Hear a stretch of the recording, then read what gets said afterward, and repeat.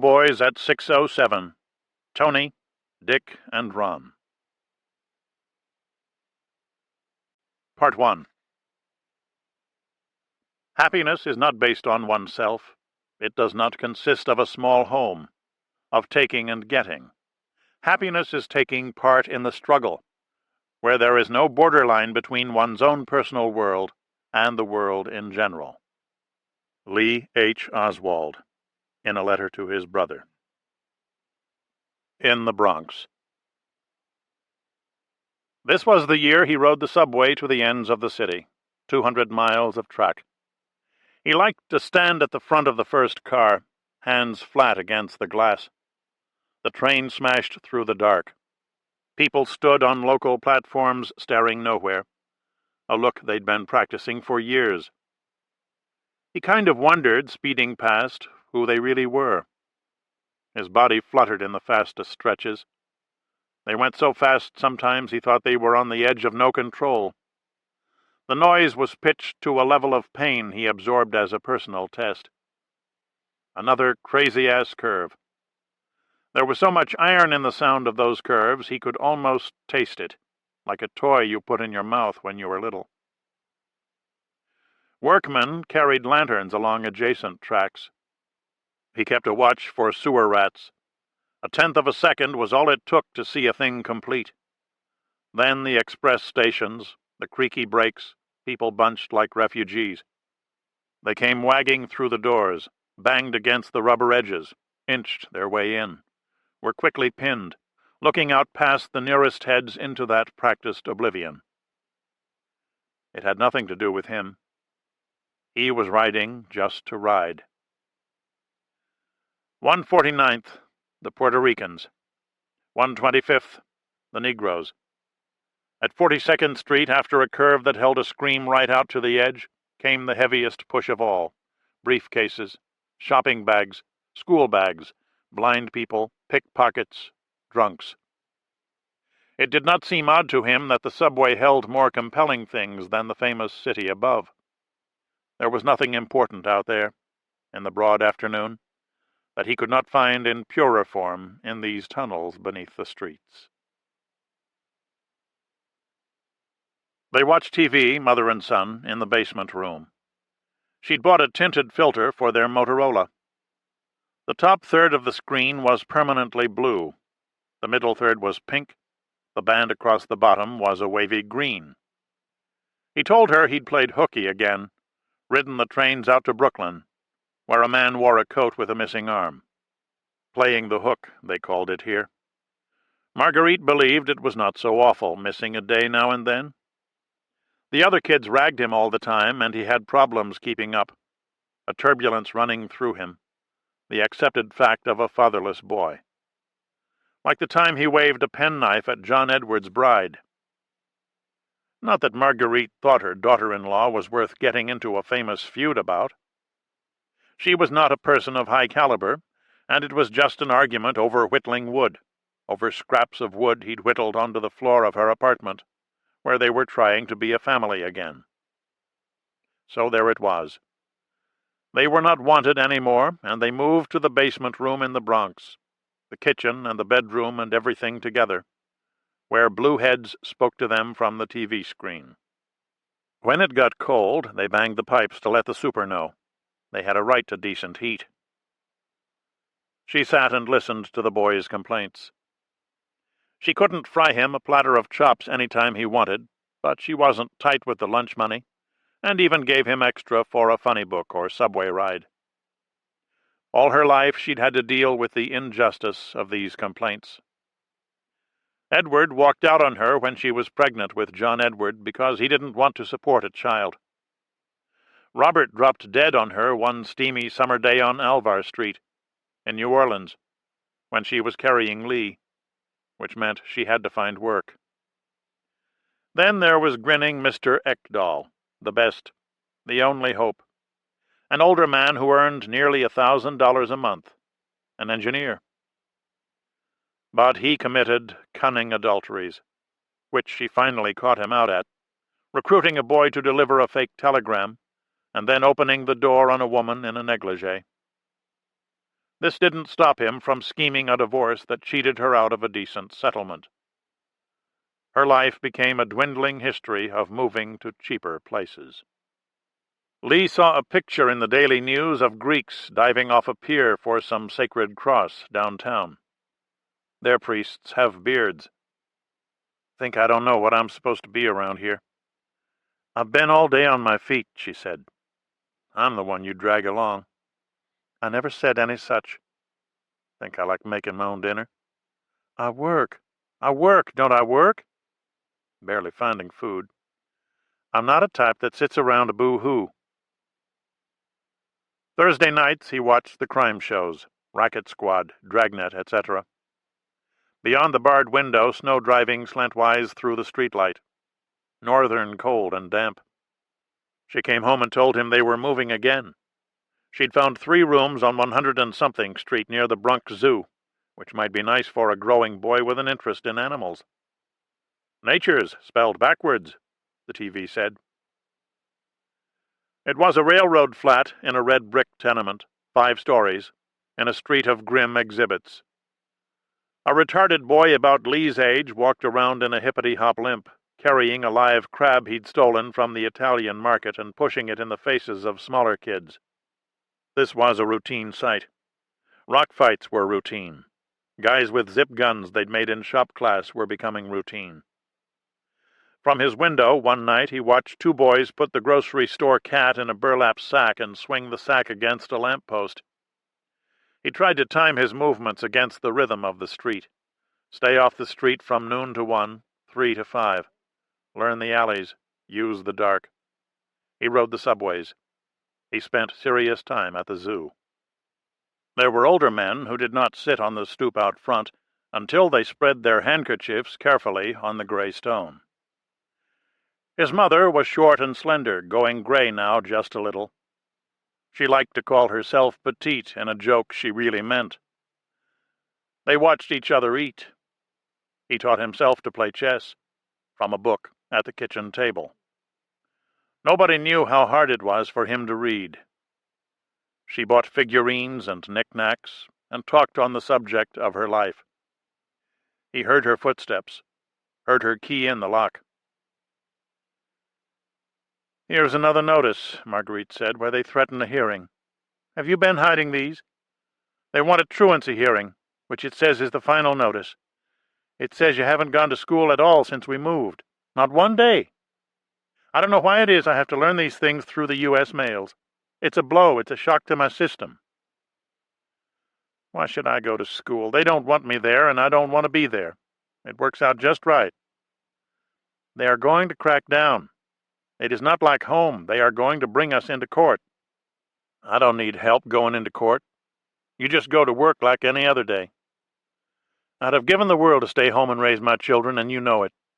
This is a sore spot with me. Don't you forget I'm a child of one parent myself. I know the meanness of the situation. I worked in shops back home where I was manager. Here it comes. She would forget he was here. She would talk for 2 hours in the high-piping tone of someone reading to a child. He watched the Dumont test pattern. I love my United States, but I don't look forward to a courtroom situation, which is what happened with Mr. Ekdahl, accusing me of uncontrollable rages. They will point out that they have cautioned us officially. I will tell them I'm a person with no formal education who holds her own in good company and keeps a neat house. We are a military family. This is my defense. The zoo was 3 blocks away. There were traces of ice along the fringes of the wildfowl pond. He walked down to the lion house, hands deep in his jacket pockets. No one there. The smell hit him full on, a warmth and a force, the great carnivore reek of raw beef and animal fur and smoky piss. When he heard the heavy doors open, the loud voices, he knew what to expect. 2 kids from PS 44. A chunky kid named Scalzo, in a pea coat and clacking shoes, with a smaller, runny-nosed comedian Lee knew only by his street name, which was Nicky Black. Here to pester the animals, create the routine disturbances that made up their days. He could almost feel their small joy as they spotted him. a little jump of muscle in the throat. Scalzo's voice banged through the high chamber. "They call your name every day in class, but what kind of name is Lee? That's a girl's name or what?" "His name is Tex," Nicky Black said. "He's a cowpoke," Scalzo said. "You know what cowpokes do, don't you? Tell him, Tex." "They poke the cows," Scalzo said. Lee went out the north door, a faint smile on his face. He walked down the steps and around to the ornate cages of the birds of prey. He didn't mind fighting. He was willing to fight. He'd fought with the kid who threw rocks at his dog, fought and won, beat him good, whipped him, bloodied his nose. That was on Vermont Street in Covington, when he had a dog. But this baiting was a torment. They would get on him, lose interest, circle back fitfully, picking away, scab picking, digging down. Scalzo drifted toward a group of older boys and girls huddled smoking around a bench. Lee heard someone say, "A 2-ton rocket holds with wire wheels." The king vulture sat on its perch, naked head and neck. There is a vulture that breaks ostrich eggs by hurling stones with its beak. Nicky Black was standing next to him. The name was always used in full, never just Nicky or Black. "Playing the hook is one thing. I say all right, but you don't show your face in a month." It sounded like a compliment. "You shoot pool, Tex? What do? You're home all day. Pocket pool, right? Think fast." He faked a punch to Lee's groin, drew back. "But how come you live in the north? My brother was stationed in Fort Benning, Georgia. They say they have to put a pebble in their hand down south so they know left face from right face. This is true or what?" He mock-sparred, wagging his head, breathing rapidly through his nose. "My brother's in the Coast Guard," Lee told him. "That's why we're here. He's stationed in Ellis Island. Port Security, it's called." "My brother's in Korea now." "My other brother's in the Marines. They might send him to Korea. That's what I'm worried about." "It's not the Koreans you have to worry about," Nicky Black said. "It's the fucking Chinese." There was reverence in his voice, a small note of woe. He wore torn keds and a field jacket about as skimpy as Lee's windbreaker. He was runty and snuffling, and the left half of his face had a permanent grimace. "I know where to get some sweet Mickeys off the truck. We go roast them in the lot near Belmont. They have sweet Mickeys in the south down there? I know where to get these books where you spin the pages fast you see people screwing. The kid knows these things. The kid quits school the minute he's 16. I mean, look out." He blew a grain of tobacco from the tip of his tongue. "The kid gets a job in construction. First thing, he buys 10 shirts with Mr. B collars. He saves his money before you know it, he owns a car. He simonizes the car once a month. The car gets him laid. Who's better than the kid?" Scalzo was the type that sauntered over, shoulders swinging. The taps on his shoes scraped lightly on the rough asphalt. "But how come you never talk to me, Tex?" "Let's hear you drawl," Nicky Black said. "I say all right." "Talk to Richie. He's talking nice." "But let's hear you drawl. No shit. I've been looking forward." Lee smiled, started walking past the group hunched over the park bench, lighting cigarettes in the wind, the 15-year-old girls with bright lipstick, the guys in pegged pants with saddle stitching and pistol pockets. He walked up to the main court and took the path that led to the gate nearest his street. Scalzo and Nicky Black were 10 yards behind. "Hey, Fruit! He sucks clarets. Bad breath kissing sweet in seconds. 1 and a 2. I say all right. 1, 2, cha-cha-cha. He don't know dick. I mean, look out. But how come he won't talk to me? But what do we have to do? Smoke a faggoteer. Extremely mild. I say all right, but talk to us. We talking bad or what? But say something. Think fast, Tex. I say all right." At the gate, a man in a lumber jacket and necktie asked him his name. Lee said he didn't talk to Yankees. The man pointed to a spot on the pavement, meaning that's where you stand until we get this straight. Then he walked over to the other two boys, talked to them for a moment, gesturing toward Lee. Nicky Black said nothing. Scalzo shrugged. The man identified himself as a truant officer. Scalzo tugged at his crotch, looking the man right in the eye. Like, so what, mister? Nicky Black did a little cold day dance, hands in pockets, giving a buck-tooth grin. Out on the street, the man escorted Lee to a green and white squad car. Lee was impressed. There was a cop behind the wheel. He drove with one hand, keeping the hand that cupped a cigarette down between his knees. Marguerite stayed up late watching the test pattern. Lee purely loves animals, so the zoo was a blessing. But they sent him downtown to a building where the nut doctors pick at him 24 hours a day. Youth house. Puerto Ricans by the galore. He has to take showers in that jabber. John Edward tried to get him to talk to the nut doctor, but Lee won't talk to John Edward ever since he opened the pocket knife on John Edward's bride. They have got him in an intake dormitory. They talk to him about is he a nail-biter? Does he have religious affiliation and what not? Is he disruptive in class? He doesn't know the slang, Your Honor. The place is full of New York-type boys.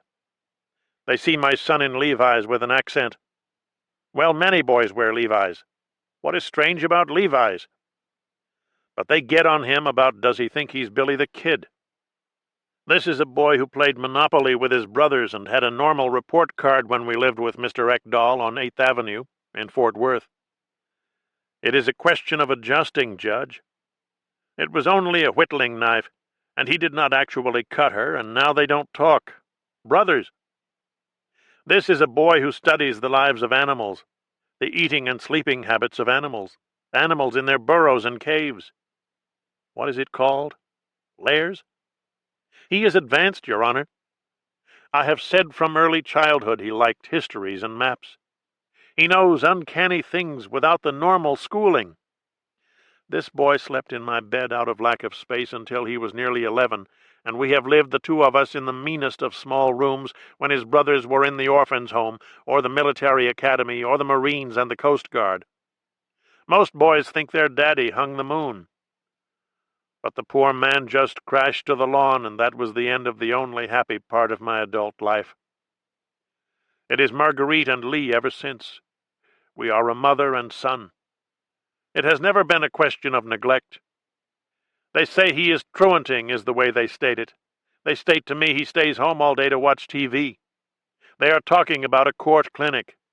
They are talking about the Protestant big brothers for working with.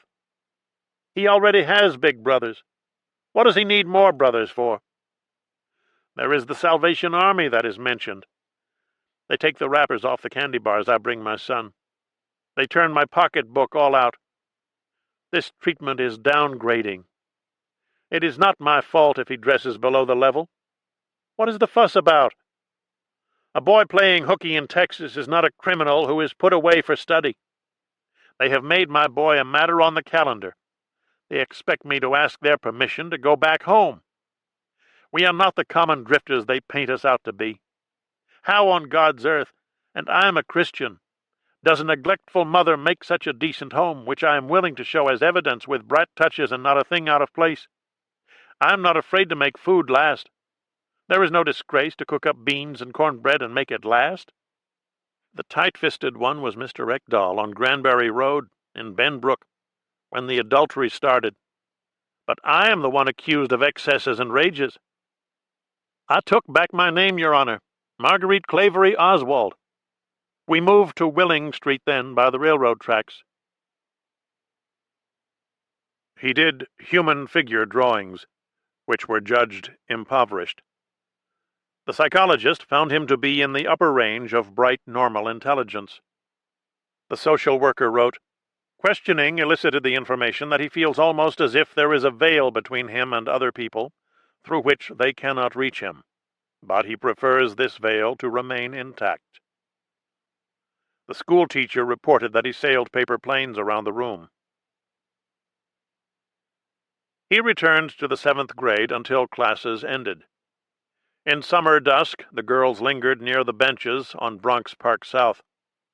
Jewish girls, Italian girls in tight skirts, girls with ankle bracelets, their voices murmurous with the sound of boys' names, with song lyrics, little remarks he didn't always understand. They talked to him when he walked away, making him smile in his secret way. Oh, a woman with beer on her breath, on the bus coming home from the beach. He feels the tired, salty sting in his eyes of a day in the sun and water. The trouble leaving you with my sister, Marguerite said. She had too many children of her own, plus the normal disputes of family. That meant I had to employ Mrs. Roach on Pauline Street when you were 2. But I came home one day and saw she whipped you, raising welts on your legs, and we moved to Sherwood Forest Drive. Heat entered the flat through the walls and windows, seeped down from the tar roof. Men on Sundays carried pastry in white boxes. An Italian was murdered in a candy store, shot 5 times, his brains dashing the wall near the comic book rack. Kids trooped to the store from all around to see the traces of grayish spatter. His mother sold stockings in Manhattan. A woman on the street, completely ordinary, maybe 50 years old, wearing glasses and a dark dress, handed him a leaflet at the foot of the L steps. Save the Rosenbergs, it said. He tried to give it back, thinking he would have to pay for it, but she'd already turned away. He walked home, hearing a lazy radio voice doing a ball game. Plenty of room, folks. Come on out for the rest of this game and all of the second. It was a Sunday, Mother's Day, and he folded the leaflet neatly and put it in his pocket to save for later. There is a world inside the world. He rode the subway up to Inwood, out to Sheepshead Bay. There were serious men down there, rocking in the copper light. He saw Chinamen, beggars, men who talked to God, men who lived on the trains day and night, bruised, with matted hair, asleep in patient bundles on the wicker seats. He jumped the turnstiles once. He rode between cars gripping the heavy chain. He felt the friction of the ride in his teeth.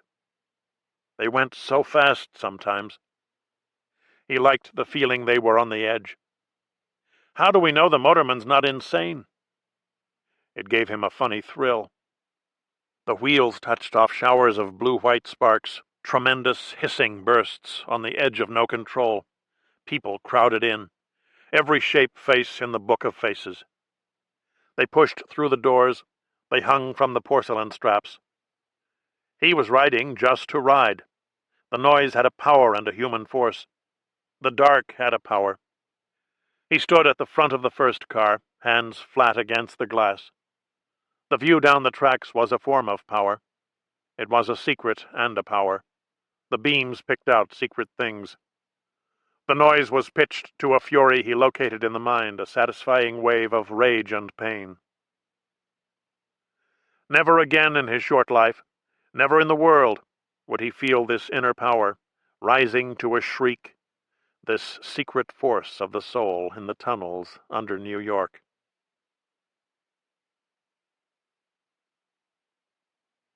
April. Nicholas Branch sits in the book-filled room, the room of documents, the room of theories and dreams. He is in the 15th year of his labor, and sometimes wonders if he is becoming bodiless. He knows he is getting old. There are times when he can't concentrate on the facts at hand and has to come back again and again to the page, the line, the fine-grained detail of a particular afternoon.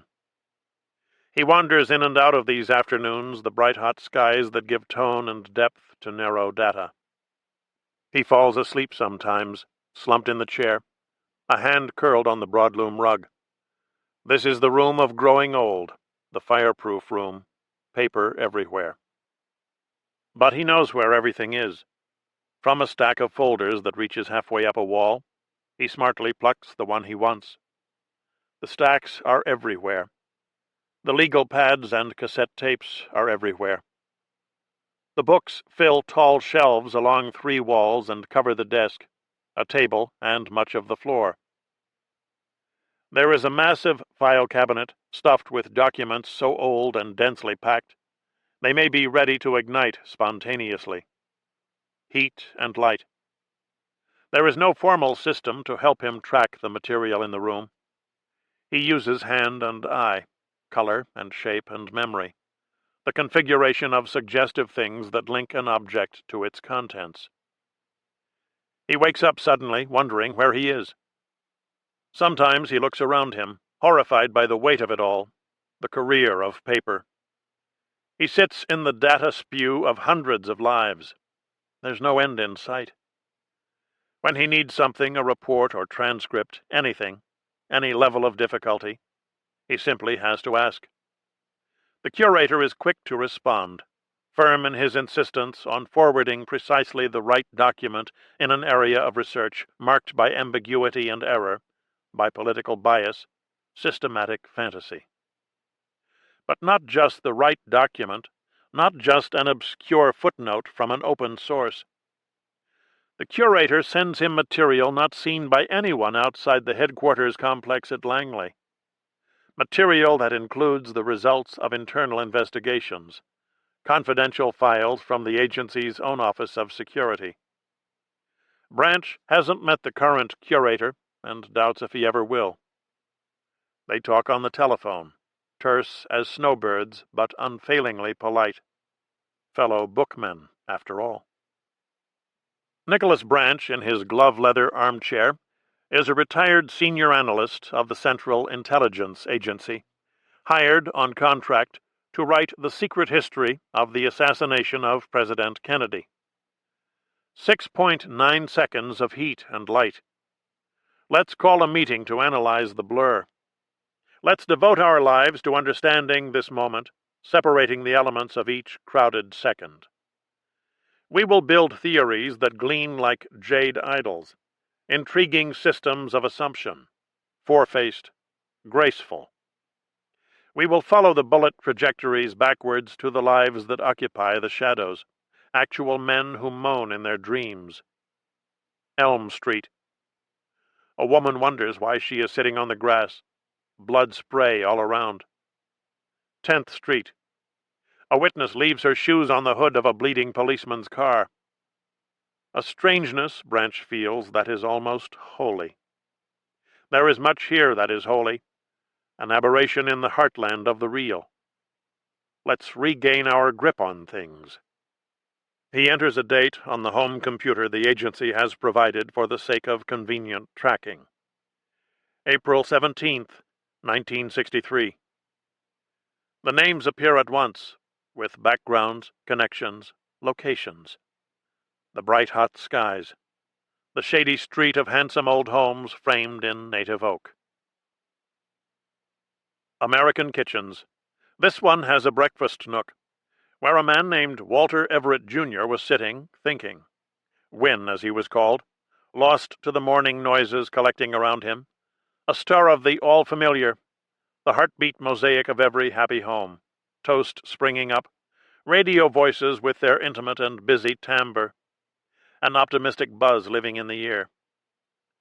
The Record Chronicle was at his elbow, still fresh in its newsboy fold. Images wavered in the sunlit trim of appliances, something always moving, a brightness flying, so much to know in the world. He stirred the coffee, thought, stirred, sat in the wide light, spoon dangling now, a gentle and tentative man, it would be fair to say, based solely on appearance. He was thinking about secrets. Why do we need them, and what do they mean? His wife was reaching for the sugar. He had important thoughts at breakfast. He had thoughts at lunch, in his office in the old main building. In the evening, he sat on the porch, thinking. He believed it was a natural law that men with secrets tend to be drawn to each other, not because they want to share what they know, but because they need the company of the like-minded, the fellow afflicted. A respite from the other life, from the eerie realness of living with people who do not keep secrets as a profession or duty, or a business fixed to one's existence. Mary Frances watched him butter the toast. He held the edges of the slice in his left hand, moved the knife in systematic strokes, over and over.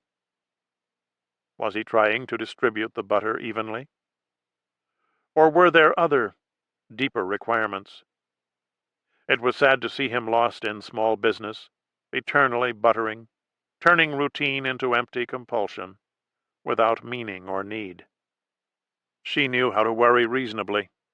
She knew how to use the sound of her own voice to bring him back to what was safe and plain, among the breakfast dishes, on the 10th straight sunny day.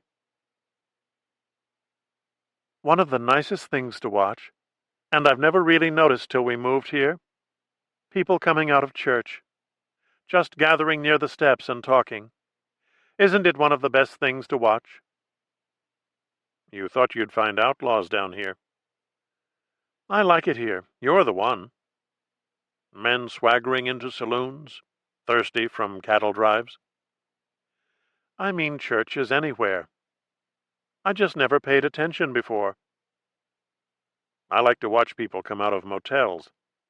No, but I'm serious. There's something lovely about a church lawn or church steps with the service just ended and people slowly coming out and forming little groups. They look so nice. That's what I didn't like about Sundays when I was growing up. All the frumpy people in their starchy clothes. Depressed the hell out of me. What's wrong with frumpy? I like being a middle-aged frump. I didn't mean you. He reached across the table and touched her arm, as he always did when he thought he might have said something wrong or cut her off. Don't listen to what I say. Trust my hands, my touch. It's so comfortable, she said. We tend to draw together to seek mutual solace for our disease. This is what he thought at the breakfast table in the sweet old house, turn of the century, with the curved porch, the oak posts furled in trumpet vines. He had time to think, time to become an old man in aspic, in sculptured soap, quaint and white. It was not unusual for men in the clandestine service to retire at age 51. A pension plan had been approved by some committee, and a statement had been issued about the onerous and dangerous lives led by such people, the family problems, the transient nature of assignments. But Win Everett's retirement wasn't exactly voluntary. There was the business in Coral Gables. There were visits to the polygraph machine. And from 3 levels of specialists, he heard the term motivational exhaustion. 2 were CIA psychiatrists, the other a cleared contact in the outside world, the place he found so eerie and real. They called it semi-retirement, a semantic kindness. They set him up in a teaching post here and paid him a retainer to recruit likely students as junior officer trainees. In a college for women, this was a broad comic thrust even Wynne could appreciate in a bitter and self-punishing way, as if he were still on their side, watching himself from a distance. This is what we end up doing, he thought, spying on ourselves. We are at the mercy of our own detachment. A thought for breakfast. He folded the lightly toasted slice, ready at last to eat. In his ordinary body she saw the power of conviction, a lean and easy frame, a mild face, clear eyes, high and sad and mottled forehead. There was a burning faith in this man, a sense of cause. Mary Frances saw this more clearly than ever, now that he'd been sent away from the councils and planning groups, the task forces, the secret training sites. Deprived of real duties, of contact with the men and events that informed his zeal, he was becoming all principle, all zeal. She was afraid he would turn into one of those men who make a saintliness of their resentment, shining through the years with a pure and tortured light. The radio said high 70s. God is alive and well in Texas. Suzanne came in, hungry all over again, their 6-year-old. She stood with her head propped against her daddy's arm, feet crossed in a certain way, half sullen, a routine bid for attention. She had her mother's matter-of-fact blondness, hair thick and wiry, her face paler than Mary Frances's, without the wind-roughened texture. Because they'd wanted a child but had given up hope, she was a sign of something unselfish in the world, some great-hearted force that could turn their smallness to admiring awe. Wind gathered her in, allowing her to collapse dramatically. He fed her the rest of his toast and made slobbering sounds while she chewed, his gray eyes excited. Mary Frances listened to Lifeline on KDNT, a commentary on the need for parents to be more vigilant in checking what their children read and watch and listen to. "Danger everywhere," said the grim voice. Wynne tapped his breast pocket for a cigarette.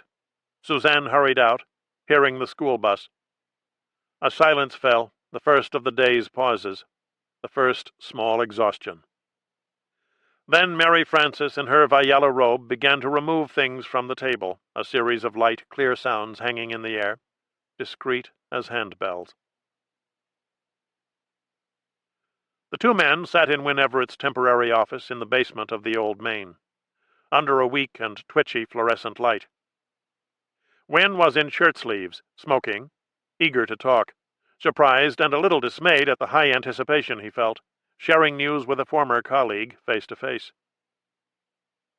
Carpenters worked in the hallway, men with close-cropped hair and poky drawls, calling to each other under the steam ducts. Lawrence Parmenter leaned forward in his chair, a tall, broad man in a blue Oxford shirt and dark suit. He showed a vigor even in repose, his blond hair touched with silver at the sideburns, and he had the air of a man who wishes to conduct business, affably, over jokes and drinks.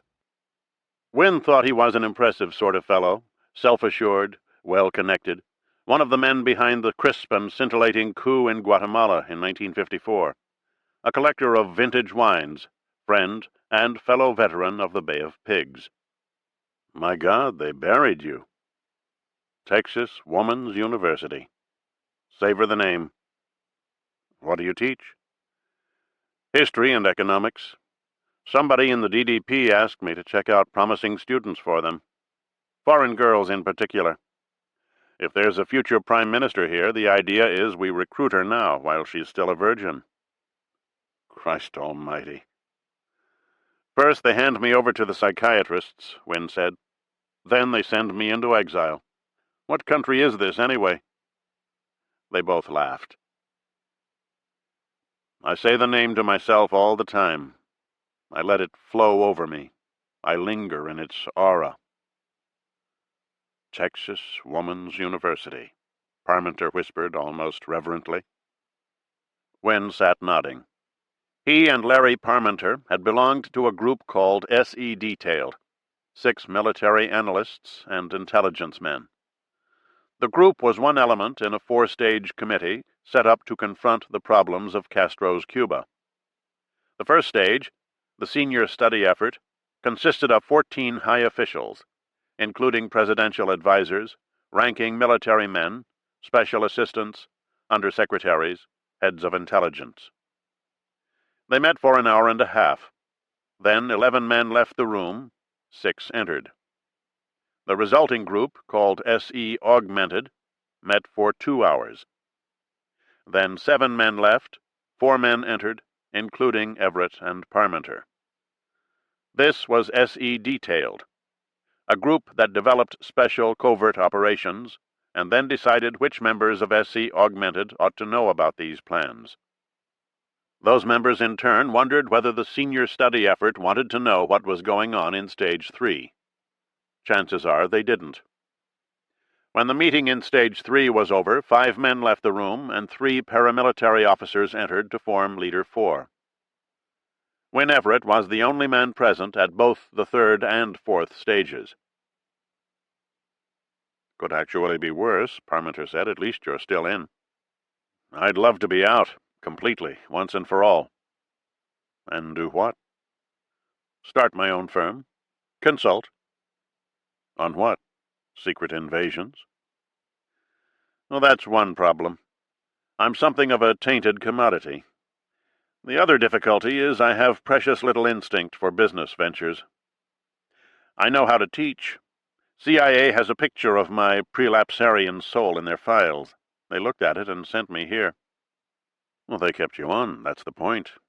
They understand more deeply than you think they do. I'd love to be out forever.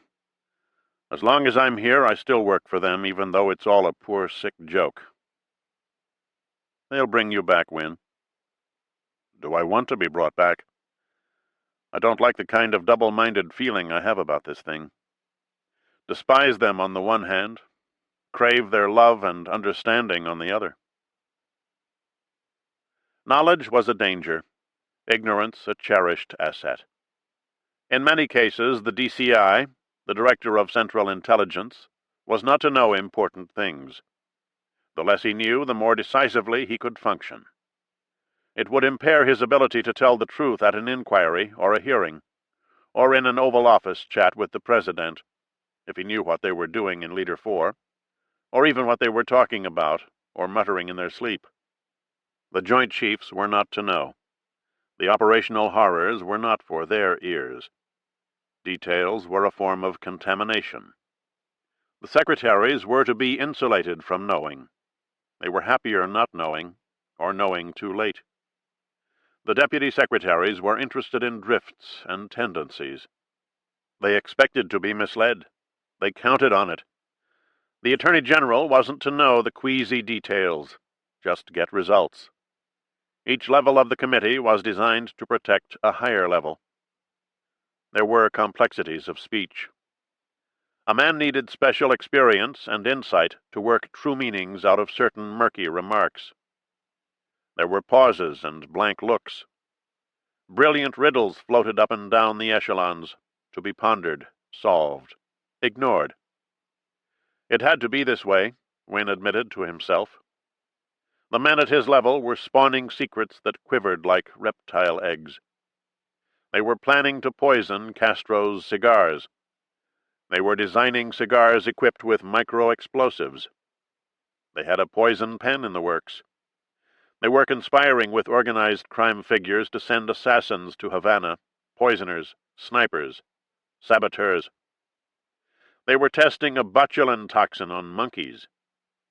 Fidel would be seized by cramps, vomiting, and fits of coughing, just like the long-tailed primates, and horribly die. Have you ever seen a monkey coughing uncontrollably? Gruesome. They wanted to put fungus spores in his scuba suit. They were devising a seashell that would explode when he went swimming. The members of the committee would allow only generalities to carry upward. It was the President, of course, who was the final object of their protective instincts. They all knew that JFK wanted Castro cooling on a slab, but they weren't allowed to let on to him that his guilty yearning was the business they'd charged themselves to carry out. The White House was to be the summit of unknowing. It was as if an unsullied leader redeemed some ancient truth which the others were forced to admire only in the abstract, owing to their mission to the convoluted world. But there were even deeper shadows, strange and grave silences surrounding plans to invade the island. The President knew about this, of course, knew the broad contours, had a sense of the promised outcome. But the system still operated as an insulating muse. Let him see the softer tones. Shield him from responsibility. Secrets build their own networks, Wynne believed. The system would perpetuate itself in all its curious and obsessive webbings, its equivocations and patient riddles and levels of delusional thought, at least until the men were on the beach. After the Bay of Pigs, nothing was the same. Wynne spent the spring of '61 traveling between Miami, Washington, and Guatemala City to close out different segments of the operation, get drunk with station chiefs and advisors, try to explain to exile leaders what went wrong. It was the unraveling of the plot, the first weeks of a wreckage whose lifespan he seemed determined to prolong at the risk of his own well-being, as if he wanted to compensate for the half-measures that had brought about defeat. A new committee replaced the old, structured less cleverly, although many of the same men, to no one's shocked surprise, took chairs in the paneled room. The death of Fidel Castro was the small talk once more. But SE Detailed and Leader 4 would not take part. The groups were disbanded, their members marked not as failed plotters and operatives, but as the Americans in the invasion array who had the deepest personal involvement in the exiles' cause. It was precisely the true believers who must be removed. Their contact with the exile leaders, their work in assembling and training the assault brigade, had made these men over-responsive to policy shifts, light-sensitive, unpredictable. All this was unspoken, of course. The group simply disappeared, and the members were given scattered duties unrelated to Castro's Cuba, the moonlit fixation in the Emerald Sea. Interestingly, some of the men continued to meet. "Will he find us?" "I have a feeling he's already here," Wynne said. "My plane leaves at 5:25. He'll find us." They sat at the lunch counter in Schrader's pharmacy on the courthouse square. Wynne stirred his coffee, thought, sat, stirred. Larry kept ducking in his seat to get a better look at the Denton County Courthouse, a limestone building of mixed and vigorous character, with turrets, pediments, marble columns, pointed domes, roof balustrades, Second Empire pavilions. "I look at these ornate old buildings in bustling town squares, and I find them full of a hopefulness I think I cherish. Look at the thing. It's so imposing. Imagine a man at the turn of the century coming to a small southwestern town and seeing a building like this. What stability and civic pride. It's an optimistic architecture. It expects the future to make as much sense as the past." Wynne said nothing. "I'm talking about the American past," Larry said, "as we naively think of it, which is the one kind of innocence I endorse." The subject, ostensibly, was Cuba. They'd met several times in an apartment in Coral Gables, a place Parmenter had used to brief Cuban pilots on their way to Nicaragua. They talked about maintaining contacts in the exile community, setting up a network in the Castro government. They were 5 men who could not let go of Cuba. But they were also an outlawed group. This gave their meetings a self-referring character. Things turned inward. There was only one secret that mattered now, and that was the group itself. "Only be a minute," Wynne said. They walked under a canopy and went into the long dark interior of the hardware store, a place of lost and reproachful beauty, with displays of frontier tools and ancient weighing machines, where Wynne often came to walk the 2 aisles like a tourist in waist-high ruins, expanded and sad. He had to remind himself it was only hardware. He bought a paint scraper, and when they got back to Larry's rented car, parked off the square, they saw a figure in the front seat, passenger side, a broad-shouldered man in a loud sport shirt. This was T.J. Mackey, a cowboy type to Wynne's mind, but probably the most adept of the men in Leader 4, a veteran field officer who'd trained exiles in assault weapons and supervised early phases of the landings. Parmenter got behind the wheel, humming something that amused him. Wynne sat in the middle of the rear seat, giving directions. With Mackey here, the day took on purpose. T.J. did not bring news of hirings and firings, the births of babies. He was one of the men the Cubans would follow without question. He was also the only man who'd refused to sign a letter of reprimand when the secret meetings in Coral Gables were monitored by the Office of Security. If a monumental canvas existed of the 5 grouped conspirators, a painting that showed them with knit brows and twisted torsos, darkly scheming men being confronted by crew-cut security agents in khaki suits with natural shoulders. It might be titled, Light Entering the Cave of the Ungodly. Parmenter and 2 others signed letters of reprimand that were placed in their personnel files. Wynne signed a letter and also agreed to a technical interview, or polygraph exam. He signed a quitclaim, stating that he was taking the test voluntarily. He signed a secrecy agreement, stating that he would talk to no one about the test. When he failed the polygraph, security men sealed his office, a small room with a blue door on the 4th floor of the agency's new headquarters at Langley. In the office, they found telephone notes and documents that seemed to indicate, amid the usual ambiguities, that Wynne Everett was putting people of his own into Zenith Technical Enterprises, the burgeoning Miami firm that provided cover for the CIA's new wave of operations against Cuba. It was a little too much. First, he heads a group that ignores orders to disband. Then he runs a private operation inside the agency's own vast and layered industry of anti-Castro activities. When Wynne took a second polygraph, he sat at the desk apparatus sobbing. After 3 questions, the electrodes planted in his palm, the cuff around his bicep, the rubber tube traversing his chest. It was such an effort not to lie. They drove south out of Denton into deep green country. There were pastures abandoned to mesquite and juniper, places of sudden starkness, a burning glare, a single squat tree, burled and grim. The sky towered unbearably here. Mackey sat with his right arm out the window, hanging down along the door. He showed no interest in the scenic details of the ride. They passed a Baptist church set on cinder blocks. He responded to remarks with a faint tilt of the head, a raised jaw, to show agreement or amusement.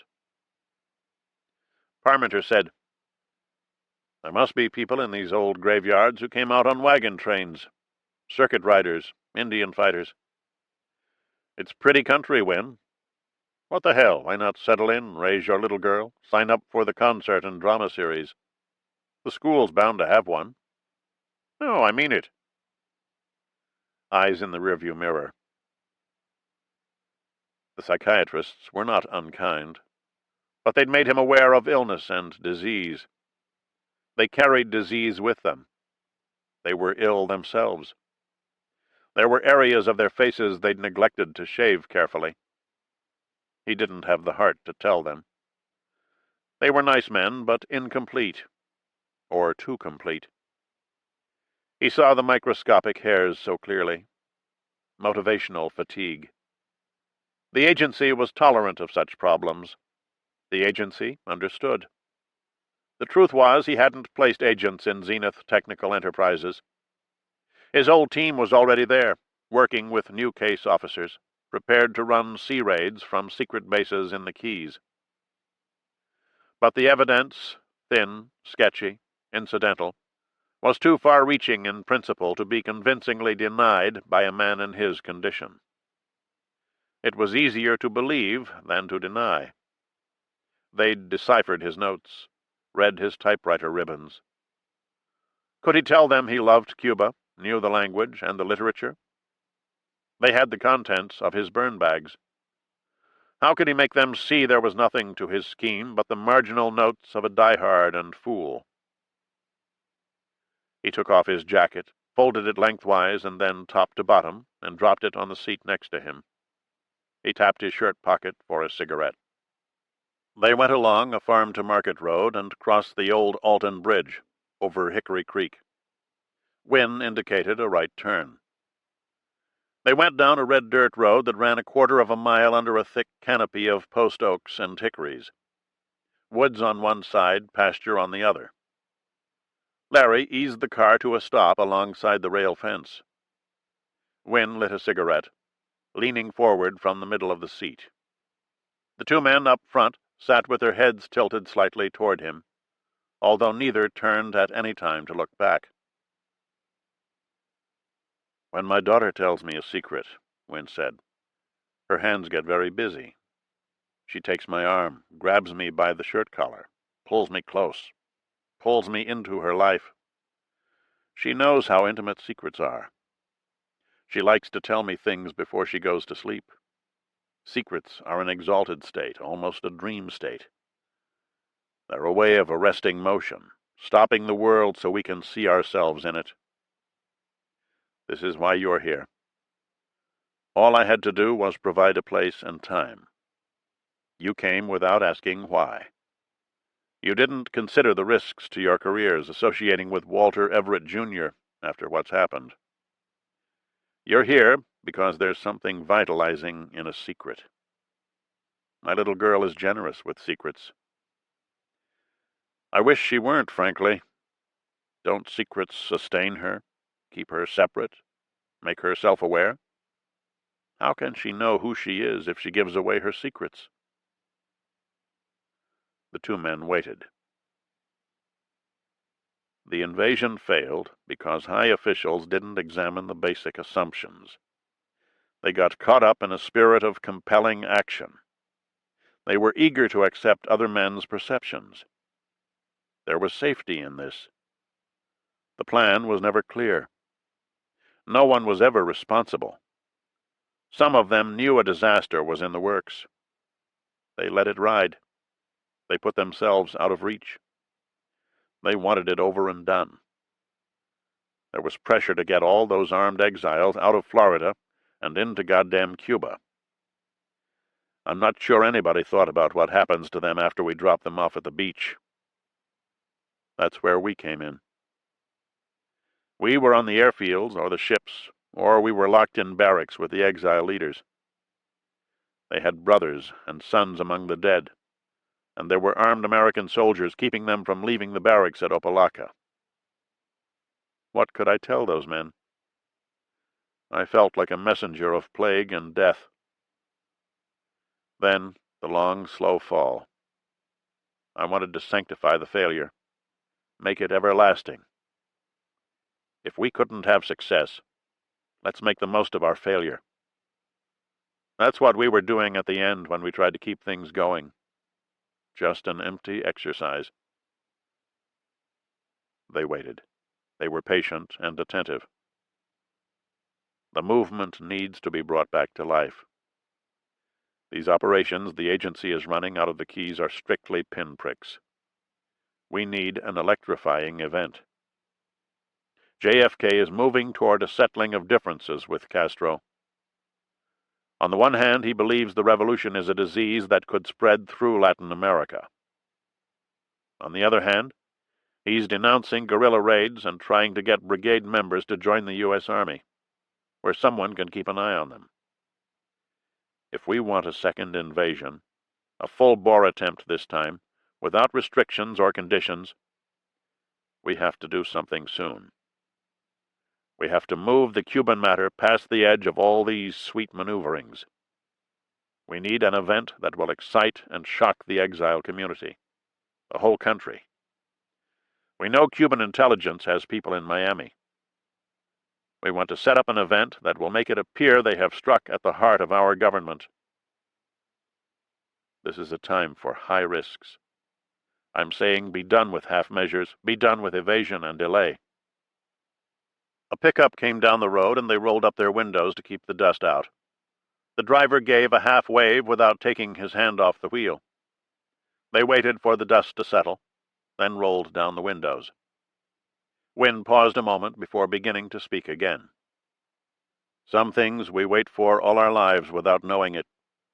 Then it happens, and we recognize at once who we are and how we are meant to proceed. This is the idea I've always wanted. I believe you'll sense it is right. It's the high risk we need. We need an electrifying event. You've been waiting for this every bit as much as I have. I believe that, or I wouldn't have asked you to come here. We want to set up an attempt on the life of the president. We plan every step, design every incident leading up to the event. We put together a team, leave a dim trail. The evidence is ambiguous. but it points to the Cuban Intelligence Directorate. Inherent in the plan is a second set of clues, even more unclear, more intriguing. These point to the agency's attempts to assassinate Castro. I am designing a plan that includes elements of both the American provocation and the Cuban reply. We do the whole thing with paper: passports, driver's licenses, address books. Our team of shooters disappears, but the police find a trail.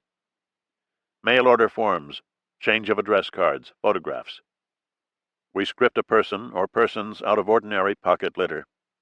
Shots ring out, the country is shocked, aroused. The paper trail leads to paid agents who have disappeared in Venezuela and Mexico. I am convinced this is what we have to do to get Cuba back. This plan has levels and variations I've only begun to explore, but it is already essentially right. I feel its rightness. I know what scientists mean when they talk about elegant solutions. This plan speaks to something deep inside me. It has a powerful logic. I've felt it unfolding for weeks, like a dream whose meaning slowly becomes apparent. This is the condition we've always wanted to reach. It's the life insight, the life secret, and we have to extend it, guard it carefully, right up to the time we have shooters stationed on a rooftop or railroad bridge. There was a silence. Then Parmenter said dryly, "We couldn't hit Castro, so let's hit Kennedy. I wonder if that's the hidden motive here. But we don't hit Kennedy. We miss him," Wynne said. Mackey fed quarters into the public phone in the Esso station about 100 miles from the Louisiana border. He was trying to reach a man named Guy Bannister, a former FBI agent who ran a detective agency in New Orleans. Bannister was a channel for CIA money supplied to the anti-Castro effort in the area. Mackey knew him in the period before the invasion, when Bannister was shipping weapons and explosives to the exile forces. It was time to get in touch again. The voice at the other end was not Bannister's or his secretary's. It took Mackey a moment to place it correctly. David Ferry, the investigator, bagman, and spiritual advisor. Mackey put down the phone and walked across the windy plaza to his car. David Ferry made a face when he heard the click in his left ear. He had a tendency to wince. He winced all the time in front of mirrors when he pasted on his homemade eyebrows and mohair toupee. Ferry suffered from a rare and horrific condition that had no cure. His body was 100% bald. It looked like something pulled from the earth, a tuberous stem or fungus esteemed by gourmets. But he wasn't about to give in, grow despondent, sit in a dark room drinking tasty shakes and jerking off. He had some lively interests. A cure for cancer was one interest, almost a lifelong interest. He'd done research and written papers on the subject. He was interested in hypnotism and could put people into trances. Flying was a deep and abiding interest. Ferry had been a senior pilot for Eastern Airlines before his disease made him bald, and before his sexual sport with boys became a widely known fact that Eastern officials found disconcerting. He was interested in the communistic menace. Cuba was an interest. Moments after he put down the phone, Ferry was in the small room behind Guy Bannister's office, making faces in the mirror as he adjusted the semicircular eyebrows. He was on his way to a shopping center in Jeff Parish, where a model fallout shelter was on display.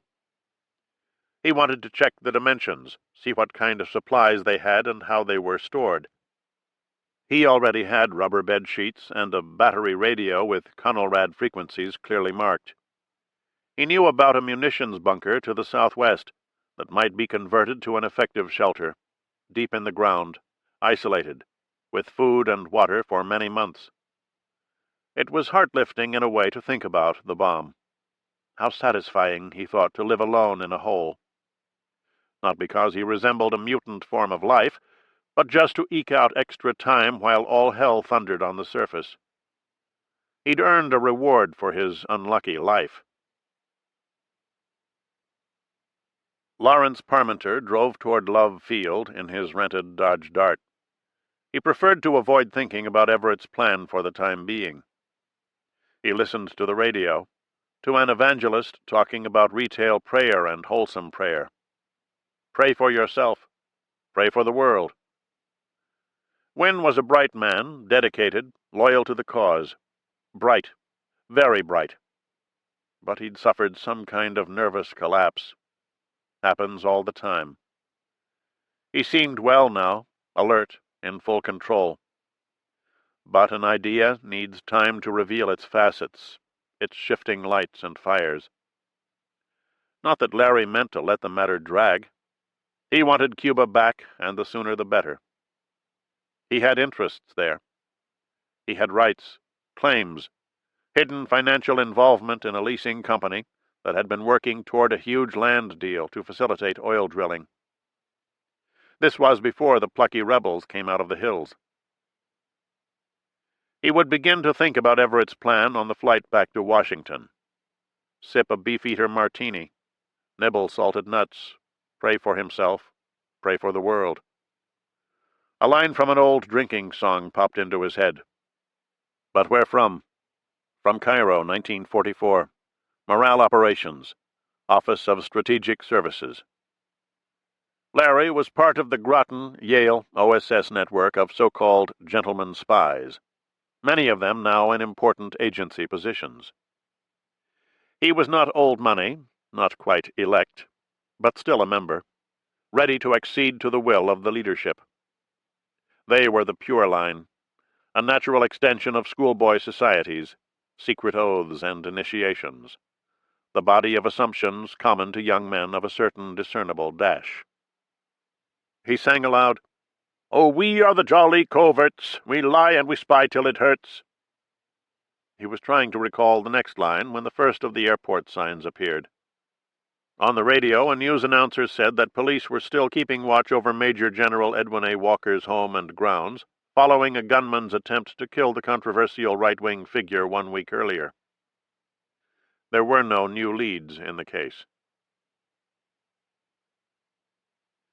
After dark, the stillness falls, the hour of withdrawal, houses in shadow, the street a private place, a set of mysteries.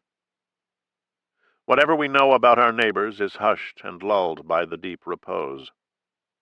It becomes a form of intimacy, jasmine-scented, that deceives us into trustfulness. Wynne was in the living room turning the pages of a book. This is what he did, according to his wife, instead of reading. Turned pages until there were no more. He wondered whether the two men realized he'd called them here specifically for April 17th, the second anniversary of the Bay of Pigs. A thought for bedtime. He turned another page. Upstairs, Mary Frances was in bed.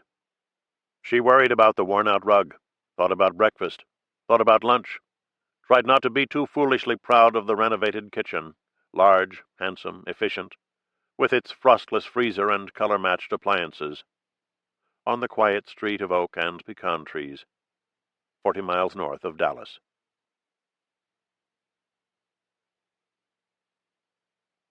In New Orleans. A classmate, Robert Sproul, watched him cross the street. He carried his books over his shoulder, tied together in a green web belt with brass buckle. U.S. Marines. His shirt was torn along a seam. There was smeared blood at the corner of his mouth, a grassy bruise on his cheek. He came through the traffic and walked right past Robert, who hurried alongside, looking steadily at Lee to draw a comment. They walked along North Rampart, on the edge of the quarter, where a few iron balconied homes still stood among the sheet metal works and parking lots. "Aren't you going to tell me what happened?" "I don't know. What happened?" "You're bleeding from the mouth is all." "They didn't hurt me." "Oh, defiance. You're my hero, Lee." "Keep walking." "They made you bleed." It looks like they rubbed your face in it all right. They think I talk funny. They roughed you up because you talk funny? What's funny about the way you talk? They think I talk like a Yankee. He seemed to be grinning. It was just like Lee to grin when it made no sense, assuming it was a grin and not some squint-eyed tick or something. You couldn't always tell with him. We'll go to my house, Robert said. We have 11 kinds of antiseptics. Robert Sproul, at 15, resembled a miniature college sophomore. White bucks, chinos, a button-down shirt open at the collar. This was the second time he'd encountered Lee in the streets after he'd been knocked around by someone. Some boys had given him a pounding down by the ferry terminal after he'd ridden in the back of a bus with the Negroes. Whether out of ignorance or principle, Lee refused to say. This was also like him, to be a misplaced martyr and let you think he was just a fool. Or exactly the reverse, as long as he knew the truth and you didn't. It occurred to Robert that there was, as a matter of fact, a trace of Northern squawk in Lee's speech, although you could hardly blame him for it, knowing what you knew of his mixed history. He spent serious time at the library. First, he used the branch across the street from Warren Easton High School. It was a 2-story building with a library for the blind downstairs, the regular room above. He sat cross-legged on the floor scanning titles for hours. He wanted books more advanced than the school texts, books that put him at a distance from his classmates, closed the world around him. They had their civics and home economics. He wanted subjects and ideas of historic scope, ideas that touched his life, his true life, the whirl of time inside him. He'd read pamphlets. He'd seen photographs in life. Men in caps and worn jackets. Thick-bodied women with scarves on their heads. People of Russia, the other world, the secret that covers 1/6 of the land surface of the earth. The branch was small, and he began to use the main library at Lee Circle. Corinthian columns, tall arched windows, a rank of 4 librarians at the desk on the right as you enter. He sat in the semicircular reading room. All kinds of people here, different classes and manners and ways of reading. Old men with their faces in the page, half asleep, here to escape whatever is out there. Old men crossing the room. Men with breadcrumbs in their pockets. Foreigners, hobbling. He found names in the catalogue that made him pause with a strange, contained excitement. Names that were like whispers he'd been hearing for years. Men of history and revolution. He found the books they wrote and the books written about them. Books wearing away at the edges. Books whose titles had disappeared from the spines, faded into time. Here was Das Kapital, 3 volumes with buckled spines and discolored pages, with underlinings, weird notes in an obsessive hand. He found mathematical formulas, sweeping theories of capital and labor. He found the Communist Manifesto. It was here in German and in English. Marx and Engels. The workers, the class struggle, the exploitation of wage labor. Here were biographies and thick histories. He learned that Trotsky had once lived, in exile, in a working-class area of the Bronx, not far from the places Lee had lived with his mother. Trotsky in the Bronx. But Trotsky was not his real name. Lenin's name was not really Lenin. Stalin's name was Djugashvili. Historic names, pen names, names of war, party names, revolutionary names. These were men who lived in isolation for long periods, lived close to death, through long winters in exile or prison, feeling history in the room, waiting for the moment when it would surge through the walls, taking them with it. History was a force to these men, a presence in the room. They felt it and waited. The books were struggles. He had to fight to make some elementary sense of what he read. But the books had come out of struggle. They had been struggles to write, struggles to live. It seemed fitting to Lee that the texts were often masses of dense theory, unyielding. The tougher the books, the more firmly he fixed a distance between himself and others. He found enough that he could understand. He could see the capitalists. He could see the masses. They were right here, all around him, every day. Marguerite browned flour in a heavy-bottomed pan. They watched each other eat. She was always right there, hands busy, eyes bright behind the dark-rimmed glasses. He could see the strain and aging in her face, the flesh going taut at the hairline, and he felt something between pity and contempt. They watched TV in the next room. Miniature willow baskets hung on the wall. Her skull was showing through. "Lillian says I spoil you to a T. You think you own me," she says. "I'm your son. You have to do what I want. I admit this, which I shouldn't say a word, but your brothers were a burden on my back. They demanded attention which it was not humanly possible to give. This is where the human element comes in. When I think of all the tragedies, your daddy felt a pain in his arm out mowing. The next thing I know, they're in the service to get away from you. When I think of being a grandparent who is denied affection, we ate red beans and rice on Mondays. I took you to God shows in a stroller." Ever since he could remember, they'd shared cramped spaces. It was the basic Oswald memory. He could smell the air she moved through, could smell her clothes hanging behind a door, a tropical mist of corsets and toilet water. He entered bathrooms in the full aura of her stink. He heard her mutter in her sleep, grinding the death's head teeth. He knew what she would say, saw the gestures before she made them. "I am entitled to better." "So am I. I'm the one. I have rights," he said. He helped her hang half-moon wall shelves. He would find a communist cell and become a member. This was a city with 100 kinds of foreigners and ideas and influences. There were people who ran ads in the paper to seek favors of a patron saint. There were people who wore berets, who did not speak 10 words of English. Down at the docks, he saw oppressed workers unloading 90-pound banana stems from Honduras. He would find a cell, be given tasks to prove himself. "Lillian expects endless thanks. She lives off thank yous and your welcomes. She thinks we're one jump up from handouts in the street." "She thinks we're beholden," Marguerite said. "I was a popular child. I am willing to stand on the facts." They'd lived with her sister Lillian on French Street. They took an apartment on St. Mary Street, eventually moving to a cheaper apartment in the same building. Then they moved to the Quarter.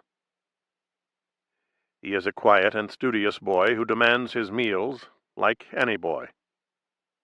The Claverys were poor but not unhappy. We ate red beans and rice on Mondays.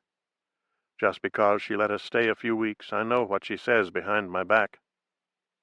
They talk and make up stories, which I am not surprised. They have hidden reasons they aren't telling for how they feel. They say I fly off too quick on the handle. I just can't get along, so-called. They never say it could be they're the ones at fault. They're the ones you can't reason with. She says I take one little word and make a difference out of it, which stands between us until we see each other on the street when it's, 'Oh, hello, how are you? Come see us real soon.' She thinks because she gives me money to rent a bike." They lived in a 3-story building in an alley that opened onto Canal Street, the dodging bodies and shop windows glaring hot.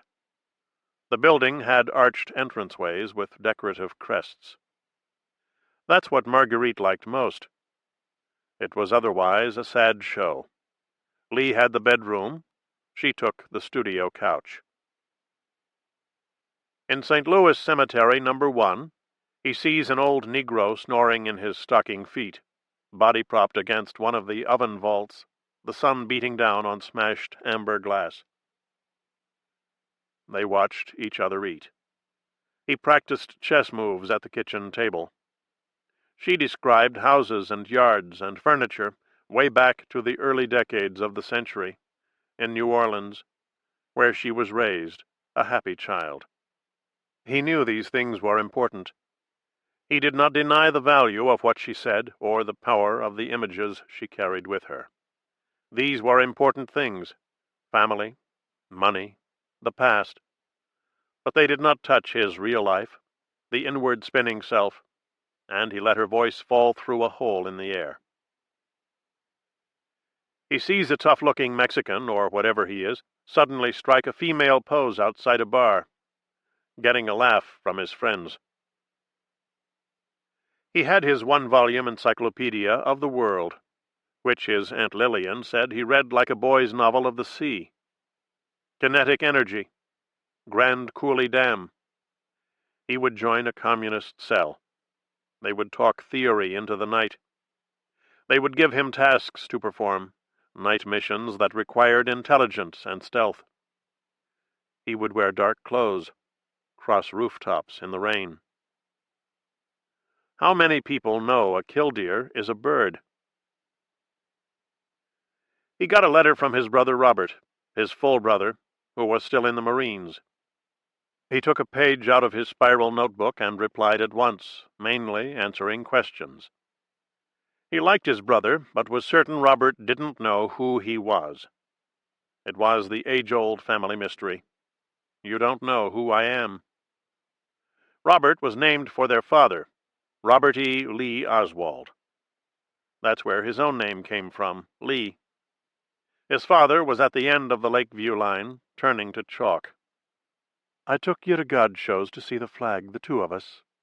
The war was on and we lived on Pauline Street, and they hung a 7-story flag right down the front of God shows, where I bought my light gray suit which I am wearing in the photo with Mr. Ekdahl, which is shortly after our marriage. A 7-story American flag. This is when you caused a flurry with Mrs. Roach, throwing an iron toy. He wanted to write a story about one of the people at the library for the blind. That was the only way to imagine their world. Marguerite had blue eyes and dark lashes. She was a sales clerk and cashier, working near the hosiery shop she'd managed about a dozen years earlier on Canal Street, before they fired her. She could not add or subtract, was the stated reason.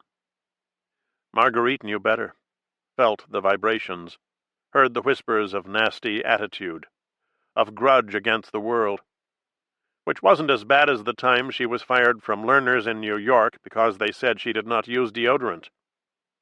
This was not true because she used a roll-on every day, and if it didn't work the way it said on TV, why should she be singled out as a social misfit? New York was not behind the times in strange smells. He did his homework at the kitchen table, questions only morons would want to answer.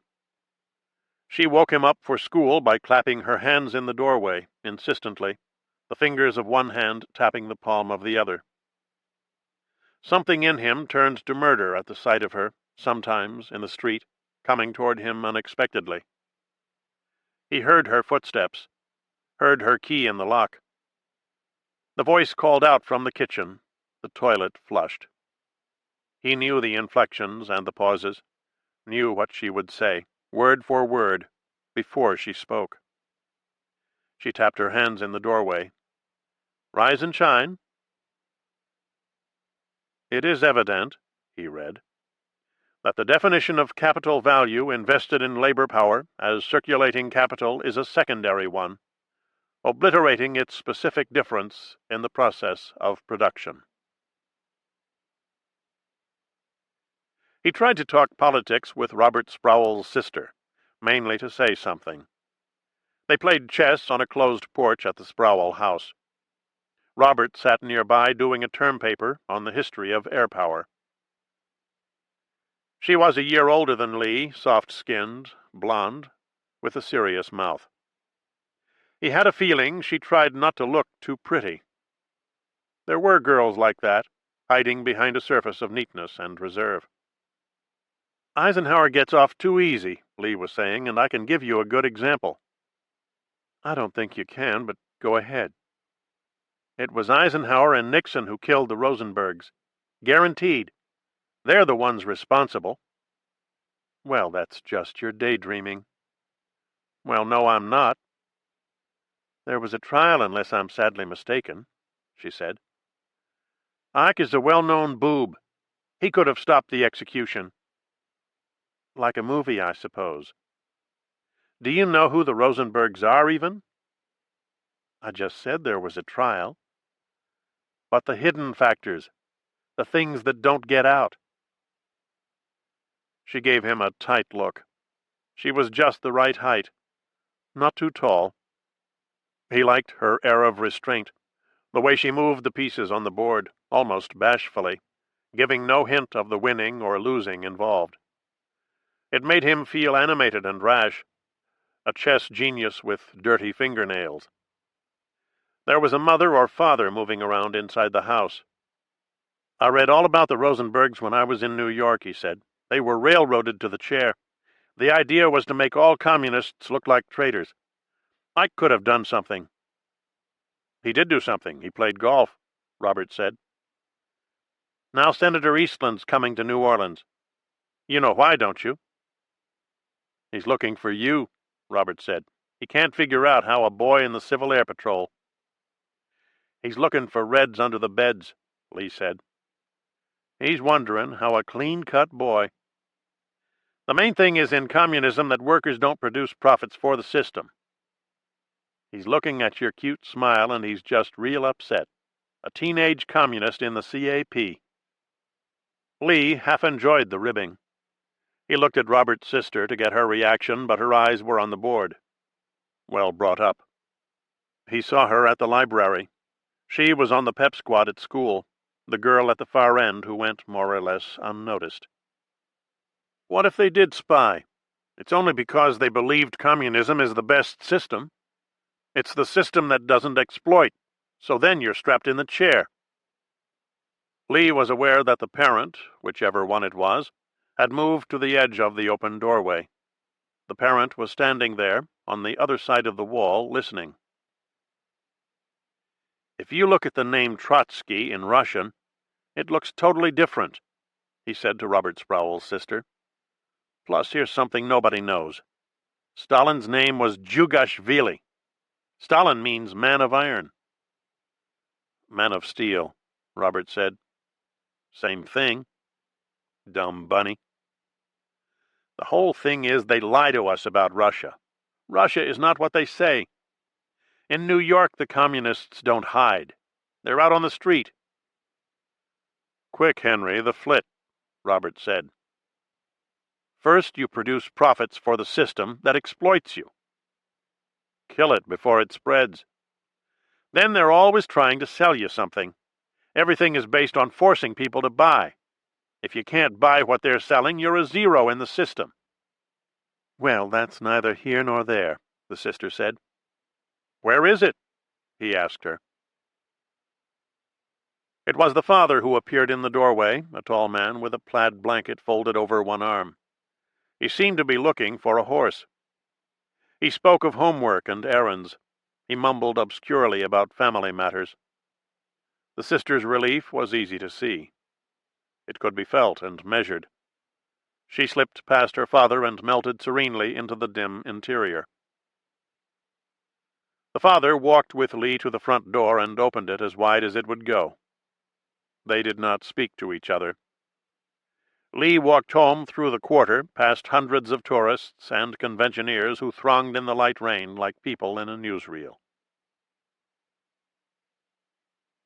He kept the Marxist books in his room, took them to the library for renewal, carried them back home.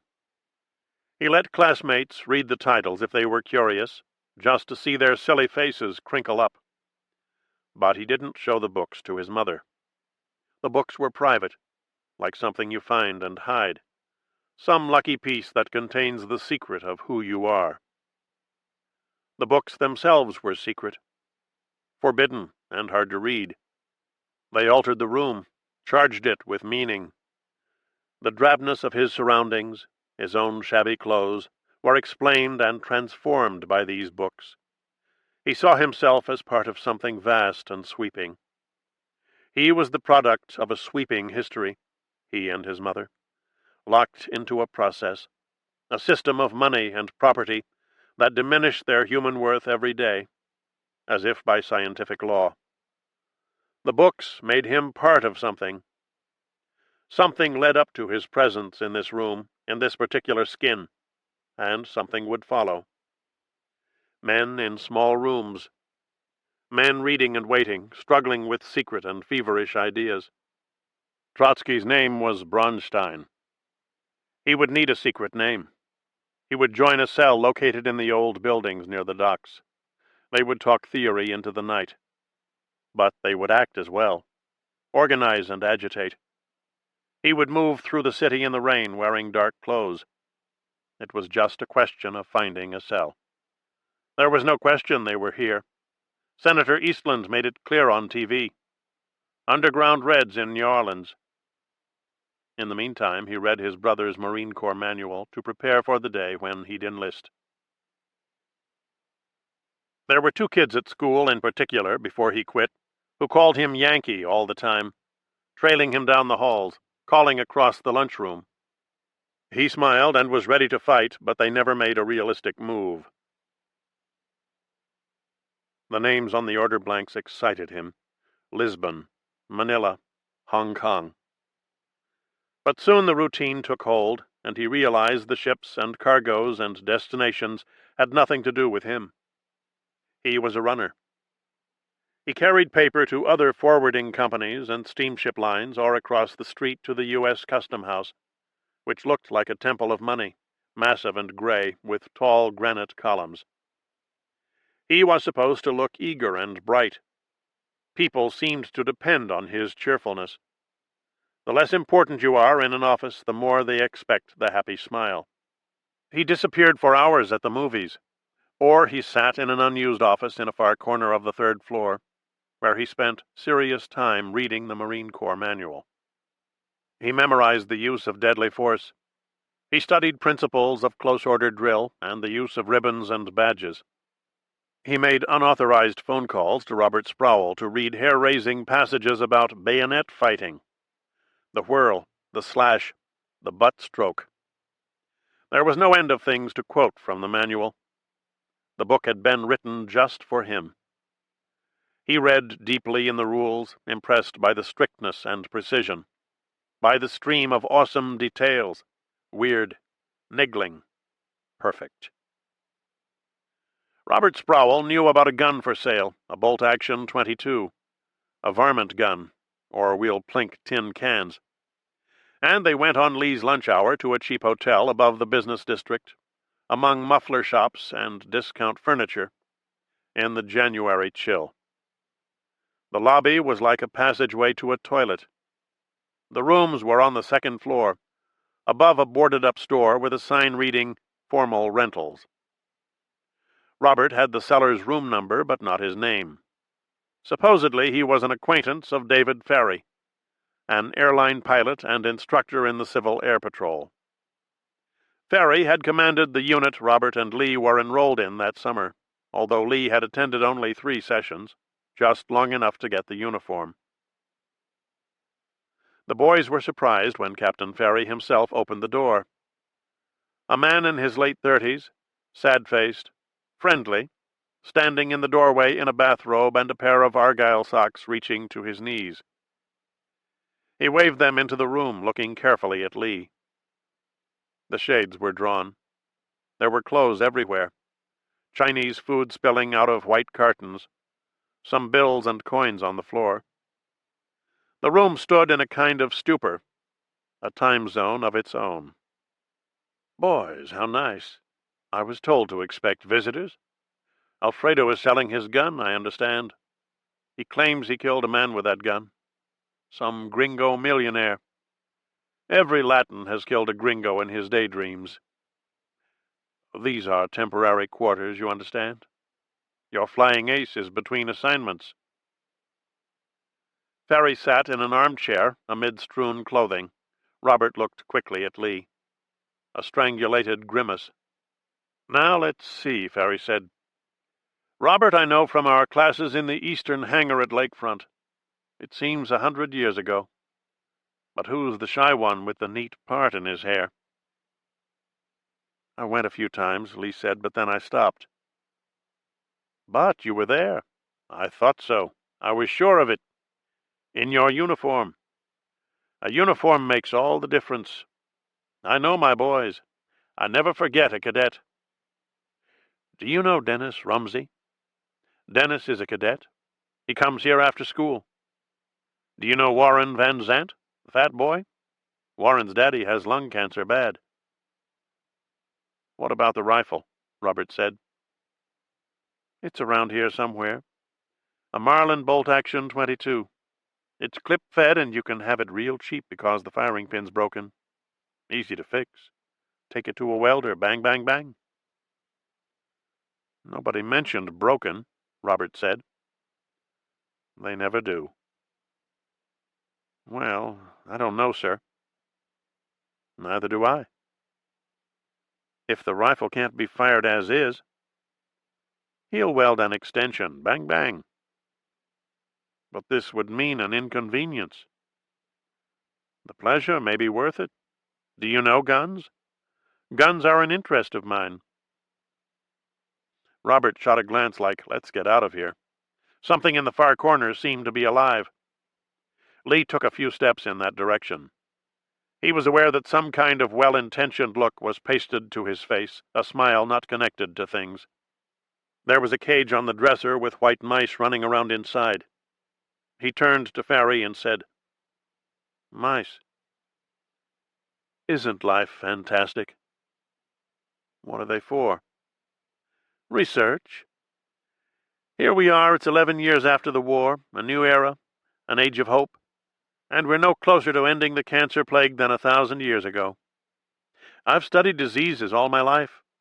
Even as a boy, I allotted my time. I knew what cancer was long before I heard the word. What's your name? Lee. Allot your time, Lee. Robert Sproul edged toward the door. Captain Ferry, I think actually, sir. What? I have to get going. I guess I'll take a rain check on the gun purchase. I've studied patterns of coincidence, Ferry said to Lee. Coincidence is a science waiting to be discovered. How patterns emerge outside the bounds of cause and effect. I studied geopolitics at Baldwin Wallace before it was called geopolitics. Lee, are you coming? Lee wanted to leave, but found himself just standing there grinning stupidly at Robert, who made a dumb face back at him and walked out, sort of tiptoed out. Maybe Lee thought it wasn't nice to leave abruptly. But in that case, Robert was the one who should have stayed. He was the honor student, well brought up, who lived in a house with a closed porch amid azaleas, oaks, and palms. Tell me about yourself, Ferry said. First, ignore the mess. The mess belongs mainly to Alfredo, whatever he's called. Anywhere he settles, even for a minute, you sense an air of criminal intent. Works on a tug out of Port Sulphur. A job that wouldn't interest a boy with intelligent eyes like yours. Tell me about your eyes. Ferry was deep in the armchair. At this angle, in the uncertain light, he resembled an 80-year-old man, wide-eyed with fear. He was totally remote. Lee's sense of things was that he was one step ahead for having stayed, that Robert had bailed out too soon, that this business was too rich to be missed. And for the rest of his time here, he experienced what was happening, and at the same moment, although slightly apart, recounted it all for Robert. He had a little vision of himself. He saw himself narrating the story to Robert Sproul, relishing his own broad manner of description, even as the moment was unfolding in the present. In the larger scheme, arms going like crazy, an animated cartoon, and he felt slightly superior in the telling. He'd stayed for the whole thing. What could be more squeamish and chicken-hearted than leaving too soon, thinking safety first, home to your perfect family in plaid blanket, and then the thing turns out okay? If you allot your time, you can accomplish fantastic things. I learned Latin when I was your age. I stayed indoors and learned a dead language for fear of being noticed out there, made to pay for being who I was. He forgets I'm here. Cleveland, he said, making it sound like a lost civilization. My father was a cop. I'm constantly haunted by the thought of cops, government cops, Phoebes, the FBI. They're on you like the plague. Once you're in the files, they never leave you alone. They stick to you like cancer. Eternal. This man is strange even to himself. What about the rifle? Lee said. Maybe I'll buy it. How much does he want for it? He wants $25. But you give me 15. Because it's you. 15. You're one of my cadets. I look out for my boys. You wear a uniform, it makes all the difference. Look at me. I put on my captain's jacket, all this bleary shit just falls away. I become a captain for Eastern. I talk like a captain. I instill confidence in anxious travelers. I actually fly the goddamn plane. He knows he's strange, but can't help it. If I decide I'll buy it, how do I get it home? How do you get it home is easy. You take it and wrap it in a blanket. You use that blanket right there. The hotel won't mind. Added to everything else was the fact that he'd actually have the rifle. He'd emerge with the rifle. He'd be able to say he'd transported a rifle in a stolen blanket through the city of New Orleans. Ferry watched the mice in the cage, made whistling sounds. All this built seamlessly into Lee's narration to Robert Sproul, the future inside the present, the little cartoon at the heart of events. The question is, can you cure the disease before it kills you? Once you set out consciously to cure the disease, as I did even before I knew the word cancer, you run the risk of catching it. Comprende? Whatever you set your mind to, your personal total obsession, this is what kills you. Poetry kills you if you're a poet, and so on. People choose their death whether they know it or not. If we can find the 22 and wrap it up, Lee said, I should probably be getting back. It'll be carnival soon, David Ferry told him. Farewell, flesh. He shouts for his meals. He hollers. I will be downstairs visiting with Myrtle Evans, and we will hear him calling for his mother, and I will jump right up and get upstairs to cook him his meal like any boy. Nobody knew what he knew. The whirl of time, the true life inside him. This was his leverage, his only control. He watched his mother browning flour, her hands rising sticky white from the heavy-bottomed pan. He ran messages to steamship lines. He lay near sleep, falling into reverie, the powerful world of Oswald hero, guns flashing in the dark. The reverie of control, perfection of rage, perfection of desire, the fantasy of night, rain-slick streets, the heightened shadows of men in dark coats, like men on movie posters. The dark had a power. The rain fell on empty streets. Always the men appeared, their long shadows bent behind them. Then the rifle in his hands, the clip-fed Marlin, the idea of shooting for the gut, to draw out the dying. There is a world inside the world. Stalin's party name was Koba. He would devise a secret name, find a cell in the buildings near the docks. He memorized a license number, the color and make of car. He checked out a book that contained police pictures of revolutionaries. Police picture, Trotsky, age 19.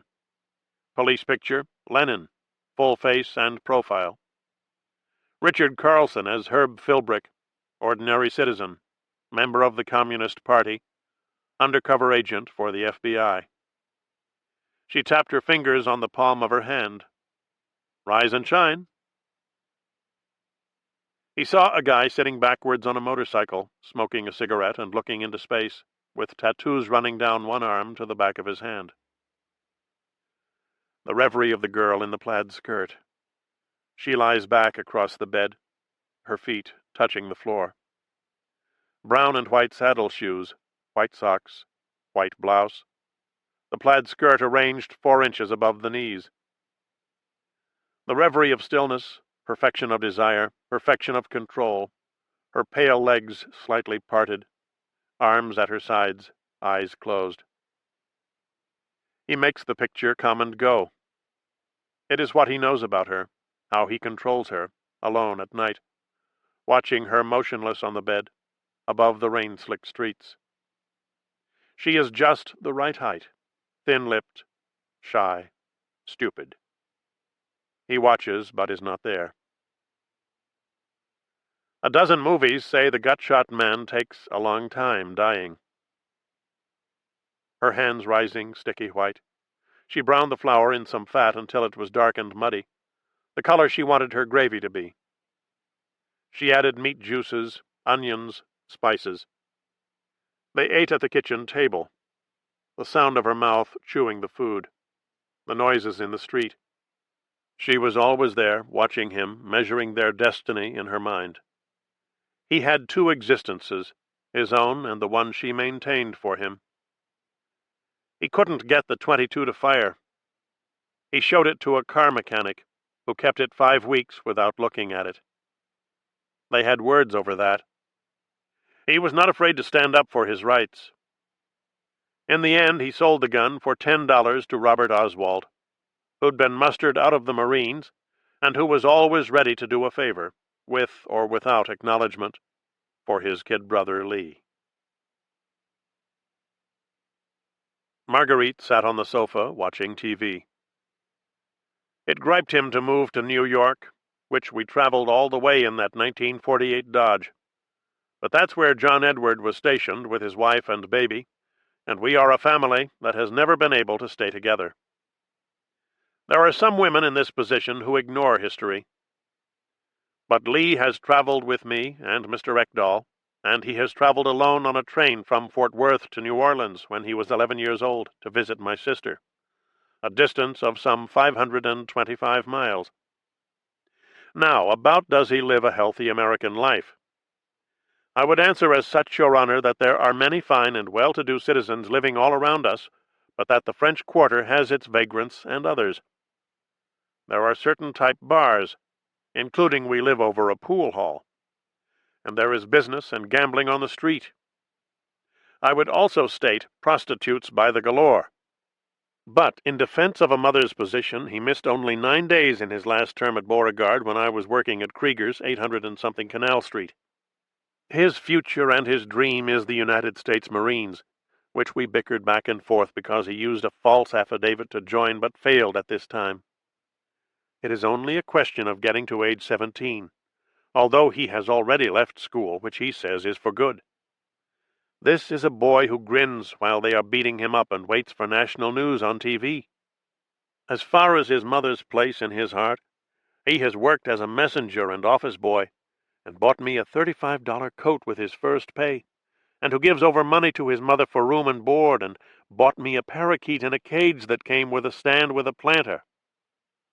It had ivy in the planter. It had the cage. It had the parakeet. It had a complete set of food for the parakeet. It is a question of adjusting, Your Honor, and he will make the effort every time. I cannot say enough how hard it is to raise boys without a father. I was sitting pretty in our American slang, managing Princess Hosiery, when Mr. Ekdahl proposed in the car. I made him wait a year, and he was a Harvard man. I have always seemed to make a home against the odds. I have often been complimented on my appearance and my little bright touches here and there, and now I am thinking we will go to Texas again to be with his brother Robert, to be a family again in Fort Worth, so this boy can be with his brother. And I don't want to hear how I call the movers all the time. The point of our century is people move. I am a mother of 3 who sold needles and thread and yarn in her own shop in the front room of the house on Bartholomew Street, a frame house with a backyard, when Lee was a baby in the crib. I was a popular child, Your Honor. I was raised by a father with 5 other children to be happy and patriotic. I have made my best effort to raise my boy in this manner, regardless. Whatever is said by them, and they are at it all the time, he knows who has been his main support from the moment I took him home from the old French hospital on Orleans Avenue. I am not the looming mother of a boy's bad dreams. George Goebel appeared on the screen, stubby, crew-cut, with a wholesome smirk, right hand raised to the middle of his forehead in some kind of antic-fraternal small-town salute. Lee was in his room reading about the conversion of surplus value into capital, following the text with his index finger, word by word by word.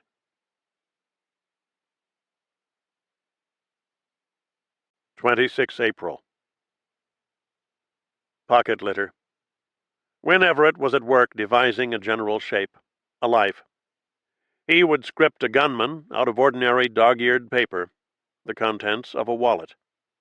Parmenter would contrive to get document blanks from the records branch.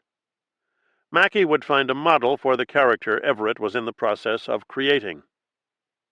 They wanted a name, a face, a bodily frame they might use to extend their fiction into the world. Everett had decided he wanted one figure to be slightly more visible than the others, a man the investigation might center on, someone who would be trailed and possibly apprehended. 3 or 4 shooters would vanish completely, leaving scant traces of their affiliation. Spanish-speaking men, Mexican, Panamanian, trained specifically for this mission in Cuba. Then one other figure, one slightly clearer image, perhaps abandoned in his sniper's perch to find his own way out, to be trailed, found, possibly killed by the Secret Service, FBI, or local police. Whatever protocol demands. This kind of man, a marksman, near anonymous, with minimal known history, the kind of man who surfaces in murky places, disappears, is arrested for some violent act, is released to drift again, to surface, to disappear. Mackey would find this man for Everett. They needed fingerprints, a handwriting sample, a photograph. Mackey would find the other shooters as well. We don't hit the president. We miss him. We want a spectacular miss. Wynne sat alone on the porch. There was a glass of lemonade on a wicker table. Plants stood in tubs and window boxes, in terracotta pots on the steps. The brick walk was bordered in monkey grass. He waited for Mary Frances. Of all the cities where the attempt might be made, Miami was the clear choice. Hundreds of exile factions lived there, conspired and squabbled, waited for another chance. Movimientos, juntas, uniones.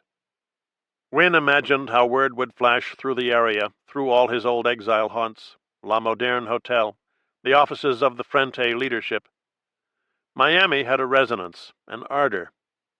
It was a city of open wounds, of explosive politics and feelings.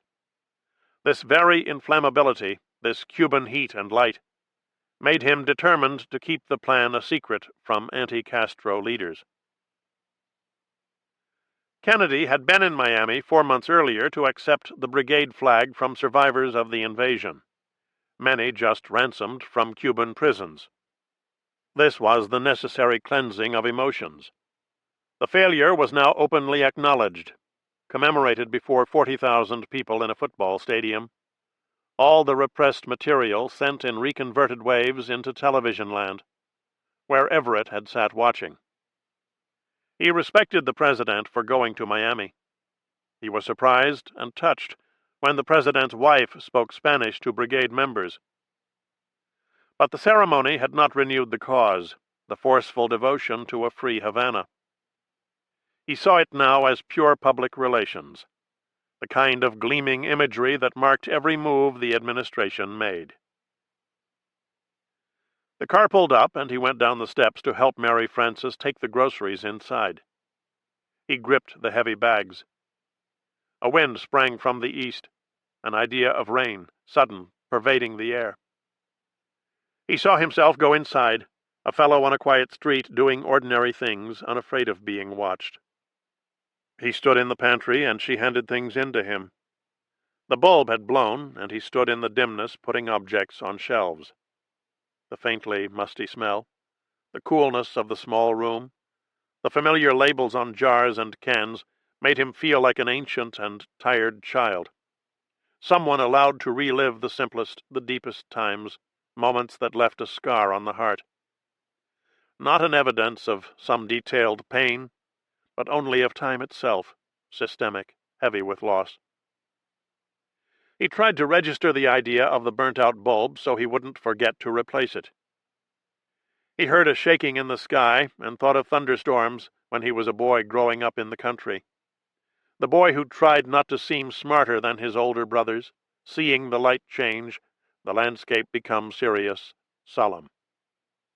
Everything ran with fear. It leapt out of the air into things and into children. Those smoky storms approaching. He used to stand in the pantry counting to 50 because that's when the thunder would stop. "I have to pick up Suzanne." "I'll finish this," he said. "Don't you have a class?" "Cancelled." "I want to stop at Penny's for a couple of things." "We should all stop at Penny's." "No, but just some things I've been meaning to get. We won't be long." "Penny's is home to us all." "The light bulbs are stacked in the back stairway." "She reads my mind. She remembers for me." "I won't be long," she said. Parmenter would tell him in advance if there were plans for JFK to return to Miami. Sooner or later the president would venture out with his train of attendants, protectors, handshakers, and hacks. A city, a street where he'd be vulnerable. Everett was willing to wait a year for Miami. The message would be clearest there, a long-range attempt, high-angled, telescopic, without the pointless human mess some madman would create, walking out of a crowd with the family handgun. He followed Mary Frances to the door. He would not consider the plan a success if the uncovering of its successive layers did not reveal the CIA's schemes, his own schemes in some cases, to assassinate Fidel Castro. This was the little surprise he was keeping for the end. It was his potential contribution to an informed public. Let them see what goes on in the committee rooms and corner offices. The pocket litter, the gunman's effects, the side-trackings and back alleys must allow investigators to learn that Kennedy wanted Castro dead, that plots were devised, approved at high levels, put into motion, and that Fidel or his senior aides decided to retaliate. This was the major subtext and moral lesson of Win Everett's plan. The two men who shared a table in the Occidental restaurant had certain physical similarities. Both were over 6 feet tall, expensively dressed, robust and athletic, men clearly at ease here, in the theater of the Kennedys, the capital city that measured itself to a certain kind of manliness, a confidence and promise, the grace to take the maximum dare. Lawrence Parmenter, perhaps 5 years the younger of the two, spoke in the slight whine of the educated Easterner, a way of drawing out syllables to express ironic self-regard. The other man, George de Mohrenschildt, who lived in Dallas now, spoke English with a courtly foreign accent. He was not averse to being seen as the complete continental. This is what he was. A charming and worldly man, able to converse fluently in Russian, English, French, Spanish, probably Togo as well, or whatever they spoke in Togoland. Parmenter knew he had been there in 1958, posing as a stamp collector.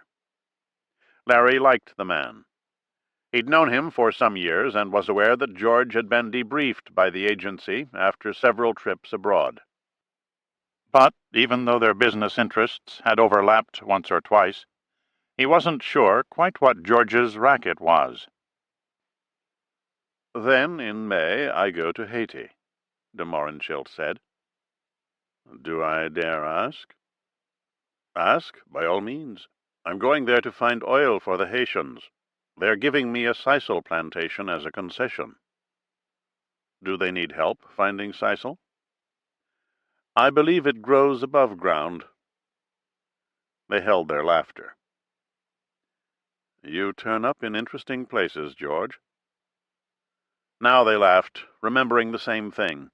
The time Parmenter walked into a dental clinic in a remote town near the CIA air base in southwest Guatemala, where the Bay of Pigs was being rehearsed by Cuban pilots and American advisors. Sitting in the shabby waiting room, in an alligator shirt and madras shorts, was George de Mohrenschildt, also known as Jersey Sergius von Mohrenschildt. He was on a walking tour of Central America, he said. "That whole thing ended horribly," George said, "if I can actually say it has ended." "I think you can say that." "This administration still bullies Castro. It's ridiculous and unnecessary. I'll even go further. This whole administration revolves around the floating cinder of little communist Cuba. It's something of a joke, Larry, and I say this knowing which side of the Cuban fence you are on. Of course, this is your job, and I respect it." "This was my job. I'm doing strictly support work now. I would like to believe the administration has no more designs on Cuba." "Believe it, George. The missile crisis was resolved with the understanding that we wouldn't invade Cuba. Kennedy had the chance to get rid of Castro, and he ends up guaranteeing the man's job. There is widespread lack of interest right now. Commitment to this issue is absolutely nil. The administration went from passionate and total dedication to an attitude of complete aloofness and indifference, and they did it in goddamn record time." "It's the American disease," George said with a warm smile. De Mohrenschildt was a petroleum engineer by profession, but didn't seem to spend much time at it. He was on his fourth wife, Larry knew, and they tended to be women from wealthy families. But his marriages didn't explain his apparent association with Nazis in World War II, his apparent ties to Polish and French intelligence, his expulsion from Mexico, his apparent communist leanings when he was at the University of Texas, his Soviet contacts in Venezuela, the discrepancies in his stated history, his travels in West Africa, Central America, Yugoslavia, and Cuba. George had a tendency to be detained or shot at for sketching coastal installations in strategic areas. But he knew Jackie Kennedy, or her parents, or someone in the family, and he spent time at the racket club when he was in New York, and he was technically entitled to call himself a baron. It was part of George's attractiveness that he continually emerged from a different past. "When do you leave Washington?" "I go to New York tomorrow, then back to Dallas." "I thought Dallas was Walker country," Larry said. "Who's taking potshots at the general?" "He's a complete fascist degenerate, this man Walker. A very dangerous man with his racism, his anti-Castro crusades. This is what I mean about Cuba. Cuba stirs up the worst kind of American obsession. Here is a general who is relieved of his command for preaching right-wing politics, who leads a racist campaign in Mississippi, who is put in the loony bin, who settles down in Dallas, where we see him in the papers every day with his John Birch society nonsense and his Cuban tirades. Raw hate, Larry. 2 men died in Mississippi because of Walker's provocations. He's a little Hitler, plain and simple." "You sound as though you'd like to take a crack at him yourself." "I'm telling you, I wouldn't mind. As a matter of fact, I think I know who tried to kill him." A waiter plunged after a dropped spoon. "A boy I know in Dallas," George said. "I call him a boy. Maybe he's 22, 23. Now that I'm past 50, they all look like boys and girls. But as long as the boys don't look like girls and vice versa." What got him interested in Walker? The easy answer is politics. In 1959, an ex-Marine, what does he do? He defects to the Soviet Union. They send him to a factory in Minsk. Disillusionment sets in, of course, and back he comes. Naturally, the agency is interested. Domestic Contacts asks me to talk to the boy. A friendly debriefing? Exactly. I'm to take the fatherly approach, find out what he saw, heard, smelled, and tasted. It wasn't long before we started to like each other. In fact, I think my own feelings about General Walker may have influenced Lee to take a shot at him. But you're not absolutely sure. Not absolutely. He hasn't said he did it. He hasn't said anything. But there were indications, certain signs, an atmosphere, you know. Plus a curious photograph he sent me. I'm frankly sorry he missed. They returned to their food, their lunch. The voices and noise around them became apparent once more, a tide of excited news, a civilized clamor.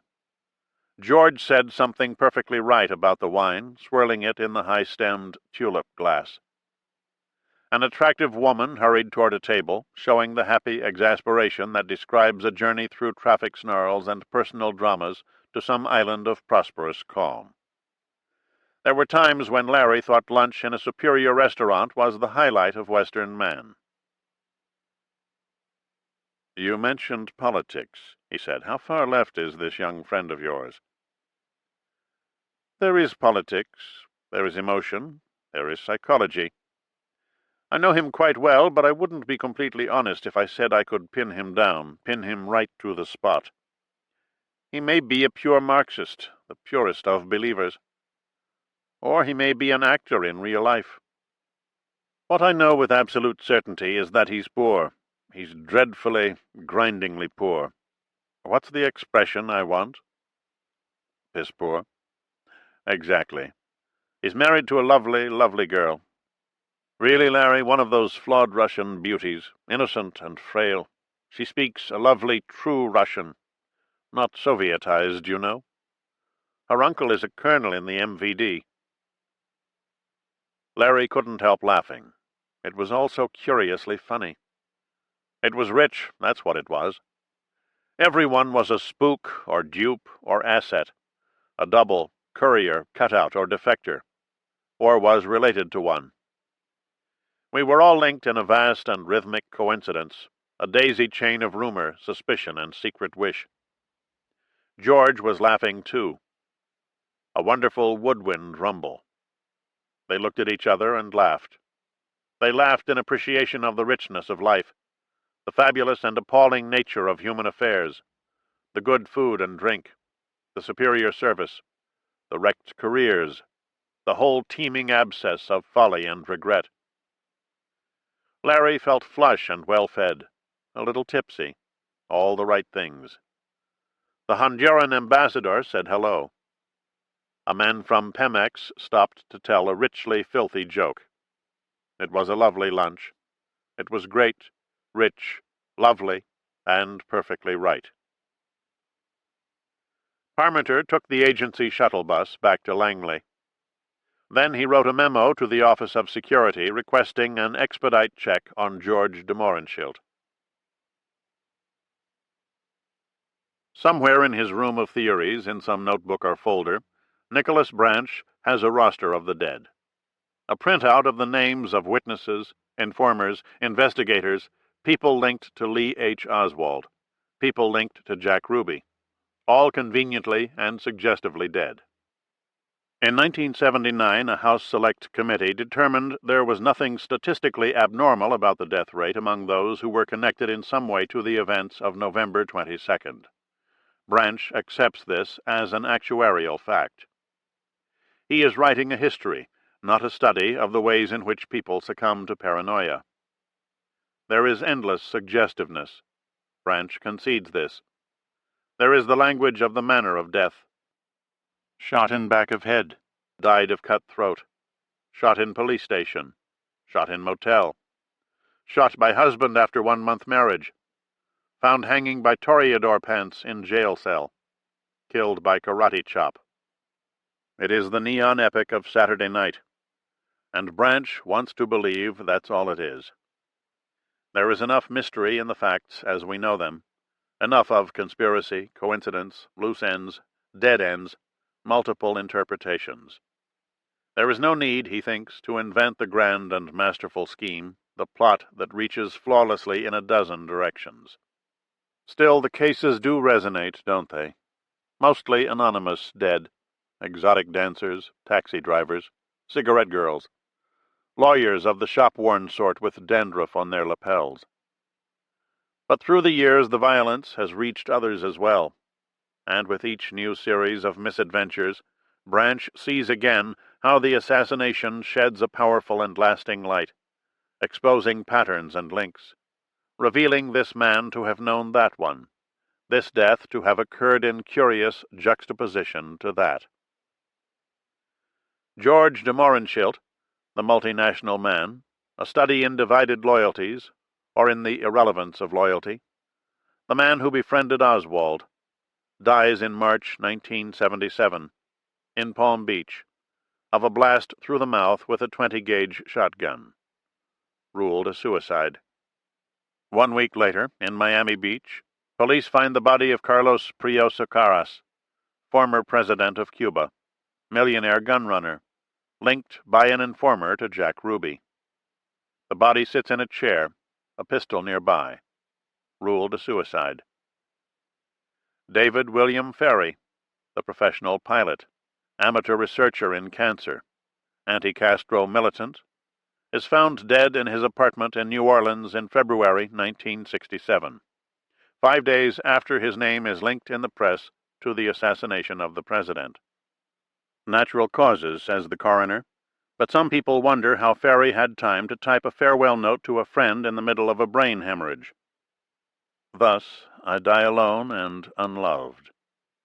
Among his possessions are 3 blank passports, a 100-pound bomb, a number of rifles, bayonets, and flare guns, and a complete library of books and other materials, as of that date, on the Kennedy assassination. Eladio del Valle, a friend of David Ferry and head of the Free Cuba Committee, is found dead the same day, in a car in Miami, shot several times in the chest at point-blank range, his head split open by an axe. No arrests in the case. The documents are stacked everywhere. Branch has homicide reports and autopsy diagrams. He has the results of spectrographic tests on bullet fragments. He has reports by acoustical consultants and experts in blur analysis. He studies blurs himself, stooped over photos taken in Dealey Plaza by people who thought they were there to see the head of state come riding nicely by. He has a magnifier. He has detailed maps of photographers' lines of sight. The curator sends transcripts of closed committee hearings. He sends documents released under the Freedom of Information Act, other documents withheld from ordinary investigators or heavily censored. He sends new books all the time, each with a gleaming theory, supportable, assured. This is the room of theories, the room of growing old. Branch wonders if he ought to despair of ever getting to the end. The FBI's papers on the assassination are here, 125,000 pages. No end of dread and woe. The curator sends new material on Oswald's stay in Russia, gathered from a KGB defector. Not the first such defector to offer a version of events. There is new material on Everett and Parmenter, on Ramon Benitez, Frank Vasquez. Data trickling down the years, water dripping into his brain pan. There is 544 Camp Street in New Orleans, the most notorious address in the chronicles of the assassination. The building is long gone, and the site is an urban renewal plaza now. The curator sends recent photos, and Branch understands that he must study them. although they do not pertain to the case. There are granite benches, brick paving, a piece of sculpture with a subsidized look about it, called Out of There. Branch must study everything. He is in too deep to be selective. He sits under a lap robe and worries. The truth is, he hasn't written all that much. He has extensive and overlapping notes, notes in 3-foot drifts, all these years of notes. But of actual finished prose, there is precious little. It is impossible to stop assembling data. The stuff keeps coming. There are theories to evaluate, lives to ponder and mourn. No one at CIA has asked to see the work in progress. Not a chapter, a page, a word of it. Branch is on his 2nd curator, his 6th DCI. Since 1973, when he first set to work, he has seen Schlesinger, Colby, Bush, Turner, Casey, and Webster occupy the director's chair. Branch doesn't know whether these men were told that someone is writing a secret history of the assassination. Maybe no one knows except the curator and 2 or 3 others in the historical intelligence collection at CIA. Maybe it is the history no one will read.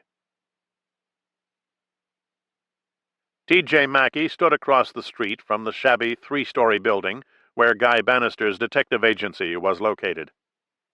His light brown hair was cut close, and he wore a sport shirt and sunglasses, the shirt tight across his upper body. He had a way of clenching and unclenching his right fist. There was a bird tattooed there, in the webbing between thumb and index finger, and when he opened his fist, the bird spread its blue wings.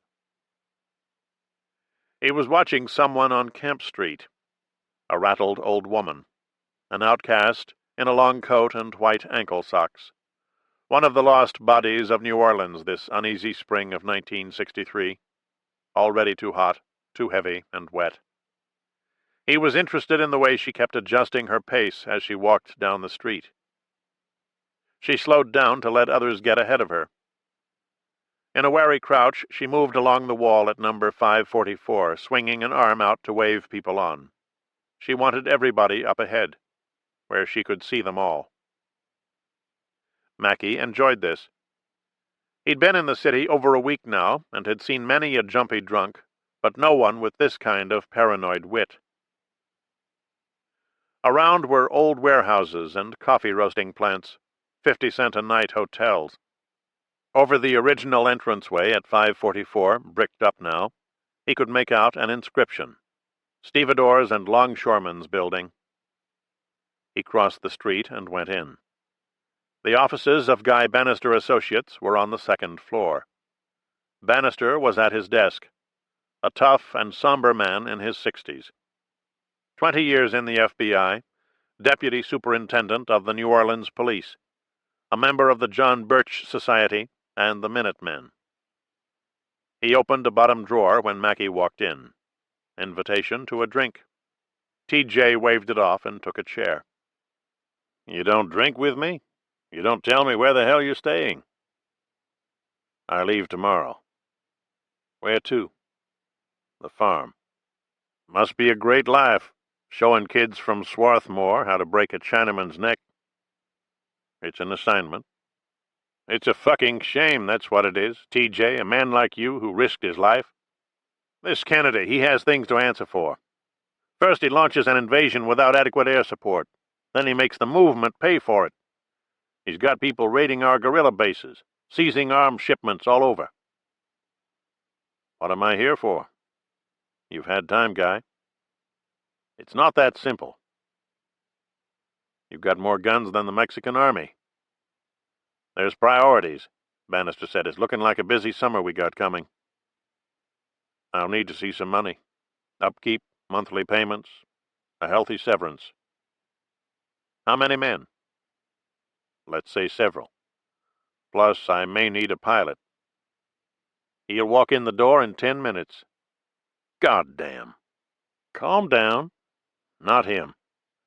"Never mind appearances or what he says for effect. Farry's a capable son of a bitch. He can fly a plane backwards. He has first-rate contacts. He does work for Carmine Latta's lawyer. He goes out to Latta's house and comes back with money in fucking duffel bags. It's all for the cause. He can lease a small plane, no questions asked, no records kept. Right now, I've got him looking for a C-47, which I want to use to ship explosives out of here. Bannister opened the desk drawer again, took out a fifth of Early Times, and reached back to snatch 2 coffee mugs from a shelf. I'm sending select items to one of our staging areas in the Keys, he said. Rifle grenades, landmines, dynamite, anti-tank guns, mortar shells. Listen to this. Canisters of napalm. Mackey noted the look in that silvery eye. Bannister's rage toward the administration was partly a reaction to public life itself, to men who glow in the lens barrel of a camera. Kennedy magic, Kennedy charisma. His hatred had a size to it, a physical force. It was the thing that kept him going after career disappointments, bad health, a forced retirement. Mackey briefly met his eye. So many meanings crowded in, memories, sadnesses, convictions, lost Cuba, Cuba to come. A moment so humanly dense, rich in associations, such deep readings, the power of things unsaid, that T.J. looked away. They were entertaining too many of the same thoughts. Where did you get the hardware? A bunker in the woods. We put a key in the lock, and there it was. Who arranged that? Mackey said. It's a CIA weapons cache. Stuff never used at the Bay of Pigs. Which I assume you know. I don't know much these days. We have recruits coming in all the time. They want another crack at Fidel. We train them at a camp not far from here. We've had no problems up to now, knock fucking wood, which is something I personally see to, working it out with the feds. But this Kennedy, he's making all kinds of moves against us. Did you know he's got exile leaders restricted to Dade County? They can't travel out of the county. He's normalizing with Castro. He's dealing with the Soviets. They got a deal cooking. Cuba is guaranteed communist, from which Jack gets a second term unmolested by Moscow. He is interested in his own protection and security, which I believe he is correct in wishing to increase. He poured the bourbon. What about the thing in Dallas, he said a couple of weeks ago? The Walker shooting. Did they catch the nigger that did it? Mackey caught the sly tone of the older man's voice. Walker had been consuming news space like a movie star in a fever of insecurity. Being shot at over a backyard fence by a sniper on tiptoes, and missed, was just about the perfect payoff Mackey could imagine for a certain kind of frame. It reduced the man to the status of casual target for some gun-toting Mr. Magoo. Now, assuming I can come up with the rifles, plus scopes, what do I do with them? Hold them, Mackey said. Who are we talking about here? Keep them absolutely secure and ready. What is the subject of this meeting? Because I have to know there's complete trust between us. You do know. Take my word, or I wouldn't be here. Don't make me feel I'm getting too old for certain operations. This is my trade. There's only one subject for people like us. Paint flakes on the desktop and floor, steel cabinets covered in dust. Inside the cabinets were Bannister's intelligence records. He kept files on people who volunteered for the anti-Castro groups in the area. He kept microfilmed records of left-wing activity in Louisiana.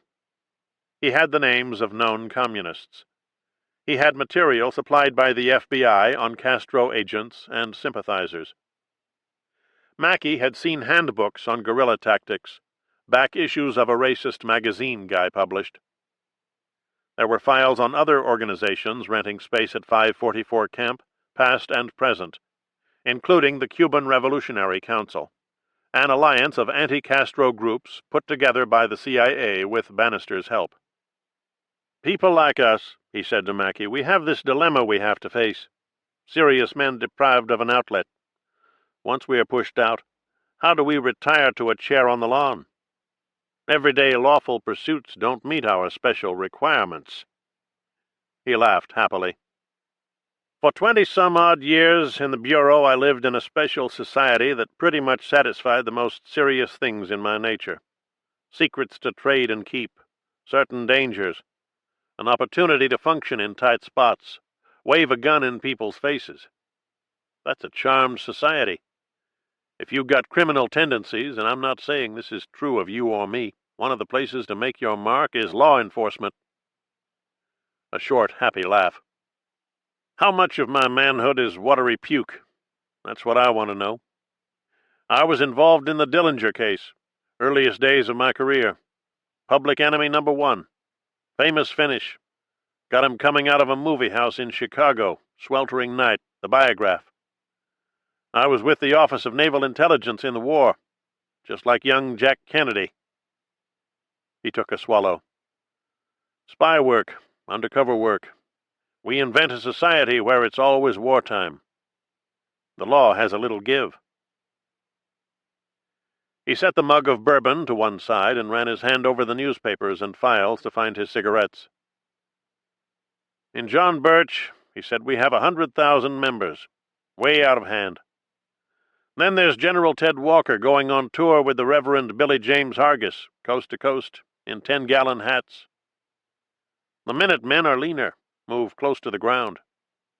But there's a fervor I don't trust. They're waiting for the day. They've got their ammo clips hidden in the garage, and they know the day is fast approaching. They get their politics all mixed up with the second coming of Christ. I respect your methods, TJ. You want a unit that's small, tight, and mobile.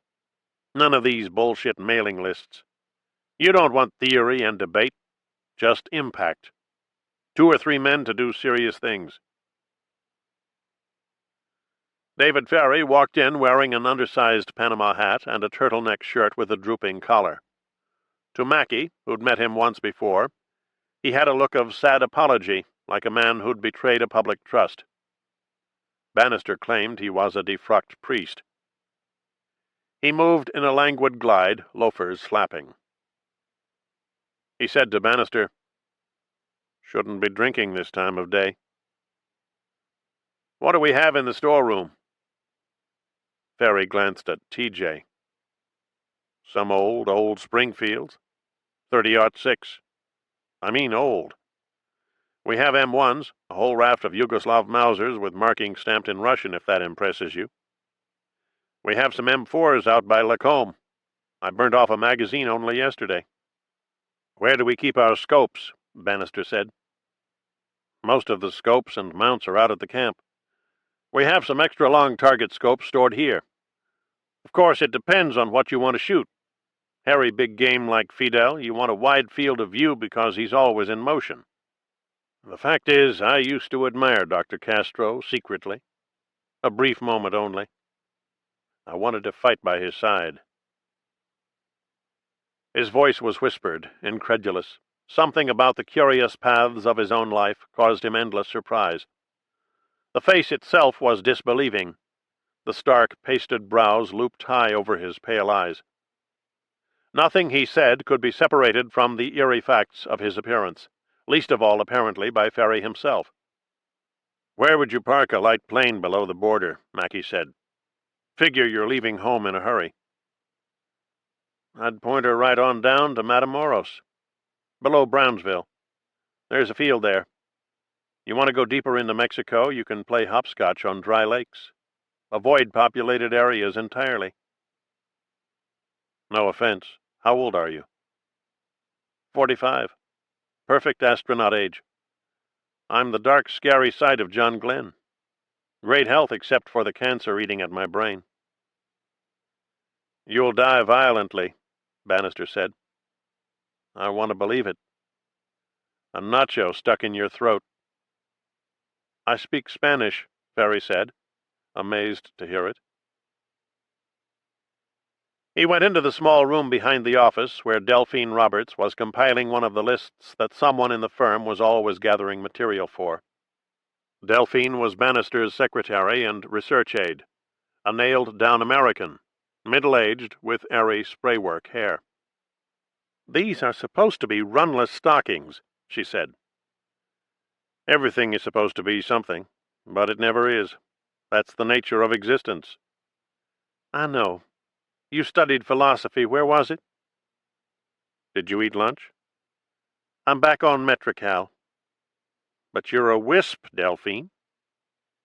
He turned on the little TV. "Why do you think a Negro would want to be a communist?" she said, running a finger down the list.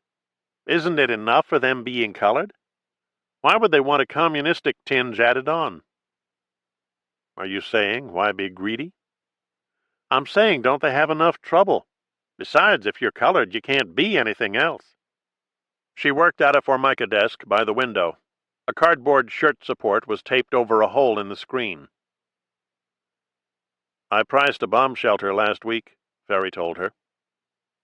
"It's not the bombs coming out of the sky I worry about. The missile crisis came and went. It's the troops that will just appear one quiet morning, armies landing on the beaches, paratroops dropping through the clouds. Guy received a report that the Red Chinese are massing troops in Baja California." "I have private torments, Delphine. They require something larger than an army." They were watching As the World Turns. Ferry sat in a folding chair with his legs crossed. He took off his hat and placed it on his right kneecap. "I say to myself, I wonder why Delphine comes to this rat-trap office every day.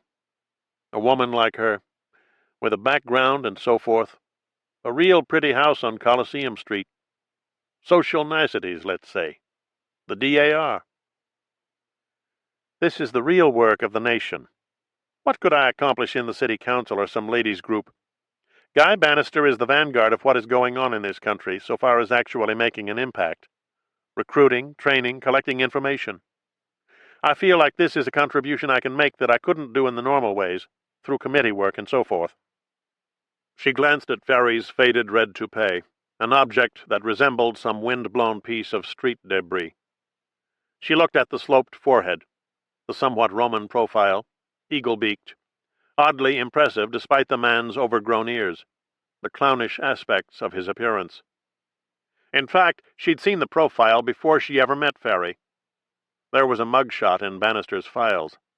It commemorated 2 arrests in 1961, in Jefferson Parish, for what were officially described as crimes against nature. They watched TV. "Dave, what do you believe in?" "Everything. My own death, most of all." "Do you wish for it?" "I feel it. I'm a walking sandwich board for cancer." "But you talk about it so readily." "What choice do I have?" he said. On the screen, 2 women commenced a dialogue in slow and measured movements over coffee, with solemn pauses for hurt and angry looks. Delphine went back to her work, trying to listen past the TV set to the voices in the next room, the remote and private drone that fixed the limits of her afternoons.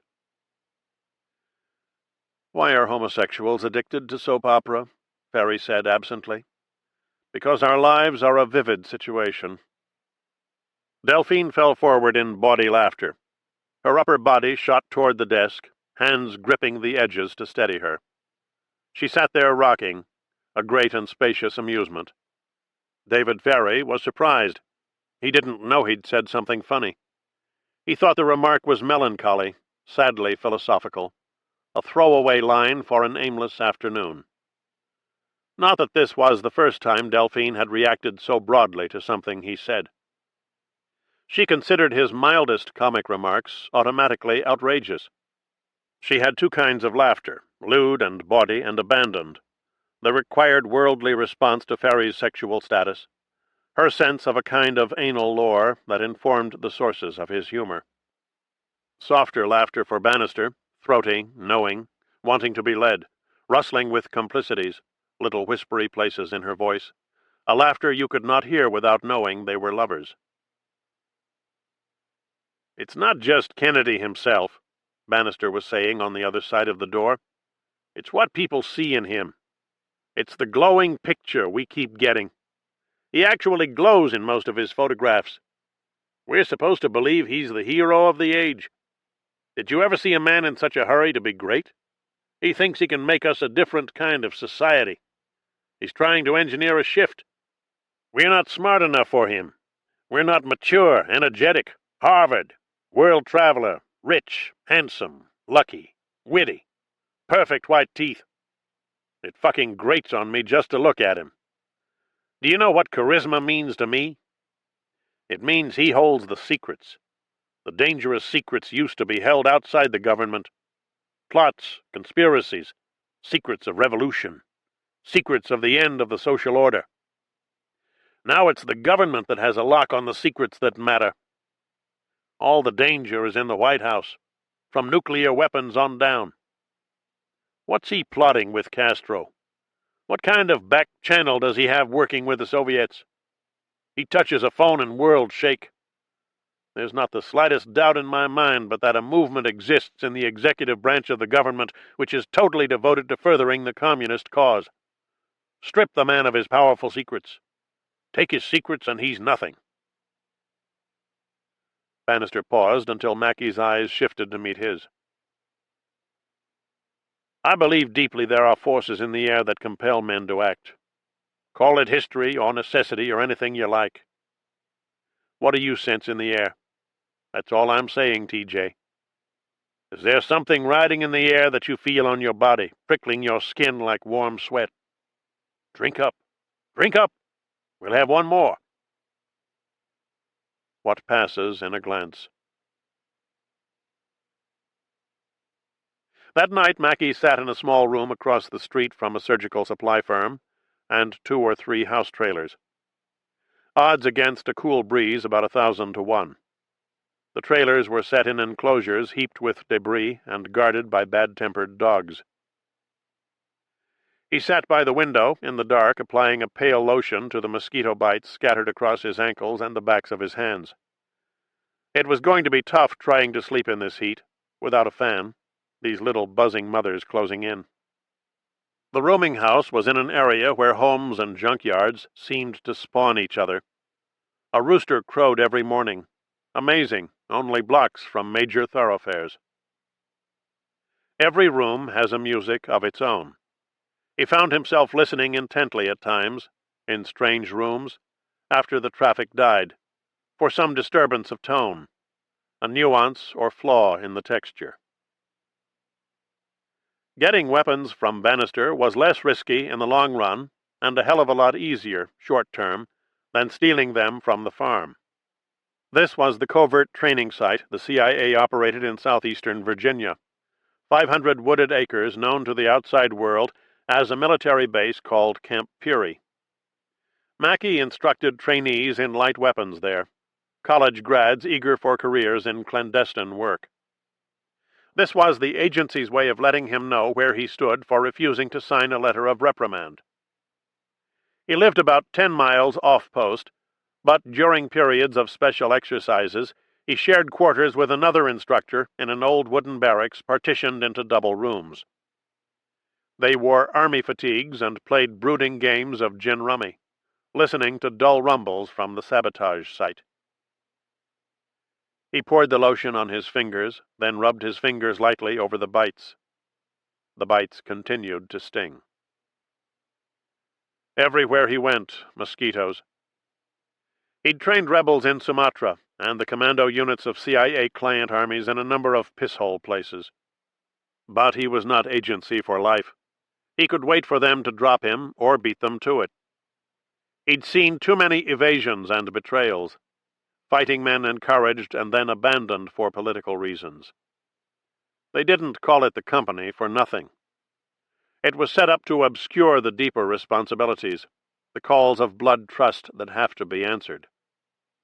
This was the only war story he knew, the only one there was or could be. And it always ended the same way, men stranded in the smoke of remote meditations. He felt the heat beating in, midnight vibrations, the sirens down canal, the growl of some solo drunk. A mosquito is a vector of disease. He clenched his right fist. The tattoo bird was an eagle, circa 1958. etched in a dark shop on one of Havana's Esquinas del Pecado, sin corners, where he was providing security in an agency endeavor to supply funds to the movement of the rebel Fidel Castro, 3 years before the invasion. Every room has a music that tells you things if you know how to listen. Good men died because the administration delayed, pondering options to the end. To Mackey, aboard the CIA's lead ship, an old landing craft carrier situated 15 miles from Blue Beach, the operation began to resemble something surreal. As information became available, with data flowing across the radar screens and over the radios, with signals bounced off the clouds by a destroyer's 24-inch lights, it seemed to him that something was running out of control. There was strange and flawed material out there, a deep distance full of illusions, deceptions, eerie perspectives. The same ship used 2 different names. Radio Swan, located on a tiny guano island, was broadcasting meaningless codes to pressure the Fidelist armed forces into mass defections. The boy is in the yellow house. The one-eyed fish are biting. All night the lonely babble sounded. The seaweed in reconnaissance photos turned out to be coral reef that interfered with the landings. Planes flew with insignia painted out, and when pilots were finally allowed to reconnoiter inland, they had to use SO road maps to find their way. Navy jets meant to link up with B-26s from Nicaragua arrived too early, or too late, because somebody mixed up the time zones. 2 ammunition ships appeared on radar, heading full speed in the wrong direction, ignoring radio messages to return. The DCI, Alan Dulles, was spending the weekend in Puerto Rico, delivering a speech to a civic group on the subject, "The Communist Businessman Abroad." There was a 10-minute mutiny on Mackey's ship. The sky is swollen with dark clouds. The hawk swoops at dawn. The second airstrike finally was cancelled. He knew Everett believed the failure was more complex than one scrubbed mission, a general misery of ideas and means. But Mackey insisted on a clear and simple reading. You can't surrender your rage and shame to these endless complications. He had a wife somewhere. This was a complication to think back on. 2 years of study, post-war, mining and metallurgy, with a wife to encourage him. He could barely picture her face, paled and ballooned by drink. She was a paramilitary wife by then. She liked the movies. She liked to sit with her ass dipped down into the opening between the seat and the backrest, her feet up on the raised edge of the seat front, balanced like a serious toy as the bullets flew. She had pretty hair, he seemed to recall, and drank in a methodical way, as if to forestall any complaint that she was out of control. The scouting party came ashore before midnight. Mackey was the only American in the rubber raft, and he wasn't supposed to be there. The raft skidded up the beach, and one man vaulted into the water and ran alongside, scooping dense sand with both hands and muttering a prayer. They began marking the beach with landing lights for the troops waiting beyond the breakers in ancient pitching LCIs and born-again freighters. The place wasn't exactly deserted. Some people sat outside a bodega above the beach, old men talking. One of the scouts, wearing black trunks and a black sweatshirt, face smeared with galley soot, walked over to chat with them, carrying an automatic rifle. TJ wasn't armed. He couldn't be sure whether this was his way of letting the men know his role here was limited, or whether he was feeling indestructible tonight. The sea tang was bracing.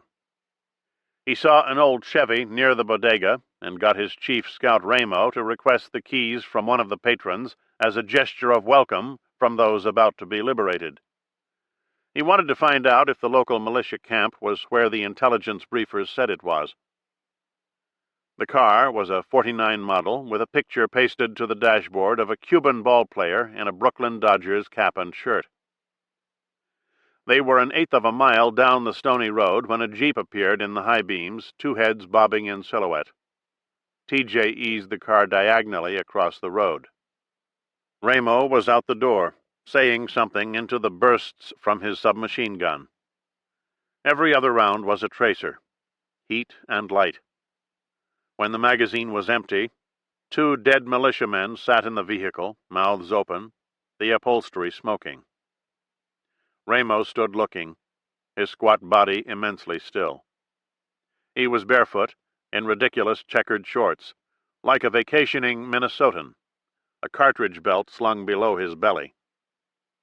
They heard pistol fire from the beach and drove to the bodega in reverse. Someone said a scout had shot one of the old men over a careless remark. Near the body, a cluster of people stood arguing. TJ walked down to the beach. Frogmen were in, helping rig the marker lights. He had his radioman tell the lead ship to send the brigade commanders ashore, send the troops ashore, get the goddamn thing going. Back near the road, he saw a woman standing outside a straw hut, swatting the air around her. They were very near Zapata Swamp, famous for mosquitoes. He read the sign across the street. Discount on lab coats. There were voices around the corner, the particular ragged laughter of people leaving a bar. At daybreak, the rooster would crow, the dogs would bark, like some tin shack village in the Caribbean. The memory was a series of still images, a film broken down to components. He couldn't quite make it continuous. He saw Ramo heaving open the car door, a stutter motion, each segment leaving a blur behind. The bursts from the surplus Thompson were the first shots fired at the Bay of Pigs. This made Ramo a figure of respect among his fellow prisoners during the 20 months they would spend in the fortress of La Cabana, listening to rifle reports from the moat, where the executions took place, each crisp volley followed by a precise echo, an afterclap, as the prisoners thought about the dog that lived in the moat, lapping up blood. Finally, the taxi stopped outside. He went into the bathroom and ran cold water over his hands, trying to ease the sting where the lotion had failed. He'd contracted malaria during his Indonesian stint, and felt the effects now and then, a sense that his body was a swamp. He went to the door and waited. His wife cut him once, swinging a knife across the kitchen table and catching the left side of his jaw, after a night of who knows what. He never thought of her by name. He thought of her being somewhere very vague, in a room with curtains, never moving from the chair. This is what happens to loved ones who go away. We make them sit in a room forever. The woman came in wearing a hard tan, her skin smoked and cracked. She said she was Rhonda. She had heavy dark makeup that made him think of nights at the shore and gonorrhea. Casal said be nice to you. What do you think he meant by that? She smiled and unzipped her skirt. Casal was the bartender at the Havana, a waterfront dive that catered to merchant seamen, Cubans with a grudge and other floating bodies on the tide. All night it sounded across the water. Listen, my brothers, to the roar of the white typhoon. It was the grimmest, most god-awful thing to be ashamed of your country. Win Everett was in pajamas looking at a 2-day-old copy of the Daily Lasso, the student newspaper at TWU. There were contests for yell leaders and twirlers. A nationwide search was underway for a typical co-ed. He sat in an armchair in a corner of the bedroom. He learned from the paper that the school's original name was the Texas Industrial Institute and College for the Education of White Girls of the State of Texas in the Arts and Sciences. He skipped the piece on JFK. The phone rang downstairs. He heard Mary Frances walk into the kitchen and pick up the receiver. She came to the foot of the stairs, and he dropped the newspaper, waiting to hear her call his name. She watched him come down the stairs, looking nearly weightless in his pajamas, that softness of step he'd developed only lately, as if to show someone watching that he'd taken the path of self-effacement. They touched lightly as he moved past, and she knew it meant they would make love on the fresh sheets with the window open and the smell of rain and dripping leaves still in the air. Parmenter calling from a public booth. Wynne could hear traffic noises, excited air.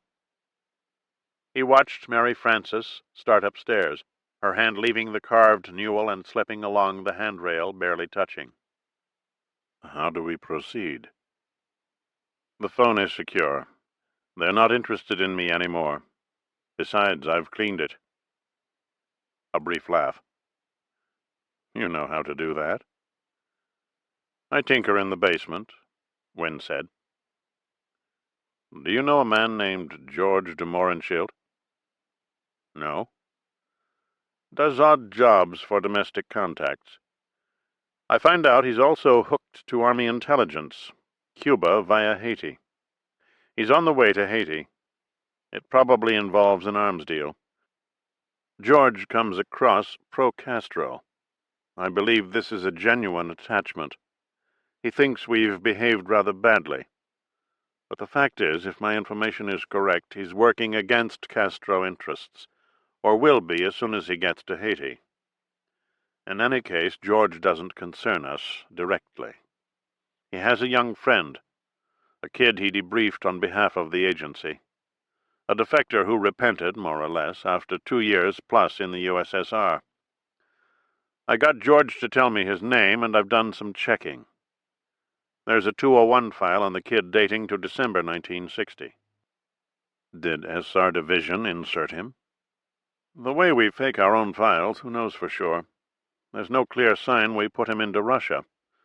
That's all I can tell you except for this. He spent some of his service time at a closed base in Japan, at Sugi. He was a radar man, had access to data concerning U-2 flights. A nice house present to give the Soviets when he went over. He married a Russian girl, decided he wanted to come home. The young marrieds settled in Dallas, met George, spent evenings with the local émigrés, reminiscing.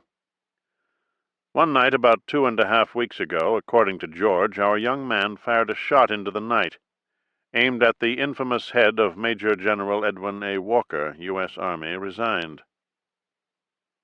A silence. Wynne listened to the dense rush of air in the earpiece, a city alive, horns blowing, cars streaming across the Potomac bridges. Could be a nice find, Larry. Don't make it sound like a 3-room apartment. We could put him together. A far-left type. Work him in. Tie him to Cuban intelligence.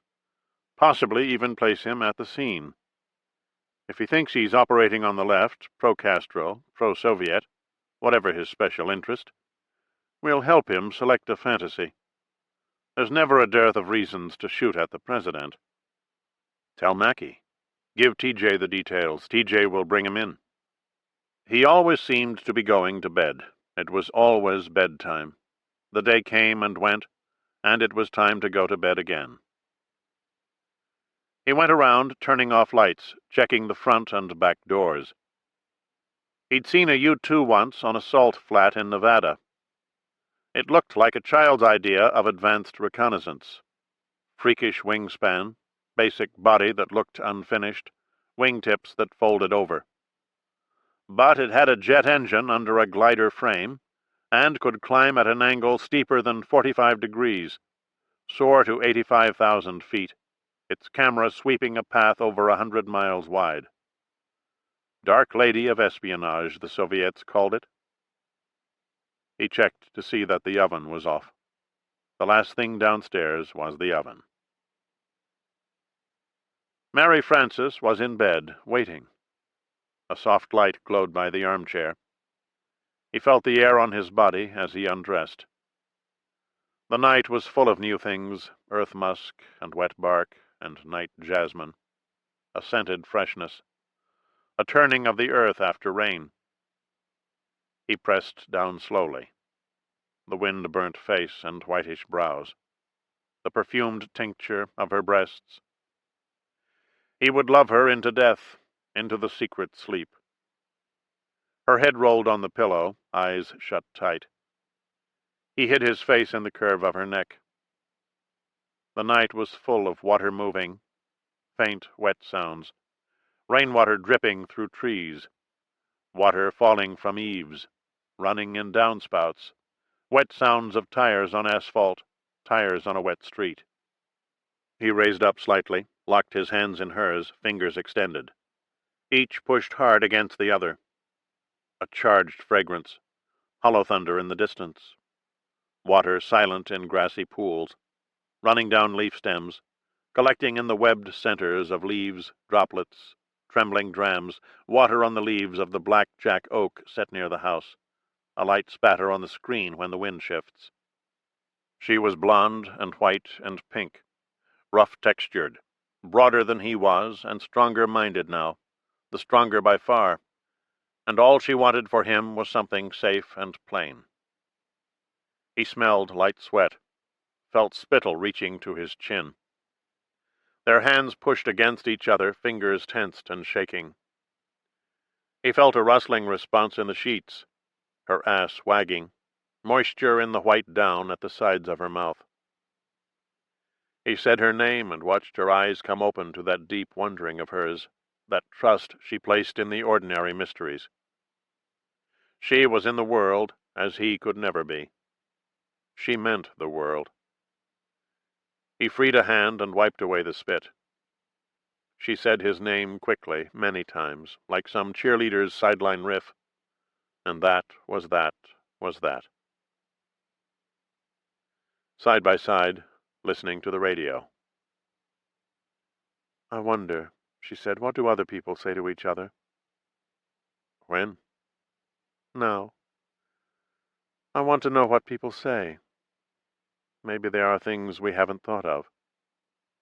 Laughing at herself. "Things we ought to be saying." "While having sex, or afterward?" "While having sex is not interesting. Moany-groany love talk. No, afterward. Now." "Do you think we've been saying the wrong things all these years?" "Wouldn't you like to overhear?" "I don't want to watch other people.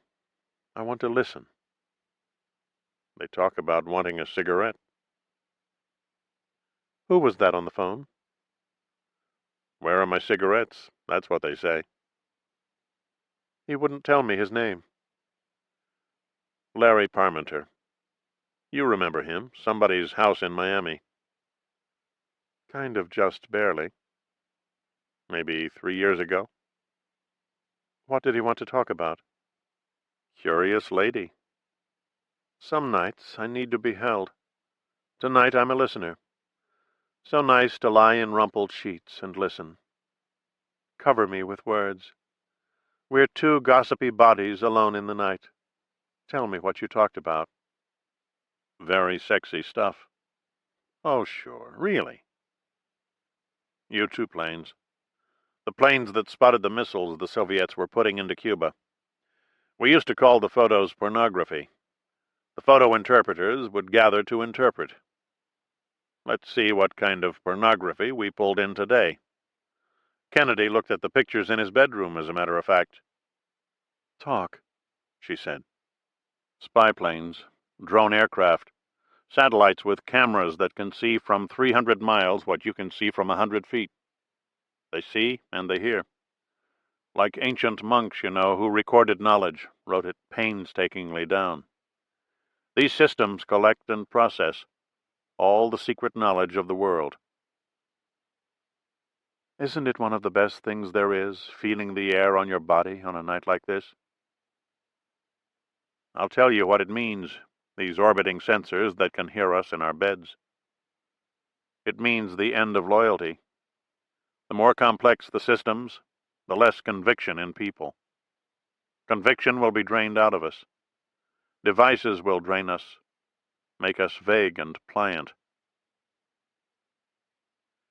Years together, years of transience, cover operations, plausible denials, dead silences, had given Mary Frances no reason to believe she would ever know exactly what kind of secrets Wynne was keeping at a given time, which meant there was something welcome in these moments of wordiness, in the shape and range of his meanders. She encouraged him to tell her whatever he could about subjects and developments close to his work, or simply things on his mind. Encouraged him tacitly, creating receptive fields around him, stillnesses. A wifely labor as natural to her as choosing curtains. By now she was adept at discharging an air of shy curiosity, and although there was no longer any real work for him to do, she still wanted to know, wanted badly to hear. But tonight it happened that she fell asleep, drifting lightly off, twisted in a bedsheet, one arm swept across his chest. He listened to the radio, a man preaching the gospel in a bright, clear voice, a thrilling voice, youthful, assured. Yes, yes, yes, yes. God is alive and well in Texas. He would put someone together, build an identity, a skein of persuasion and habit, ever so subtle. He wanted a man with believable quirks. He would create a shadowed room, the gunman's room, which investigators would eventually find, exposing each fact to relentless scrutiny, following each friend, relative, casual acquaintance into his own roomful of shadows. We lead more interesting lives than we think. We are characters in plots, without the compression and numinous sheen. Our lives, examined carefully in all their affinities and links, abound with suggestive meaning, with themes and involute turnings we have not allowed ourselves to see completely. He would show the secret symmetries in a nondescript life. An address book with ambiguous leads, photographs expertly altered, or crudely altered. Letters, travel documents, counterfeit signatures, a history of false names. It would all require a massive decipherment, a conversion to plain text. He envisioned teams of linguists, photoanalysts, fingerprint experts, handwriting experts, experts in hairs and fibers, smudges and blurs, investigators building up chronologies. He would give them the makings of deep chronos, lead them to basement rooms in windy industrial slums, to lost towns in the tropics. He turned off the radio and slipped out from under her arm. He wanted a cigarette. He put on his pajamas and found 2 bent Winstons in his shirt pocket on the armchair. He sat smoking, trying to read.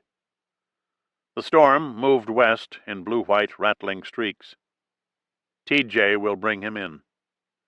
Wynne knew that the name Mackey was a pseudonym assigned by the records branch. Theodore J. Mackey. Wynne had also used a false name through the years, standard practice for officers engaged in covert work. Mackey's name became enveloped in a certain favorable light, a legendary light, when exile leaders found out he had gone ashore with the scouts at Blue Beach. Once it was clear the invasion would fail, Mackey returned in a whaleboat and cruised the inlets with a megaphone, calling for and finding survivors. Wynne didn't know his real name. He read the Daily Lasso. He read that the school chucked its original name in 1905 to call itself the College of Industrial Arts, or CIA. He was too tired to appreciate the irony, or coincidence, or whatever it was. There were too many ironies and coincidences. A shrewd person would one day start a religion based on coincidence, if he hasn't already, and make $1 million. Yes, yes, yes, yes. He looked around for an ashtray. He hadn't felt well for a long time now, ever since whenever it was. He felt tired and forgetful. He had to talk to himself inwardly when he was driving the car, give simple commands, scold, to keep his concentration. He fumbled change at drug counters, buying kiddie soap in an aerosol can for his little girl. There were times when he could not bear to be alone in the house. The house was a terrible place when his wife and child were not there, when they were late coming home in the car. He imagined accidents all the time. A stunned wreck at the side of the road. The house grew dark around him. It was all part of the long fall, the general sense that he was dying. In Atsugi. The dark plane drifted down, sweeping out an arc of hazy sky to the east of the runway. It had a balsa wood lightness, a wobbliness, uncommonly long-winged, and it came in over the power pylons that stretched through the rice fields and up into the hills and out of sight. A strange high sound whistled through the air, bringing people out of houses outside the base, men taking bow-legged stances to follow the line of descent. A sound like a gull shriek endlessly prolonged, caroming through the deep caves set around the base, the kamikaze nests of the Second War. Men appeared in barracks windows to catch a glimpse of the landing. A man stood outside the radar bubble watching with folded arms. Two men in utility caps paused outside the mess as the plane glided finally in over the fields and the barbed wire fences, touching down lightly, its lop-eared wingtips sparking when they scraped the runway, cartoonishly, in the chalk blaze of noon. The son of a bitch climbs unbelievable. I know. I heard, Heindel said. But fast. It's gone before you know it. Never mind how high. I know how high. I was in the bubble, Reitmeyer said. 80,000 feet. The son of a bitch requests winds at 80,000 feet.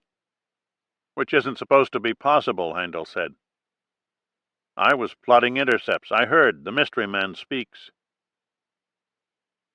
The first Marine, Donald Reitmeyer, had a large squared-off frame and a lazy amble that made him seem to be sinking into the ground. He watched the tractor approach to tow the plane to its remote hangar. The plane would be escorted, the hangar surrounded, by men with automatic weapons. Reitmeyer took off his cap and waved it at someone heading toward them across the fuming tarmac, a slightish man who walked with his head tilted and one shoulder drooping. The Marine who'd been watching from the radar hut when the plane came in. It's Ozzy, looking like his usual self. Heindel shouted. Oswald, move it! More skosh, Reitmeyer called, using a familiar pidgin phrase. Show some life. Show some interest. The three men walked toward the barracks. We know how high it goes, so the next question, Reitmeyer said, is how far it goes and what does it do when it gets there? Deep into China, Oswald said. How do you know? It's logic and common sense, plus the Soviet Union. It's called a utility plane, Heindel said. It's a spy plane. It's called a U-2. How do you know? Common knowledge, pretty much, Oswald said. You hear things, and the things you don't hear you can find out easy enough. You know those buildings way past the hangars at the east end? That's called the Joint Technical Advisory Group, which is a phony name where the spies hide out. You're so fucking sure, Reitmeyer said. What do you think's there, dormitories for the wrestling team? Well, just shut up about it. I go to the briefings. I know what to shut up about.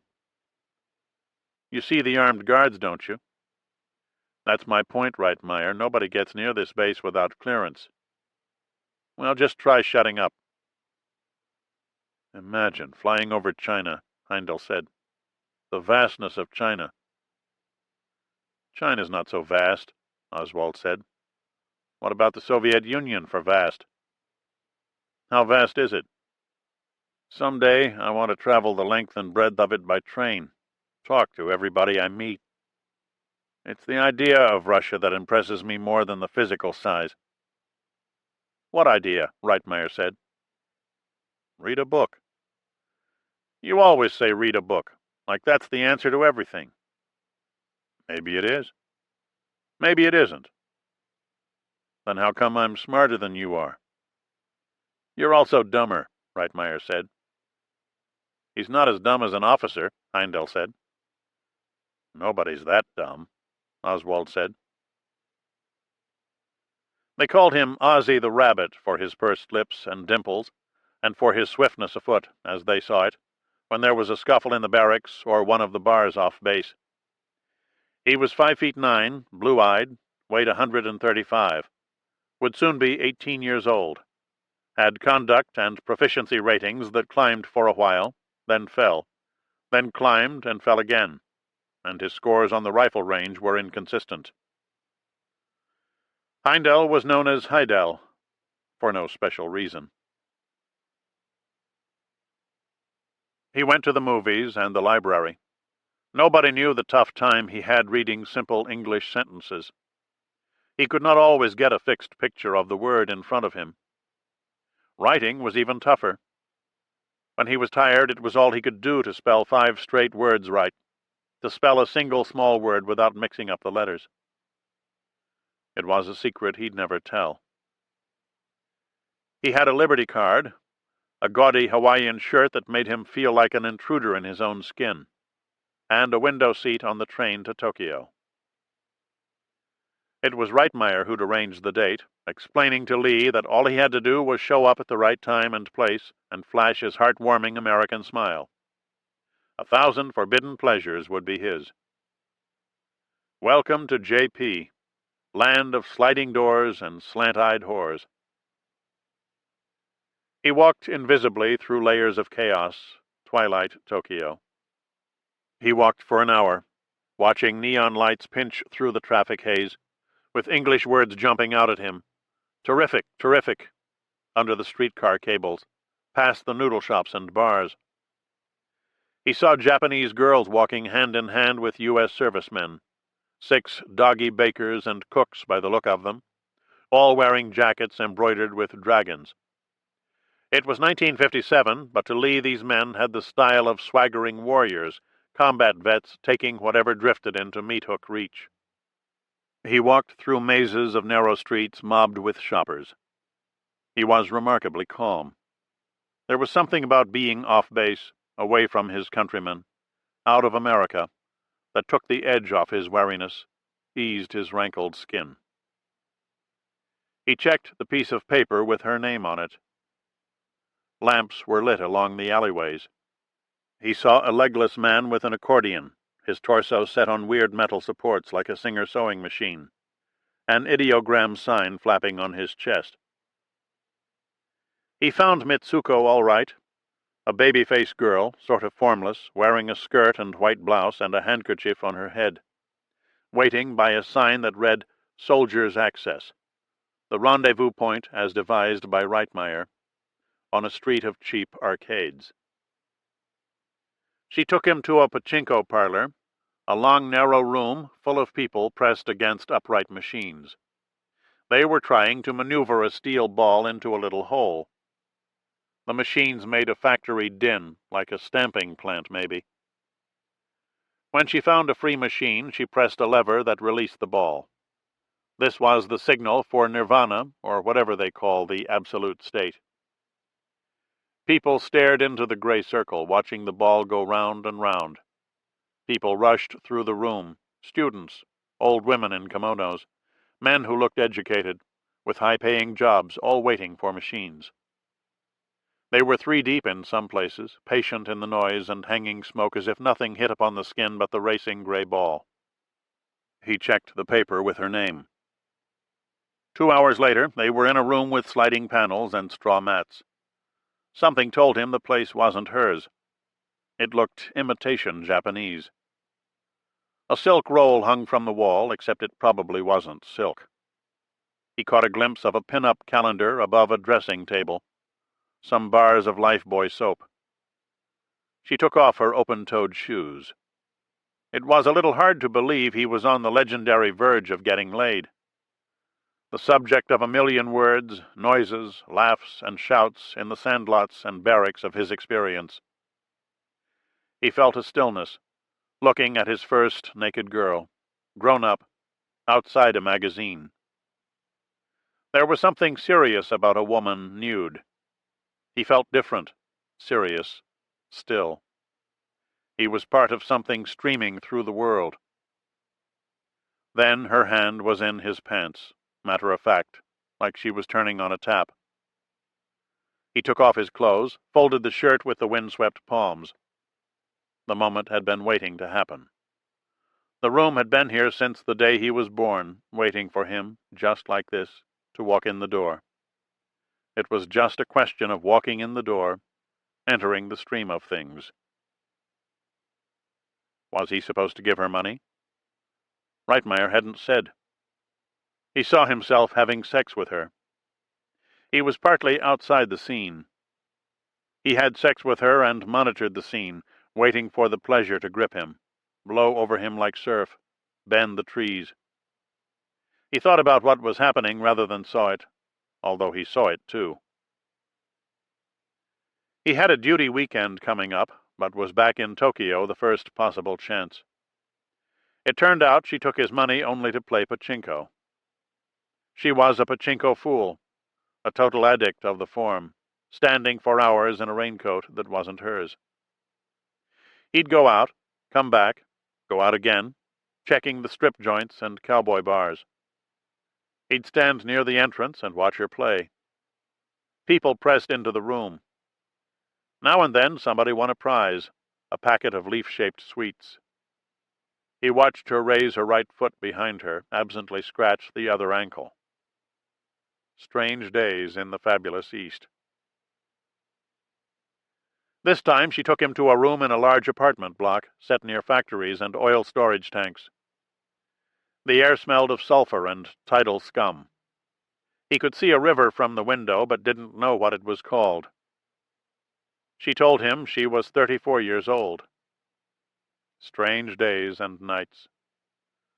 Some time after they were dressed again, a man came in, moving through the shadows, young, lean, familiar with the room, seeming to take Lee for granted, acting as if he knew everything Lee had ever said and done. He was looking for his raincoat. Lee never understood the man's connection to Mitsuko. A brother, cousin, lover, a handler or protector of some kind, although not a pimp, if she didn't take money. Lee saw him several times over the next couple of weeks. He was an interesting guy, last name Kano, with wavy hair and dark glasses. He chain-smoked Lucky Strikes, New American Jazz, names that Lee was at a loss to identify. They talked politics. They drank beer and gin, which Lee brought to the room but only sipped to be polite. Kano's English was okay, better than rudimentary. He wore shabby clothes and shoes and a black silk scarf always, outdoors and in. The autumn damp took hold. Lamplight shimmered in networks of alleys crowded with wooden houses and shops. They'd taken away his American space. Not that it mattered. His space had been nothing but wandering. A lie that concealed small rooms, TV, his mother's voice never ending. Louisiana, Texas were lies. They were aimless places that swirled around the cramped rooms where he always ended up. Here the smallness had meaning. The paper windows and box rooms, these were clear-minded states, forms of well-being. Mitsuko took him into the land of nudo. Billboards, photographs, leaflets, lamp-post signs, nudes in booths and theaters, neon and paper nudes, models to be photographed, nudes arrayed in colored lights, strangely pale beneath the fake rose glow. Rain-slicked streets like the streets in his reveries, movie shadows and dark-coated men, Mitsuko's little pouting mouth, her language of sighs and hints, reverie of stillness, perfection of desire, her legs slightly parted, arms at her sides. She did none of the things Reitmeyer had said she'd do, and Ozzy didn't ask. In the bubble, he worked in a hot glow, marking intercept paths, checking the oscilloscope for traces of electron motion that represented air traffic within a given sector. Through the all-night watches, he engaged officers in conversation, asked them questions about world affairs. It turned out he knew more than they did. They didn't know the basic things: names of leaders, types of political systems. The younger officers were the worst informed, Joe College types, which served to justify some old suspicion of his about the way things work. A crackling voice requesting winds aloft at 80,000 feet, a voice outside the dome of night, beyond the known limits. There were bars and bar girls near the base, but he preferred going to Tokyo, alone, where he visited Kano in the huge development near the factories.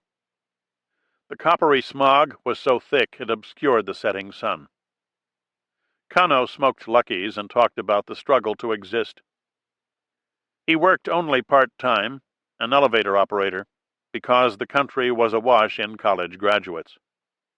Sometimes Mitsuko showed up, and she and Ozzy made love to Thelonious Monk records, weird plinking and bonging blues, sort of Japanese, come to think of it. Other times, Kano took him to the Queen Bee, a nightclub with elaborate floor shows and gorgeous women drifting through the smoke like 100 slit-skirt versions of a Howard Johnson's hostess. It occurred to Lee that he ought to wonder what an elevator man and a PFC were doing in a place like this. Kano would slouch in, taking off his raincoat and dragging it along the floor as they were led to a table in a platformed area above the tourists, the Japanese businessmen, American officers, contract pilots, recognizable by their drab short-sleeve shirts and fancy sunglasses, whatever the weather. Kano pocketed checks without seeming to pay, and one night introduced Lee to a hostess named Tammy, a woman in a silver dress and shiny face paint. Kano believed in riots. Kano believed the U.S. had used germ warfare in Korea and was experimenting with a substance called lysergic acid here in Japan. Life is hostile, he believed. The struggle is to merge your life with the greater tide of history. To have true socialism, he said, we first establish capitalism, totally and heartlessly, and then destroy it by degrees, bury it in the sea. He was a member of the Japanese-Soviet Friendship Society, the Japanese Peace Council, the Japan-China Cultural Exchange Association. Foreign capital, foreign troops dominate modern Japan, he said. All foreign troops are U.S. troops. Every Westerner is an American. Every American serves the cause of monopolistic capital. Tammy took Lee to a Buddhist shrine. One night at the Queen Bee, Kano announced that Max 1, Lee's unit, would soon leave for the Philippines. This was news to the young Marine. He was beginning to like Japan. He liked coming to Tokyo. He counted on these discussions with Kano, who was able to argue Lee's own positions from a historic rather than a purely personal viewpoint, from the ashes, the rebuilt waste of a blasted landscape and economy.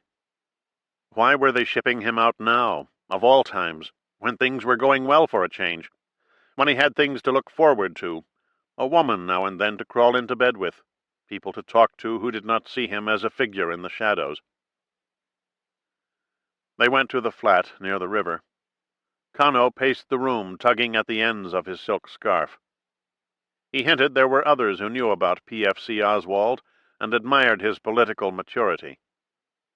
He said there were things that could be accomplished by people with similar ideas on world affairs, people situated in certain places, within easy reach of each other. He gave Lee a pistol, small and silver-plated, a Derringer, a gift, modest, 2-shot, and asked him to pick up some Luckies back at the base. Reitmeyer tried to pick him up and turn him upside down, grabbing from behind, at the crotch and the shirt collar. Basic, aimless, ball-breaking fun. But he messed it all up, ending with one hand gripping Ozzy's side pocket and the other in an armpit, with the victim more or less parallel to the ground, flailing for a door jamb. At first, Ozzy reacted with good-natured, yelping surprise, out for a mid-air swim. Then, as Reitmeyer manhandled and yanked, refusing to see it wouldn't work, trying to cartwheel him halfway around, He complained in fierce whispers, with ultimatums and unfinished threats, then struggled hard to free himself, close to bursting into frustrated tears, a snared and wriggling kid, pink with rage. Then finally, and this brought forth a certain lurking satisfaction, familiar, false-hearted, awful, he went completely limp. One night he wandered into a Tokyo bar that was either a queer hangout or some kind of kabuki show, or maybe a little of both. The customers were all male, and the hosts or hostesses, they looked increasingly like men as his eyes grew accustomed to the dark, wore bright kimonos and high swirling wigs, their mouths precisely painted, faces layered in chalk. Educational. Someone rustled nearby, a costumed man waiting to lead him to a table. But Ozzy walked quietly to the door, feeling watched, odd, peculiar, quaint. When he opened the door, he saw a familiar figure in the street. It was a Marine from his unit, Heindel, just walking on by. Ozzy had a moment of small panic. He didn't want to be seen coming out of a place like this. They'd mop the barracks with him if word got out. They'd have a hog wallow of gruesome fun. The oddball loner caught sneaking out of a swishy bar. He moved back into the dimness and ordered a beer, keeping an eye to the street. Heidel in a dark jacket with a pouncing tiger on the back. Ozzy drank his beer and got his bearings. The darkness was creepy. Whining music came from the walls. He found a taxi and headed out to Kano's district. Chemical smoke pouring off the shipyards and factories. Skinhead kids on bikes shooting out of alleys, coming at a racing slant over the potholed streets. Heidel means don't tell. No one was home. He walked for miles, lost, before he found another cab. He went to the Queen Bee, greeted by a hostess whose sole duty was to bow to entering guests.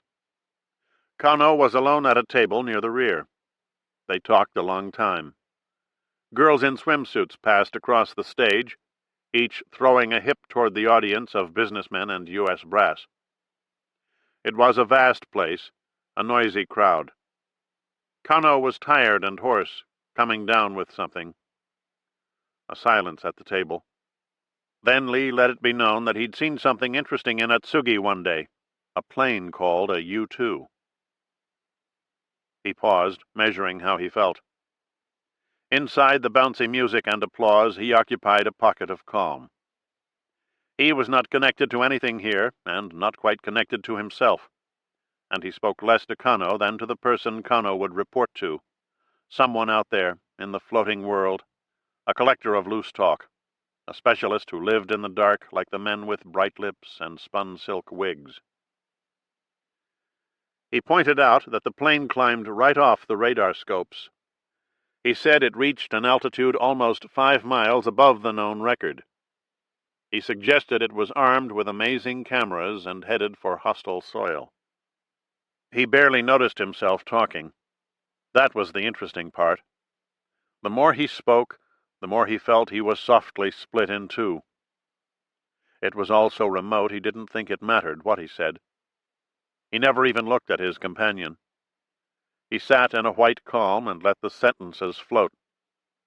Kano studied him, listened, jittery, needing a shave, sniffing the nicotine on his fingers, a habit of his that seemed to imply there was never enough of what you craved. Lee talked softly on. 10,000 years of happiness, or whatever it means when they say banzai. He let it be known that he'd figured out the U-2's rate of climb. He didn't say what it was, but went into detail on other minor matters, testing Kano's knowledge of technical things, lecturing a little, pointing out flaws in the base's security. A man in a white tuxedo introduced the bathing beauties by name. Sincere applause. The two men went into the chill night. It was late and quiet, and Lee pulled his windbreaker tight around him. Kano stood smoking, hunched away from the wind, knees bent, looking down an empty neon street. Take the double E from Lee. Hide the double L in Heidel, Hidell means hide the L. Don't tell. White ideograms. Roman letters ticking in the dark. Kano said they were waiting for one of the hostesses, Tammy, and he looked a little dejected about it, maybe because he needed sleep. She came out a side exit, wrapped in plastic rainwear, including a hat and floppy booties, and seemed ready for some hard-earned relaxation. She thought she knew a pachinko parlor that might still be open. She wanted to play pachinko. A radarman named Bushnell was climbing the exterior stairs of his barracks when he heard a sharp noise, a single hard rap, like a ruler striking a desk. On second thought, no, that wasn't it. More like a little popping sound. A 2-inch firecracker, maybe. Except that wasn't it either. That wasn't even close. Maybe just a slamming door, actually. He went inside and saw Ozzy sitting on a footlocker, alone in the squad bay, showing his funny smile. He had a little bitty pistol in his hand, and there was a streak of blood across his left arm, above the elbow. "I believe I shot myself," he said. Bushnell studied the perfect little scene. He thought Ozzy's remark sounded historical and charming, right out of a movie or TV play. "Where did you get the gun is what I'm thinking if I'm the duty officer and just happened to come around. Meanwhile, would you do something?" "What do you want me to do?" "Get a corpsman would be fine with me." "What's it doing? Is it bleeding? Looks like a shaving cut to me." "There's a hole in my arm." "You shave yet, Ozzy?" "I hear your mother shaves, but you don't. What happens when they see the gun?" "It was an accident." "Bullshit. You should have used your .45. "And blow my arm off." "It's government issue, shitbird. What are you supposed to tell them? I found the gun on a sidewalk at high noon?" "I did find it." "Christ, Ozzy, you make me sick. You're sitting here all alone. What if I don't come in? You just sit and wait. If there's anything I don't respect, it's bad planning. Meanwhile, I am shot. Well, big fucking deal." "I'm bleeding, Bushnell." "You deserve to bleed. You deserve to go white and fucking die. This is a stunt. It is just the oldest stunt in the world. How do you expect them to walk in here and say, 'All right, you're shot, Oswald, so you stay here and the rest of them have to ship their asses out to sea'?" "Because I am shot. That's how I expect them to say it. Completely ignoring the fact you hit only flesh, which it looks like it to me. It's a court-martial offense, I guarantee, the minute they see a weapon that's not authorized." "I took the gun out of the footlocker to turn it in when it went off." "Tell us how small and cute it is." "I am bleeding. You'll be hit with wrongful conduct regardless, same as if you had a riot gun." "It went off when I dropped it. I picked it up off the floor, which at the time I felt dizzy and thought to myself, I'm in a state of shock, so I closed the footlocker in an attempt to sit down, which is how you found me." "Don't tell me. Tell them, shitbird." "Just get me a corpsman, Bushnell. Somebody has to treat me. I'm a wounded Marine." Diagnosis: wound, missile, upper left arm, gunshot. No A or N involvement. Number 8255. 1. Within command. Work. 2. Patient dropped .45 caliber automatic. Pistol discharged when it struck the floor, and missile struck patient in left arm, causing the injury. Narrative summary. This 18-year male accidentally shot himself in the left arm with a sidearm, reportedly of .22 caliber. Examination revealed the wound of entrance in the medial portion of the left upper arm, just above the elbow. There was no evidence of neurologic, circulatory, or bony injury. The wound of entrance was allowed to heal, and the missile was then excised through a separate incision 2 inches above the wound of entry. The missile appeared to be a .22 slug. The wound healed well, and the patient was discharged to duty. Surgery 10-5-57. Foreign body removal of from extremities, left upper arm, number 926. Postcard number 1. Aboard the USS Terrell County in the South China Sea. Ozzie sits on the afterdeck with Reitmeyer, counting the days of ghost maneuvers in the drenching heat, wondering if he'll ever see land again. What do you say I teach you to play chess? Fuck you. It's for your own stupid good, Reitmeyer. Plus, we have to pass the time somehow. Take a flying fuck at the moon. The best players in the world are generally Russian. Fuck them, in spades. Men sit dazed in the streaming light. Postcard number 2. Corregidor, among the war ruins. John Wayne comes to visit the homesick leathernecks of Max 1, interrupting work on a movie being shot somewhere in the Pacific. Ozzie has mess duty. He has mess duty all the time now. But he sneaks a look at the famous man eating lunch with a group of officers, roast beef and gravy that he has helped prepare. He wants to get close to John Wayne, say something authentic. He watches John Wayne talk and laugh. It's remarkable and startling to see the screen laugh repeated in life. It makes him feel good. The man is doubly real. He does not cheat or disappoint. When John Wayne laughs, Ozzie smiles. He lights up. He practically disappears in his own glow. Someone takes a photograph of John Wayne and the officers, and Ozzie wonders if he will show up in the background, in the passageway, grinning. It's time to get back to the galley, but he watches John Wayne a moment longer, thinking of the cattle drive in Red River, the great expectant moment when it starts. Stillness, nervous steers, horsemen in dawn light, the rim of hills, the deep, sure voice of aging John Wayne, the voice with so many shades of feeling and reassurance, John Wayne resolutely to his adopted son. Take him to Missouri, Matt. Then rearing mounts, trail hands yahooing, the music and rousing song, the honest stubbled faces, men he feels he knows, all the glory and dust of the great drive north. He reads Walt Whitman in Hospital Ruins. One thing about Kano, he never talked to Lee in a personal way. He seemed to be reciting, talking into a dictaphone. There was no flexibility in his manner. He didn't see the individual. One other thing. He was in over his head, technically speaking. He didn't know the terminology, all the phrases and labels in aviation electronics, high-altitude reconnaissance. An elevator operator. Ha ha. Lee didn't let on that he'd wounded himself with the Derringer Kano had supplied. First, because the strategy had failed to keep him in Japan. Then, too, he didn't want Kano to know he'd been under his influence. No talking. You stand at attention until assigned. You do not step on white paint at any time. Segments of the floor are painted white. Do not touch white.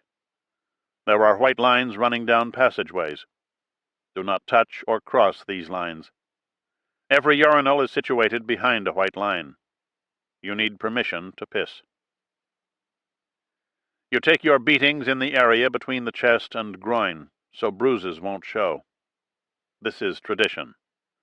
Or a guard will put a bucket on your head and whack it with a truncheon. If you are assigned a cell, your guard will hose out the cell while you are inside it. There are special punishment facilities called the hole, the box, the cage, names with a vivid history familiar from the movies. You never walk where there is room to run. You run to and from your storage box. You stop at every white line and wait for permission to cross. You run in the compound, your grub hoe held at port arms. You are processed naked, holding your sea bag above your head at arm's length, shouting, "Aye, aye, sir," and "No, sir," at the slightest sound. You are permitted to lower the sea bag to the back of your neck only when you bend over to allow them to check your anal cavity for printed matter, narcotics, alcoholic beverages, digging tools, TV sets, implements of self-destruction. This was the brig in Atsugi, a large frame building with cement floors, a number of storerooms, offices, and compartments, a turnkey's area, and a large chicken wire enclosure that contained 21 bunks. The enclosure was filled to capacity. New prisoners were lodged in 6 concrete cells located along a passageway marked with white lines. The cells were designed for single occupancy, but summer was the season of misfits, runaways, violent drinkers, born losers, petty thieves, desperados, men of every manner of delicate temperament. And Oswald had a cellmate named Bobby Dupard, a slim, sad-eyed Negro with a copper cast to his hair and skin. Oswald, first in, got the stationary bunk. Dupard got a swayback cot and a mattress that was a glimmer with flat-bodied, biting things. Things you could crack between your fingernails and they'd break into 2 and become 4 and then 8, swarming back into their cottony nests to breed some more. So what was the point of even trying, according to Dupard? They whispered to each other in the night. "Are you saying when you kill them they multiply?" "I'm saying you can't kill them. Some things too small." "Sleep on top of the blanket," Oswald told him. "They get on through. They bore through." "That's termites that bore." "Hey, Jim, I live with these things for years." "Put the blanket on the floor. Sleep on the floor." "Half the floor is white lines, like they foreseen. Which anyway, the lice jumped down on top of me." A nearly bare space, simple objects, basic needs. Oswald's senses were fearfully keyed. He tasted iron on his tongue. He heard the voices from the chicken wire, guards grumbling like heavy dogs. When they hosed down the floor of the cell block, he smelled the earth embedded in concrete. Pebbles, gravel, slag, and broken stone, all distantly mixed with ammonia, like contempt blended in. Dupard was from Texas. "Leads the nation in homicides," Oswald said. "That's the place." "Whereabouts?" "Dallas." "I'm from Fort Worth off and on myself." "Neighbors. Ain't that something? How old is a kid like yourself?" 18, Oswald told him. "You a baby. They throw a baby into prison. How much time you bring with you?" 28 days. "What's the charge?" "First, I accidentally shot myself in the arm, which they court-martialed me for, but suspended the sentence." "If it's accidentally, what's their point?" "They said I used an unregistered weapon. I had a private weapon." "Which they never handed out." "Which I found. But that doesn't matter in their eyes as long as the weapon is not registered." "But they suspend the sentence. So then what?" "Then there was a second court-martial." "Sound like somebody push his luck." "Based on an incident. That's all it was." "I believe it." "There's a sergeant, Rodriguez, that's been giving me mess duty all the time. Doesn't like me, which I guarantee it's mutual. So we had words more than once. I let him know how I felt about being singled out. He told me it's the court-martial that's keeping me out of the radar hut, plus general standards, which he's saying I don't dress or behave up to standards. I saw him at a local bar and went right over. I told him. I said, get me off these menial jobs. We were standing jaw to jaw. He thought I'd say my piece and back off. But I stood right there. There were people pressing close. My mind was already working. Potential witnesses. I told him what I thought. That's all. I didn't wise off. I was simple and clear. I said I wanted fair treatment. I told him. I didn't bait him. He said I was baiting him. He said I wouldn't get him to fight. More trouble than it was worth. Lose him a stripe or something. Some guys egged us on. They told Rodriguez, whip him good. But I wasn't trying to get him to fight. I was stating my case in the matter. He called me maricon. He whispered to me, maricon, with a little sweet smile. I told him I know what that means. I heard Puerto Ricans use those words. I know those words. He said he was no Puerto Rican. I told him don't use Puerto Rican words. It was heated then. They were all around us. Somebody shoved me and I spilled my beer all over Rodriguez. Accidentally spilled. I said you saw I was pushed. I told him. I didn't apologize or make an excuse. It wasn't my fault. They were shoving all around. I was only standing up for my military rights. Regulate the voice, Bobby whispered. So that was the second court-martial. But I defended myself this time. I questioned Rodriguez on the stand. I was proved not guilty of throwing my drink on him, which is technically an assault charge. How come here we are, having this talk? They said I was guilty of a lesser charge. Wrongful use of provoking words to a staff non-commissioned officer. Article 117, bang.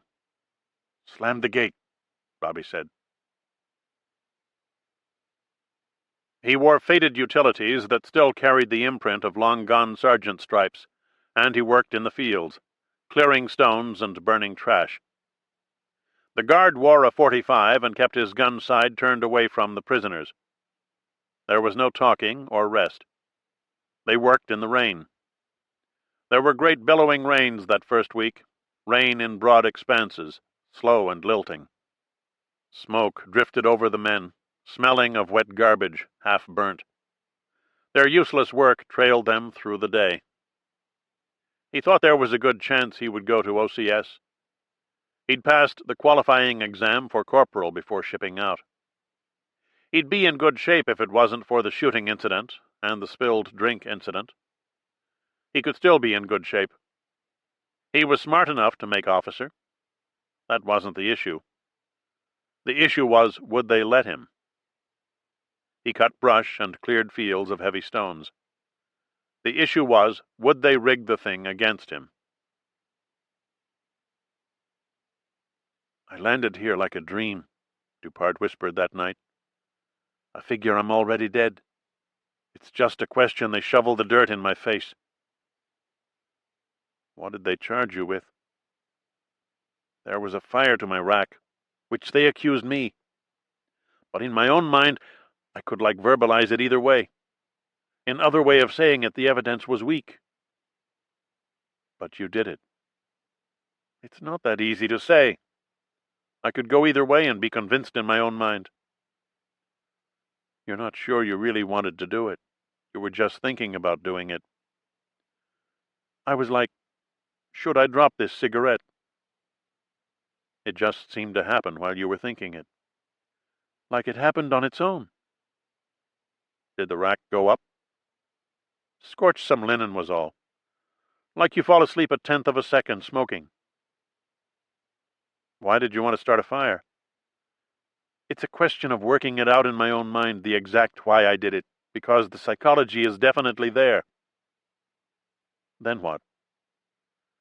Mainly one thing. I deserted. Why? Because I want to book on out of here, Bobby said. I am not a Marine. Simple. They ought to see that and just call a halt. Because the longer it goes on, there's no chance I deal with this shit.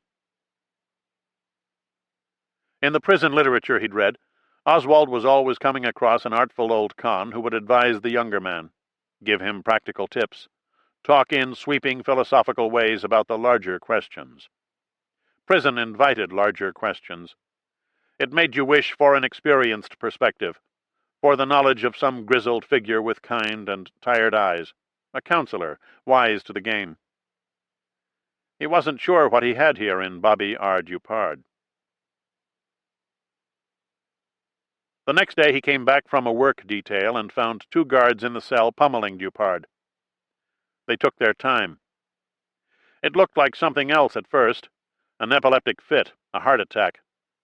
But then he understood it was a beating. Bobby was on the deck, trying to cover up, and the 2 men took turns hitting him in the kidneys and ribs. One guard sat on Oswald's bunk, leaning way over to throw short lefts like a man trying to start an outboard.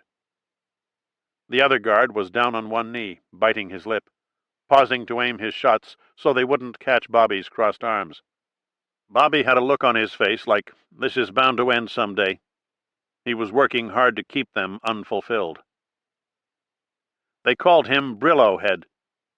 He showed a little smile as if only the spoken word might perk his interest. They went back to pounding. Oswald stopped at the white line outside the cell.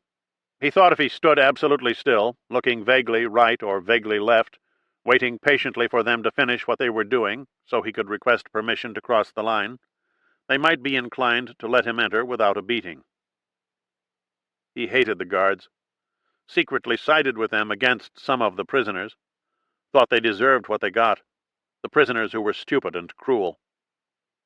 He felt his rancor constantly shift, felt secret satisfactions, hated the brig routine, despised the men who could not master it, although he knew it was contrived to defeat them all. When a man was returned to his unit from the chicken wire enclosure, a man from the cells took his place. When a man in the chicken wire fouled up, he got a cell of his own, sea rats to eat, close and horrendous attention. When a man from the cells fouled up, he was thrown in the hole, a junior-sized cell with a dirt floor and a cat hole to crap in. Because of the overcrowding, there was constant shifting of prisoners, many ceremonial occasions at white lines, inspections, friskings, shakedowns, foul-ups.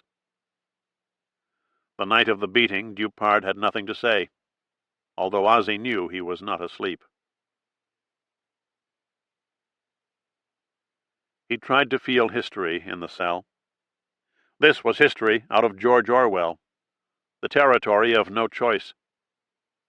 He could see how he'd been headed here since the day he was born. The brig was invented just for him. It was just another name for the stunted rooms where he'd spent his life. He'd once told Reitmeyer that communism was the one true religion. He was speaking seriously, but also for effect. He could enrage Reitmeyer by calling himself an atheist. Reitmeyer thought you had to be 40 years old before you could claim that distinction.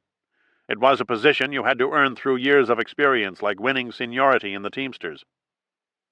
Maybe the brig was a kind of religion, too. All prison. Something you carried with you all your life. A counterforce to politics and lies. This went deeper than anything they could tell you from the pulpit. It carried a truth no one could contradict. He'd been headed here from the start. Inevitable. Trotsky in the Bronx, only blocks away. Maybe what has to happen is that the individual must allow himself to be swept along, must find himself in the stream of no choice, the single direction. This is what makes things inevitable. You use the restrictions and penalties they invent to make yourself stronger. History means to merge. The purpose of history is to climb out of your own skin. He knew what Trotsky had written, that revolution leads us out of the dark night of the isolated self.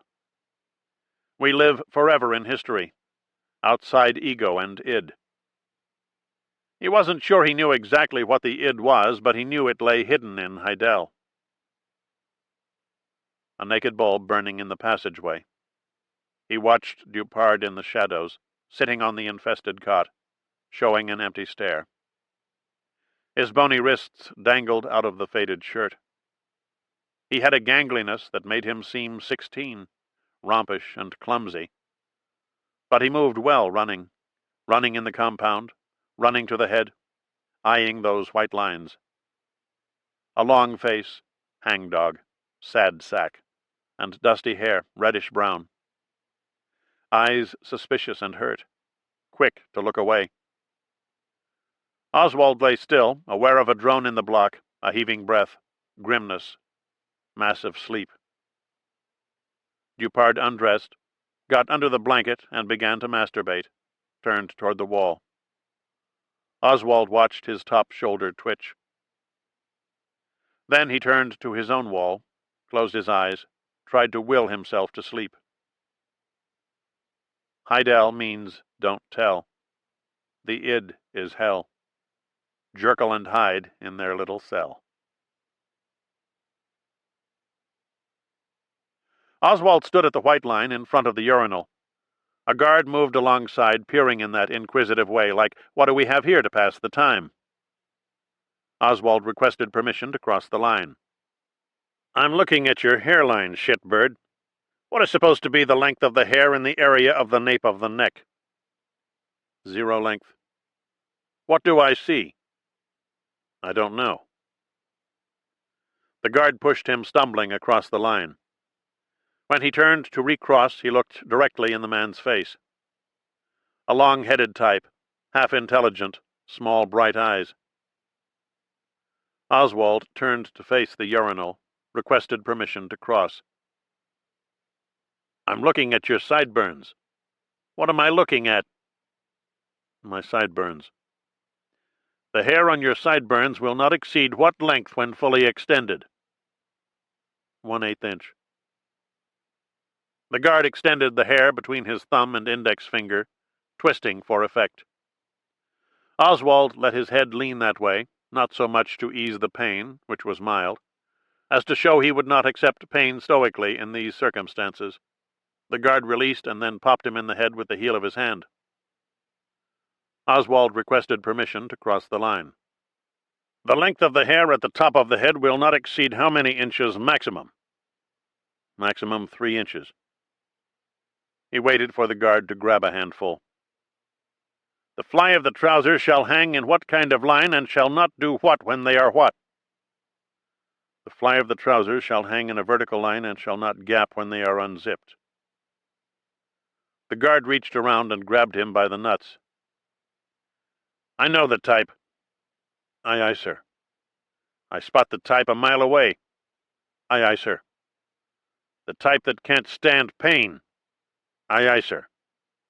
"The sniveling, phony Marine."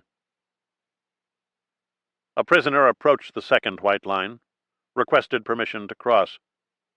The guard looked over slowly. He let go of Oswald's crotch. It was raining again.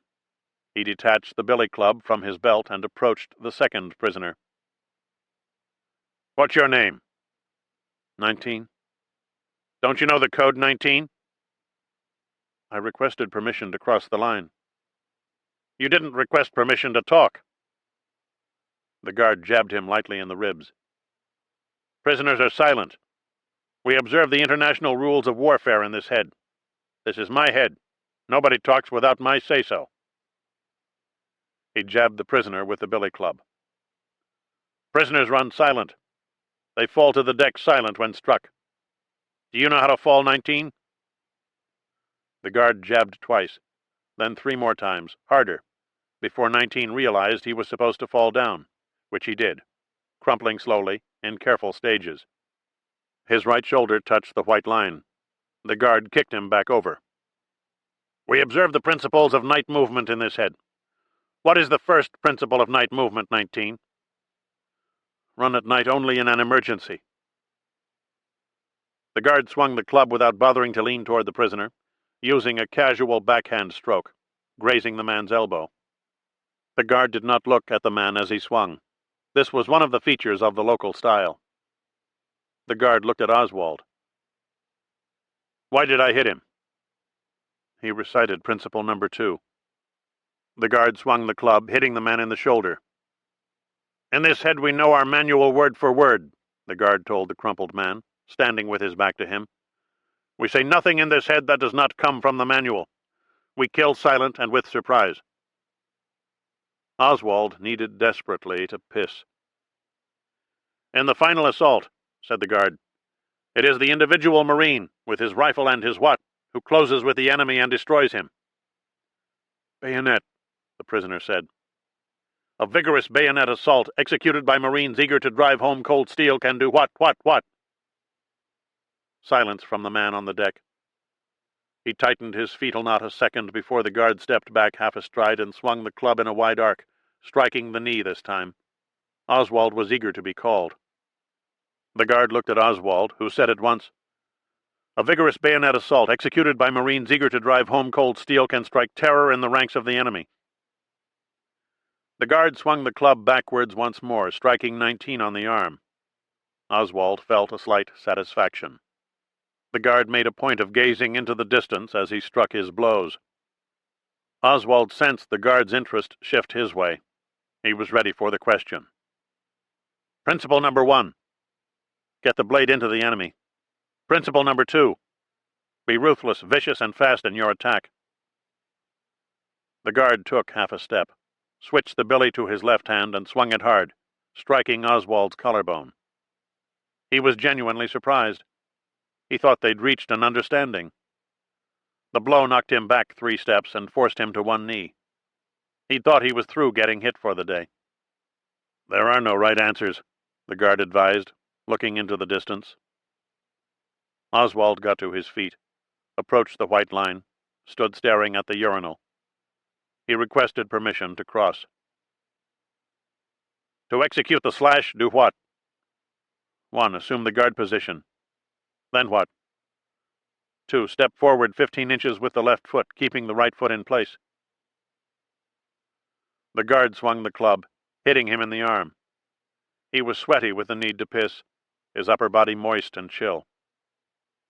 There are no right answers in this head. It is the stupidest arrogance to give an answer that you think is right. The guard jabbed him in the ribs with the butt end of the stick. The other man, 19, was still crumpled on the deck. The guard swung the club, smashing Oswald on the upper back. The idea seemed to be, why bother with questions? Oswald made a decision to let the piss come flowing out. It was an anger and a compensation. He felt it flow down his leg, knowing deep relief, deliverance, good health everywhere, long life to all. The guard swung the club, hitting the side of Oswald's neck. He put his hands over the back of his head, covering up. The last blow put the guard strangely on edge. He stood looking into the distance, but was different from before, mouth hanging open, a dead spot in his eye. And Oswald knew they were all one word away from a private carnage of the type you hear about from time to time, nameless and undetailed. He watched the puddle take shape on the floor, his arms crossed at the back of his head. He needed a moment to think. He sighed deeply, stepping up to the white line. He looked straight ahead and lowered his hands slowly to his sides. It was his sense of things that if he moved slowly and openly, and did not show terror, the guard would stand off. The guard's mental condition had to be taken into account. They were all here to see to it that the guard came through. Oswald believed that the man crumpled on the deck knew this as well as he did. He sensed the man's awareness of the moment. They had to let the moment cohere, build itself back to something they all recognized as a rainy Wednesday in Japan. He stood at the white line and waited. Dupard whispered in the dark. I definitely get the idea they want to send me home in a box. The first minute I put on the green service coat, I look like I'm dead. It's a coffin suit for a fool. I seen it on the spot. I like the uniform, Ozzy told him. It was great how it looked. I was surprised how great I felt. I kept it cleaned and moth-proofed.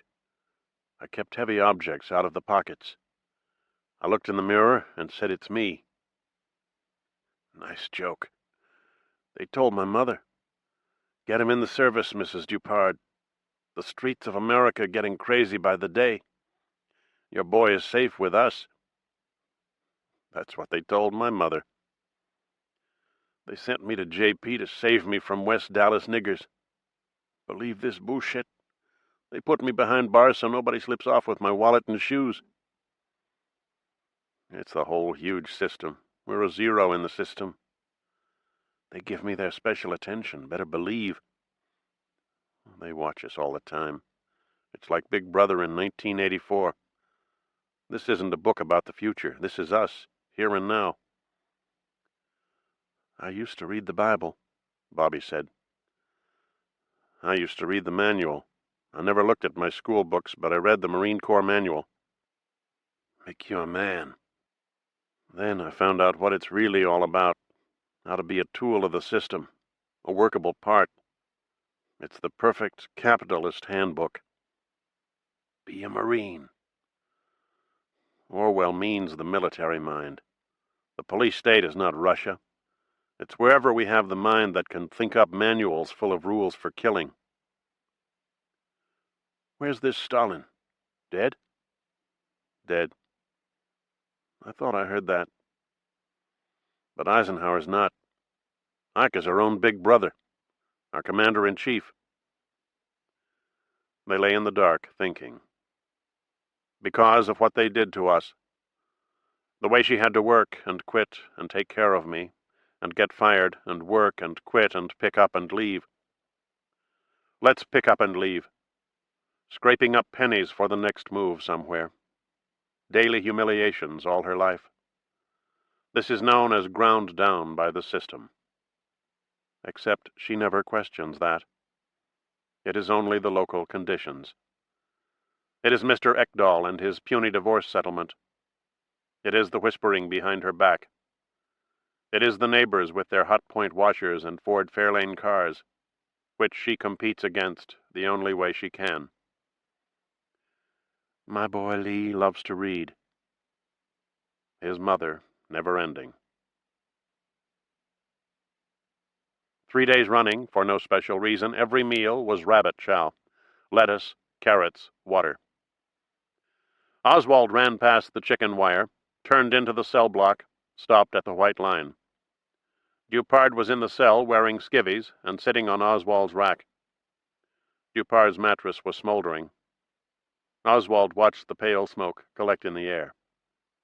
His cellmate just sat there, hangdog, thoughtful, picking at his feet.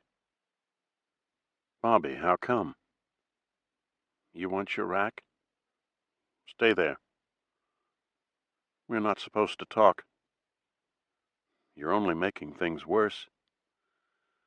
I'm evicting lice, that's all. They're boring into my skin. Time to rid the premise, man. Did you ask for a new mattress? I asked. They punched my face. He was calm, a little sullen, mainly thoughtful and resigned. They'll only extend your time. In my own mind, this is nothing to excite themselves. I don't feel like there's any guilt to be handed out whereby I'm punished.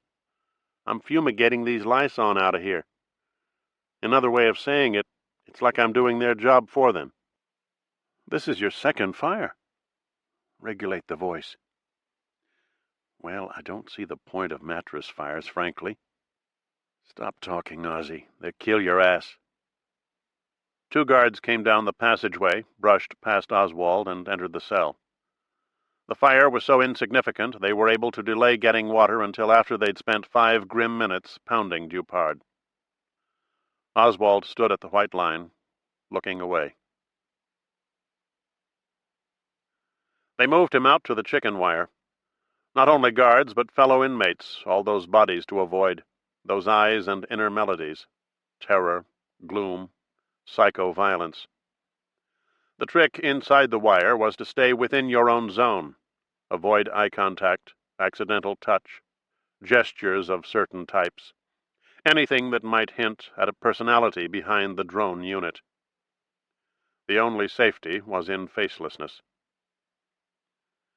He developed a voice that guided him through the days, forever, endless, identical. The brig was so unthinking it eventually drove out fear. He ran in the passageways. He ran in place. He scrubbed the brightwork in the head, squared away his area, made up his rack. The point of the brig was to clean the brig. He drew his bucket from the storeroom, stood at the white line. They'd built the brig just to keep it clean. It was where they put their white lines. Everything depended on the lines. The brig was the place where all the lines that were painted in the military mind were made bright and clean forever. Once he understood that, he knew he had their number. He sat in the TV room watching reruns of Dick Clark's American Bandstand. Reitmeyer came in to shake his hand. 6 other guys dropped by to ask about the brig. He wore his Hawaiian shirt, smirking a little, telling them he'd breezed right through. Great training for life in the U.S. Gives you that competitive edge." "That's Ozzy for you," said his barracks mates. "That's the rabbit. That's Bugs." And they drifted out one by one, leaving him to stare at the high school boys and girls shuffling drowsily on a dance floor in Philadelphia. 2 weeks later, he followed directions to a house in the Sanya district of Tokyo. He made his way through a ragpicker's village built with material scavenged from other parts of the city. Old women jogged through the alleys carrying empty bottles, broken chair legs, pieces of indefinable junk. Houses were shoulder high, made of old packing crates and strips of sheet metal, the walls stuffed with cardboard and rags. There were lines of people selling blood at mobile units, people who seemed hollow-bodied, so small, in such collapse. It would never bottom out. No matter how far down you went into the world, there were distances still to go, worse things to see and experience. He made it a point not to hurry through the area. He wanted to see what was here. He entered a tenement and looked in an open door to a flat where a young man was trying to fix a mimeograph machine. Kano had told him to go to the 4th floor, but hadn't supplied an apartment number. The hallway was dark and rank. A child was wailing on one of the upper stories. Idell climbs the ancient, creaking stairs. On 4, 2 more doors were open. Students milled inside the apartments, moved from one to the other. A young man looked at Ozzy, who was standing in the hallway, smiling, in his t-shirt and dusty jeans. The man smiled back and pointed to a door at the end of the hall. Oswald knocked and was told to enter. He saw a tatami mat and low table. A woman moved across the room. She was about 50 years old, with a moon face and pixie hairdo, wearing a light cotton kimono. She said her name was Dr. Braunfels. She taught German and Russian on a private basis to students at Tokyo University. She understood he was interested in learning Russian. He said he was, and waited. She sat cross-legged on the mat at the far side of the table. She asked him to take off his shoes. These were the nice little gestures that went with the setting. She wore eye makeup that matched the pale blue shade of the kimono. He hadn't expected a European. It was encouraging. It was all to the good. It made his decision seem timely, fixed to favorable circumstances. She was probably important, an advisor to radical students and a recruiting officer or handler of agents. She gestured for him to sit facing her on the mat. She watched him assume the awkward position. They ate rice cakes wrapped in seaweed. "And you are Oswald Lee," she said finally, as if correcting an imbalance, adding the last stately note to some diplomatic exchange.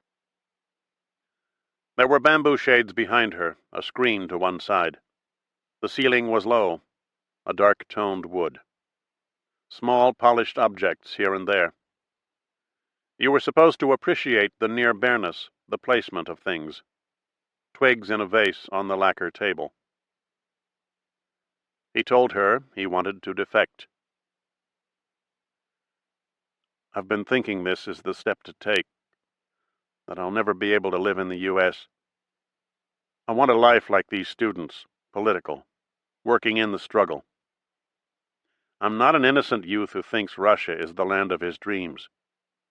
I look at this coldly in the light of right and wrong. I do think there is something unique about the Soviet Union that I wish to find out for myself. It's the great theory come to life. Before I was 15, I began indoctrinating myself in the New Orleans library. I studied Marxist ideology. I could lift my head from a book and see the impoverishment of the masses right there in front of me, including my own mother in her struggle to raise 3 children against the odds. These socialist writings showed me the key to my environment. The material was correct in its thesis. Capitalism is beginning to die. It is taking desperate measures. There is hysteria in the air like hating Negroes and communists. In the military, I'm learning the full force of the system. There is something in the system that builds up hate. How would I live in America? I would have a choice of being a worker in a system I despise or going unemployed. Nobody knows how I feel about this. I'm sincere in my ideal that this is what I want to do. This is not something intangible. I'm ready to go through pain and hardship to leave my country forever. That evening he sat alone at the Queen Bee, thinking he'd approached the main business too quickly. She did not seem happy to hear the news, and she countered it with news of her own. His unit was shipping out for the latest hotspot, Formosa, in a couple of weeks. What she wanted him to do, for now, was put aside any thought of defecting and concentrate on getting access to classified documents and photographs. She spent some time discussing this. She talked about his job, not his life. She wanted tactical call signs, authentication codes, radio frequencies. She wanted spotter photos of U-2s. There would be money for this, although she realized money was not his motive. She talked about a second meeting in Yamato, near the base, and gave him detailed directions. She spoke in a practiced way about procedures and craft, about the need for discipline, possibly referring to his rumpled street clothes and day-old stubble. She said she admired the Japanese because a man might spend a lifetime getting one thing right. She had a full mouth and pudgy hands. There was a mock girlishness about her, several levels of something tricky and derisive. He told her he was serious about learning Russian. At the Queen Bee he waited for Tammy to finish work, and he spent the night with her in the flat she shared with two of her sisters. They had sex, more or less furtively, as the sisters watched TV. Curled in a corner of the room, unable to sleep, his head in the crook of his lover's arm, he thought of a number of things Dr. Braunfels didn't know. She didn't know he'd been on mess duty since the first court-martial. Mess duty, guard duty, a series of shit details. Everything but gazing into radar scopes. She didn't know he'd lost his security clearance after the second court-martial. She didn't know there was a second court-martial, or a first, for that matter. And she didn't know about the incidents that brought them about. One last thing she didn't know, and that was how far out on a limb he would have to go to snatch documents from a restricted area without clearance. Seeing her smooth round face, doing her accented voice, he said to himself in the dark, "What kind of foul-up do we have here, Oswald Lee?" Back in Atsugi, he went on a movie binge. He saw every movie twice, kept to himself, spent serious time at the base library, learning Russian verbs. Ozzy thought, what if she's only interested in twisting me dry? He met her in a flat above a bicycle shop. There was an open umbrella drying in the hall. She wore Western clothes, a raincoat over her shoulders. They shook hands like hospital roommates. She had that cropped, uneven hair that was way too young and made him think she was undependable. A person who could not survive without double meanings, or saying one thing to mean the opposite. "You are much greater value," she said, "going on with your duties, reporting to me at regular times. Go where they send you. Why not? We wish you to get ahead. You get ahead here, not in Moscow or Leningrad." "What if I'm determined to go?" "This is not the time for you." "Couldn't they train me there, then send me back?" "You are already back." A little joke. He told her he had no documents. Documents would come possibly in the near future. It all depended. In the meantime, he showed his goodwill by reporting the number and type of aircraft in his squadron, and the squawk codes for aircraft entering and exiting the identification zone. He did not tell her everything he knew about the U-2. He told her a few technical things, studying her reaction to the terms. He told her there was talk around the base that the plane's cameras scanned through multiple apertures. How wide a trek? He hated to say he didn't know. She asked the names of U-2 pilots. She wanted technical manuals, instruction sheets. He gave the impression that further information would be available in the normal course of things, depending. He definitely wanted instruction in Russian. He'd brought along an English-Russian dictionary. The sight of it made Dr. Braunfels sink deeply into her raincoat. She told him never to do that again. She would bring whatever books were needed. They sat at the table in dim light, going over pronunciations. She seemed impressed by his efforts. If he was willing to keep studying on his own, without attracting attention, she would give him as much help as she could. She talked about the language for some time, seemingly against her better judgment, drawn by his earnest desire to learn. Working with her, making the new sounds, watching her lips, repeating words and syllables, hearing his own flat voice take on texture and dimension. He could almost believe he was being remade on the spot, given an opening to some larger and deeper version of himself. The language had a size to it, a deep-reaching honesty. He thought she was a good teacher, firm and serious, and he felt a small, true joy pass between them. He said to her, 1,000 years from now, people will look in the history books and read where the lines were drawn, and who made the right choice and who didn't. The dynamics of history favor the Soviet Union. This is totally obvious to someone coming of age in America with an open mind. Not that I ignore the values and traditions there. The fact is, there's the potential of being attracted to the values. Everyone wants to love America. But how can an honest man forget what he sees in the daily give and take that's like a million little wars? Reitmeyer listened to the greetings, which were followed by a halting dialogue, with hand gestures, between his off-and-on buddy Oswald and a corporal named Yaroslavsky. He thought it was curious that a pair of U.S. Marines would turn up at muster every day chatting in Russian. It annoyed Reitmeyer. It definitely rubbed him the wrong way, the private joke they made of it all, laughing over certain phrases, calling each other comrade. They seemed to think this was hilarious. 7, 8, 9 days running. This half-ass foreign gibberish. Only in America, as the saying goes. Except this is Japan, he reminded himself, and every day is a strange day in the fabulous East. He watched Tammy apply eyebrow pencil to her lips, a fad among teenage girls in JP that year. She was younger than Mitsuko, but not that young. Mitsuko had vanished into the floating world, and it was possible Tammy would follow any time. She posed for him now in a fluffy blouse and toreador pants.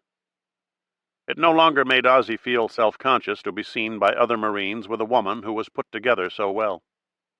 The guys in Max 1 couldn't figure it out. She took him to a place called the Loneliness Bar, where the hostesses wore swimsuits treated with a chemical substance. The idea was to strike a match on a girl's backside as she walked by your table. 4 Negro GIs went apeshit striking matches on sleek bottoms. There were matches jutting from the knuckles of every hand. They hooted and laughed, could not contain their amazement. They were young Southern Negroes, awkward and spindly, with a likable slapstick manner. And they made him wonder what had happened to Bobby Dupard. It put a kind of doom on the evening. He sat drinking beer in the stink of all those blistered matchheads, explaining his past to Tammy in simple phrases. A night in the life of the Loneliness Bar. 3 days later, he felt a stinging heat when he pissed. It burned inside. 2 days after that, he couldn't help noticing a thick discharge from the selfsame organ. He went to the head in the middle of the night to study the fluid, a dreadful yellowish drip. At the lab, they took a series of smears and cultures, gave him 900,000 units of penicillin, intramuscular, over a 3-day period, and returned him to light duty. Ozzy had the clap. The pilot arrives in an ambulance with armed guards. He wears a white helmet that is sealed to his airtight suit, and he strides to the unmarked plane without delay. The ground crew and guards back off as the engine emits the high-pitched signal that always brings a few men slouching out of the radar shack to watch the Black Bandit jet streak down the runway. It's over almost at once, the shrill sound rising, the strut and wheel devices keeping the long wings level until flying speed is reached. Then the plane is up. The pogos drop off. The men try to keep track of the fast, steep climb, the brilliant leap into another skin. They scrunch up their faces, peering into the haze. But the object is already gone, part of the high quiet, the flat and seamless sky out there, leaving behind a string of soft, drawled curses and murmurs of disbelief. The pilot, sooner or later, whoever he is, whatever his base or his mission, thinks about the items stored in his seat pack. Water, field rations, flares, a first aid kit, a hunting knife and pistol, a needle tipped with lethal shellfish toxin and concealed in a fake silver dollar. We'd just as soon they didn't get a chance to interrogate you guys. Not that we think you'd breathe a word. There is also the delicate charge of cyclonite that will pulverize the camera and electronic equipment an undetermined number of seconds after the pilot activates the timer and gets his feet into the stirrups of the ejection seat, should the remote possibility arise that any such maneuver is necessary. Now, you people understand the ejection seat can cause amputation of the limbs if things don't work just perfect. So maybe you ought to figure on slipping quietly over the side, like you don't want to wake the kids. He can't help thinking, sooner or later, about the worst that could happen. A stall at extreme altitudes. Or an SA-2 missile just happens to detonate nearby, knocking out a stabilizer. Not that the bastards have the know-how to go that high. Next thing he knows, he is out in the stratosphere, sky-hiking with a pack on his back. And he tries to convince a somewhat dreamy hand to jerk the pull string. At 15,000 feet it happens automatically, swat, the orange plume streaming out of his shoulder blades. It becomes a matter of dignified descent.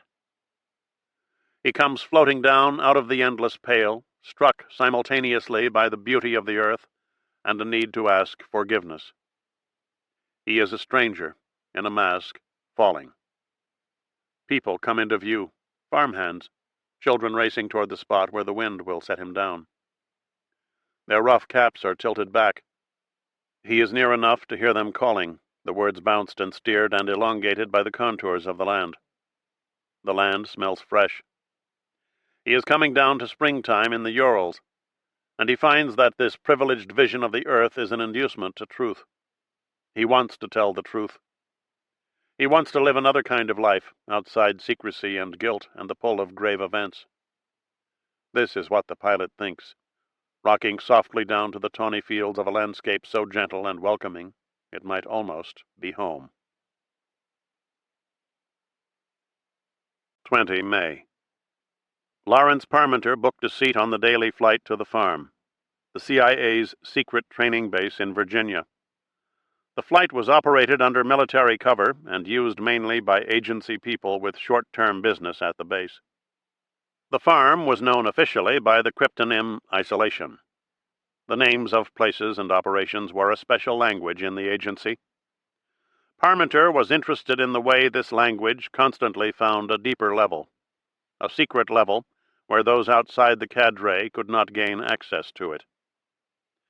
It was possible to say that the closest brotherhood in the agency was among those who kept the crypt lists, who devised the keys and diagraphs, and knew the true names of operations. Camp Peary was the farm, and the farm was Isolation, and Isolation probably had a deeper name somewhere, in a locked safe or some computer buried in the ground. He showed his laminated badge to the MP at the gate. The badge was coded to reveal to the trained eye just how much clearance the owner had.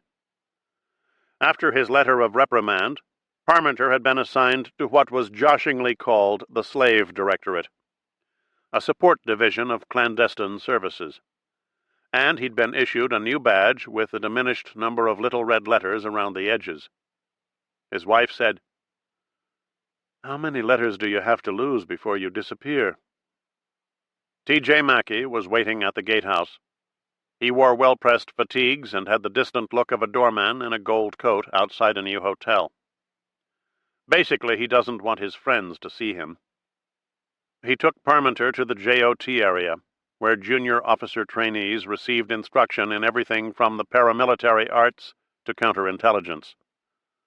They sat alone in one of 4 sections of bleacher seats that formed an amphitheater over a pit area. 2 young men were grappling in the dust. An instructor circled them in a busy way, speaking a language Larry did not recognize. "Things broke our way early," he said to Mackey, "but we've reached a static period. I've been in touch with Guy Bannister." "Camp Street?" "That's the one. He talked to the Dallas field office of the FBI about this Oswald. They finally got him an answer. He left Dallas April 24 or 25. There's a Russian wife. Left Dallas May 10 with her baby. Nobody knows where." "That's right." "Which leaves us groping." "I thought you had a line of communication." "George de Mohrenschildt. But he's in Haiti. Besides, I don't want him to know how interested we are in Oswald." "How interested are we?" "He sounds right, politically and otherwise. Wynne wants a shooter with credentials. He's an ex-Marine. I managed to get access to his M1 scorebook and other records." "Can he shoot?" "It's a little confusing. The more I study the records, the more I think we need an interpreter. He was generally rated poor, but it looks like he did his best work the day he fired for qualification. He got a 212 rating that day, which makes him a sharpshooter. Except they gave him a lower designation. So, either the number is wrong, or the designation is wrong. Or the kid cheated. There's something else we ought to discuss, although I told Wynne it seems way too soon. Accidental hits. You want a realistic-looking thing. That means multiple rounds flying from a number of directions. Wynne says hit the presidential limousine, hit the pavement, hit a Secret Service man. Just don't shoot anyone in the car. Hit a Secret Service man. Hit. Don't kill." "This isn't a controlled experiment," Mackey said. "If at all possible, you try to wound one of the men in the follow-up car. The way these things work, there are 2 agents on each running board of the follow-up car. That's 4 dangling men. And the car is going about 12 miles an hour. And it's only 5 feet behind the presidential car, which makes it perfectly plausible. An agent taking a bullet meant for the president." "Where do we do it?" "Miami." "Good enough. If at all possible, that's where Wynne says we do it." "It ought to be Miami." "Definitely." "Agreed." Sooner or later, the president will take a swing through Florida. All the political signs point that way. 2 more young men entered the pit. Mackey said they were South Vietnamese being trained for the secret police. Foreigners attending sessions at the farm were known as black trainees. A few of them, on sensitive assignments, had been brought to the U.S. under conditions so secure, according to Mackey, that the men did not necessarily know what country they were in. Larry thought this was far-fetched. Look at the damn trees, you know you're in Virginia. But he was careful to say nothing to T.J. T.J. was not to be disputed on subjects central to his interests. He told Parmenter he would stay in close touch with Guy Bannister. Bannister's detective agency was the Grand Central Station of the Cuban adventure. Every type renegade passed through. Guy would help them locate a substitute for this kid who'd disappeared. Someone rated expert with a rifle and scope. A shooter who could blast a finger off a dangling man. When Parmenter was gone, TJ sat in the bleachers watching the Vietnamese bounce each other around.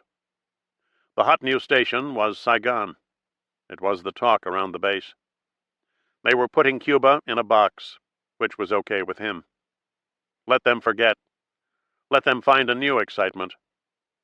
It would make the moment in Miami all the more powerful. Some hours later, Mackey was in his trailer in the woods outside Williamsburg. Light beams floated through the trees, and then he heard the ghetto clank of Ramo's 57 Bel Air. He opened the trailer door and watched them get out, two men showing the stiff, weighted movements of long-distance drivers. Mackey said, "Just in time for dinner, except there isn't any." The words sounded abrupt and clean in the empty night. "Maybe just a swallow. Un buchito," Ramo said. "We ate on the road."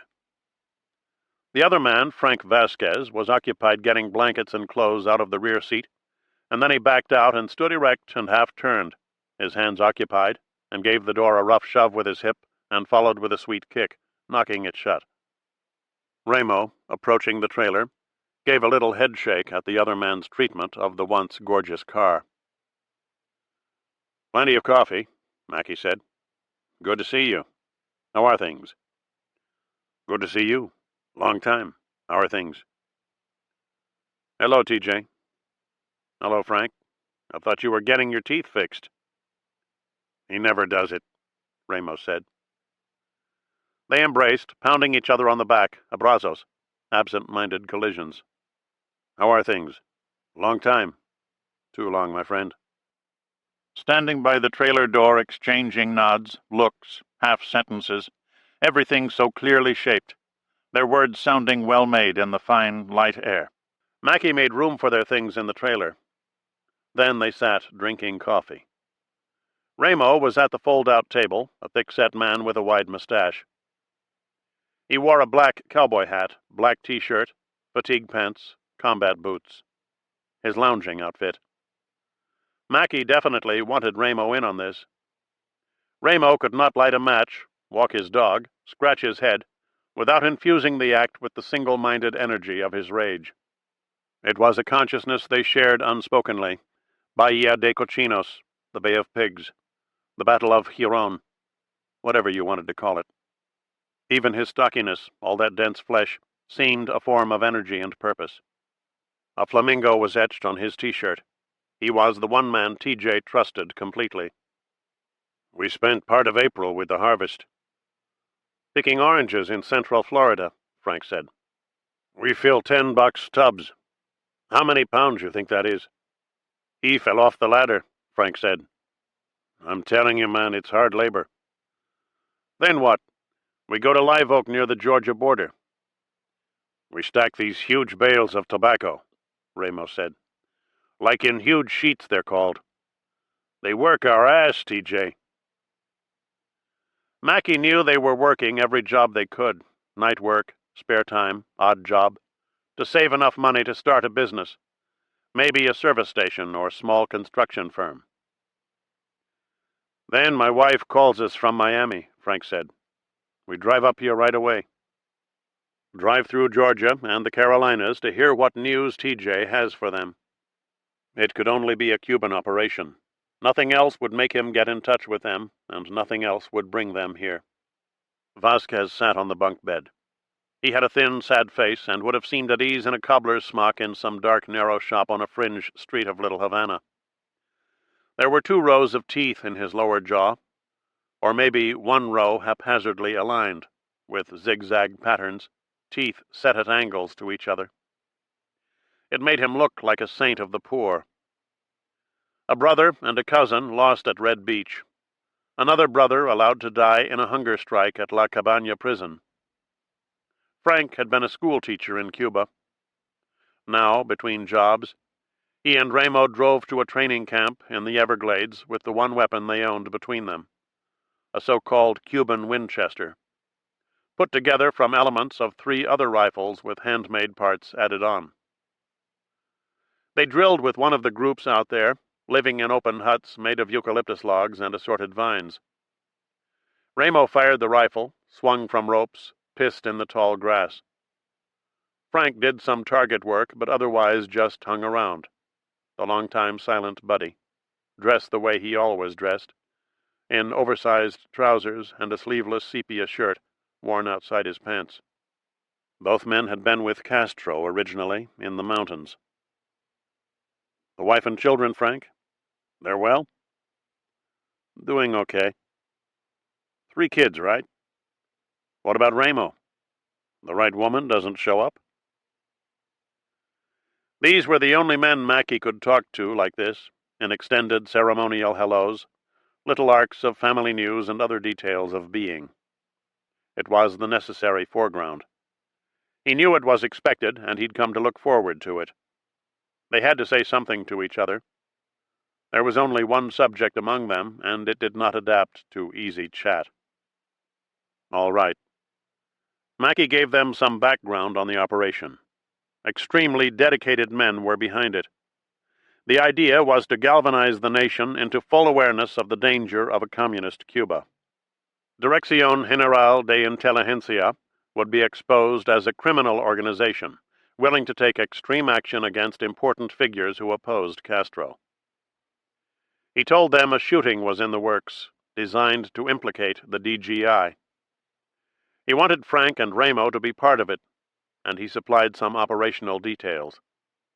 High-powered rifles, elevated perches, a trail of planted evidence, someone to take the fall. There would be $500 a month for each of them, commencing now, and a nice payday when the job was done. The men behind the plan, he said, were respected agency veterans, deep believers in a free Havana. He did not mention Everett and Parmenter by name. He did not tell them who their target was or where the shooting would take place. He would let details drop here and there in time, as need dictated. The other thing he did not say was that they were supposed to miss. The Parmenters lived in a stunted frame house at the edge of a brick sidewalk in Georgetown. The sidewalk bulged and rippled, and the once quaint house was slightly shabby now, a mousy relic no one noticed. It was Beryl who'd wanted to live here. The corporate suburbs were not for them, she said. Guarded shop talk over drinks and dinner with colleagues and their anxious wives. She wanted to live in town. Fan lights, wrought iron, leaded glass. The security of a small and darkish place with old familiar things lying about, with books, rugs, dust, a wine cellar for Larry, a tininess, an unnoticeability, if such a word exists. There was something about a long and low and open space house with a lawn and a carport that made her feel spiritually afraid. Larry paced the small rooms now, drink in hand, wearing an enormous striped robe. Beryl was at her writing desk, clipping news items to send to friends. This was a passion she'd discovered recently, like someone in middle life who finds she was born to show pedigreed dogs. Nothing that happened before has any meaning compared to this. A week's worth of newspapers sat on the desk. She sent clippings to everyone. There was suddenly so much to clip.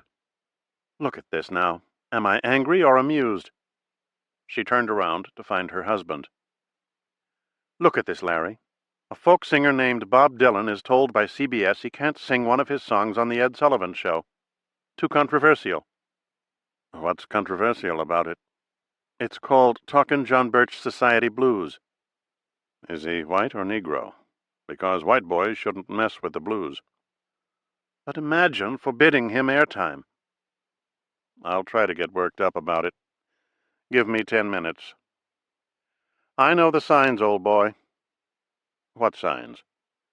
When you sweep through the house guzzling gin, I know exactly what it means. Nostalgic for Guatemala. Some people thought Beryl had money. It was one of the false impressions that collected around her. What she actually had was a small picture-framing shop on Wisconsin Avenue, strictly a marginal income. Lithographs, photographs, framing. Other people thought she was creative. One of the softer arts, quilt-making, watercolors. She had a look and manner people took to be unconventional in a certain way, a kind of reclusiveness in a crowd. She wore soft clothes. She draped herself in casual layers, a smallish woman, half buried in pastels. There was always the idea she was in quiet retirement from some fear or pain. She bought factory outlet moccasins, never wore jewelry, kept snapshots of her mother in favorite books. People thought she was a canned soup heiress who painted seascapes with birds. She ate soft food, spoke softly, with a slight huskiness, a sexiness. She was very sexy at 47. There was still that smoky little thing about her. The sexy, swaying walk, the dark voice. She had a dry way of delivering friendly insults directly into people's chests. She walked softly swaying into a room, and you could sense anticipation in the group. They began preparing their laughter before she said a word. It was seen as a mark of the Parmenter's sophistication that she raked the agency in mixed company while Larry looked on grinning. Not that she didn't mean what she said. No, I am not making fun. I admire what you did in Guatemala. If not politically, then in other ways. It was practically bloodless. I certainly admire that. It was a textbook operation. Of course, there would have been no need for an operation if the Guatemalans hadn't taken back all that land belonging to United Fruit. Is that what happened? Oh. I love the way you say textbook operation.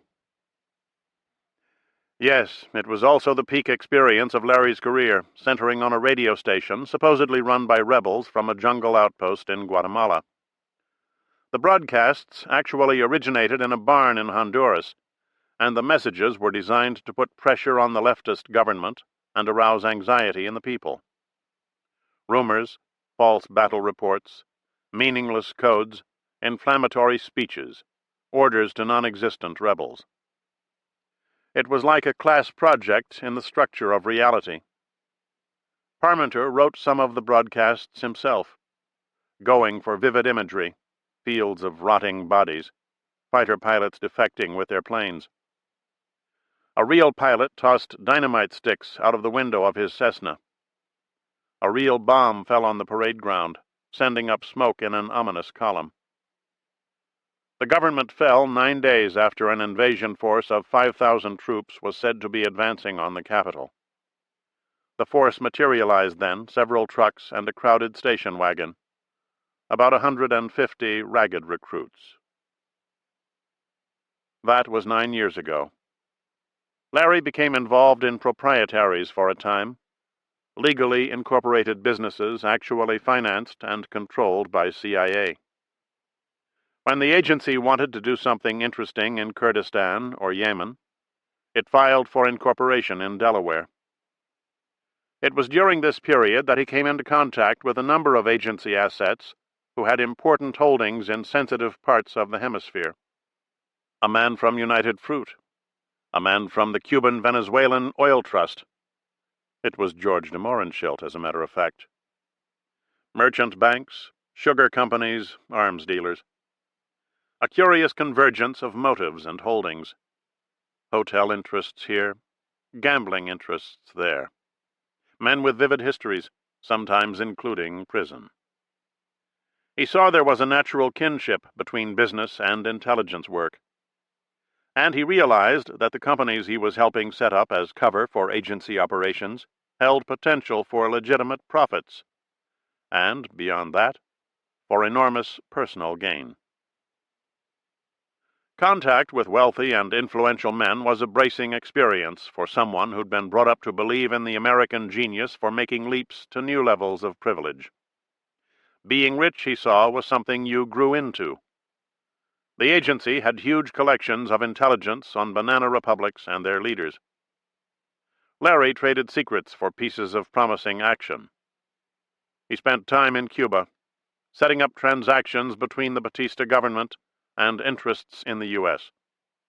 He helped arrange mineral surveys, land development deals, drilling contracts. casino franchises. He traveled to Oriente Province to learn the extent of the rebel threat to cane fields controlled by U.S. firms. The extent was considerable.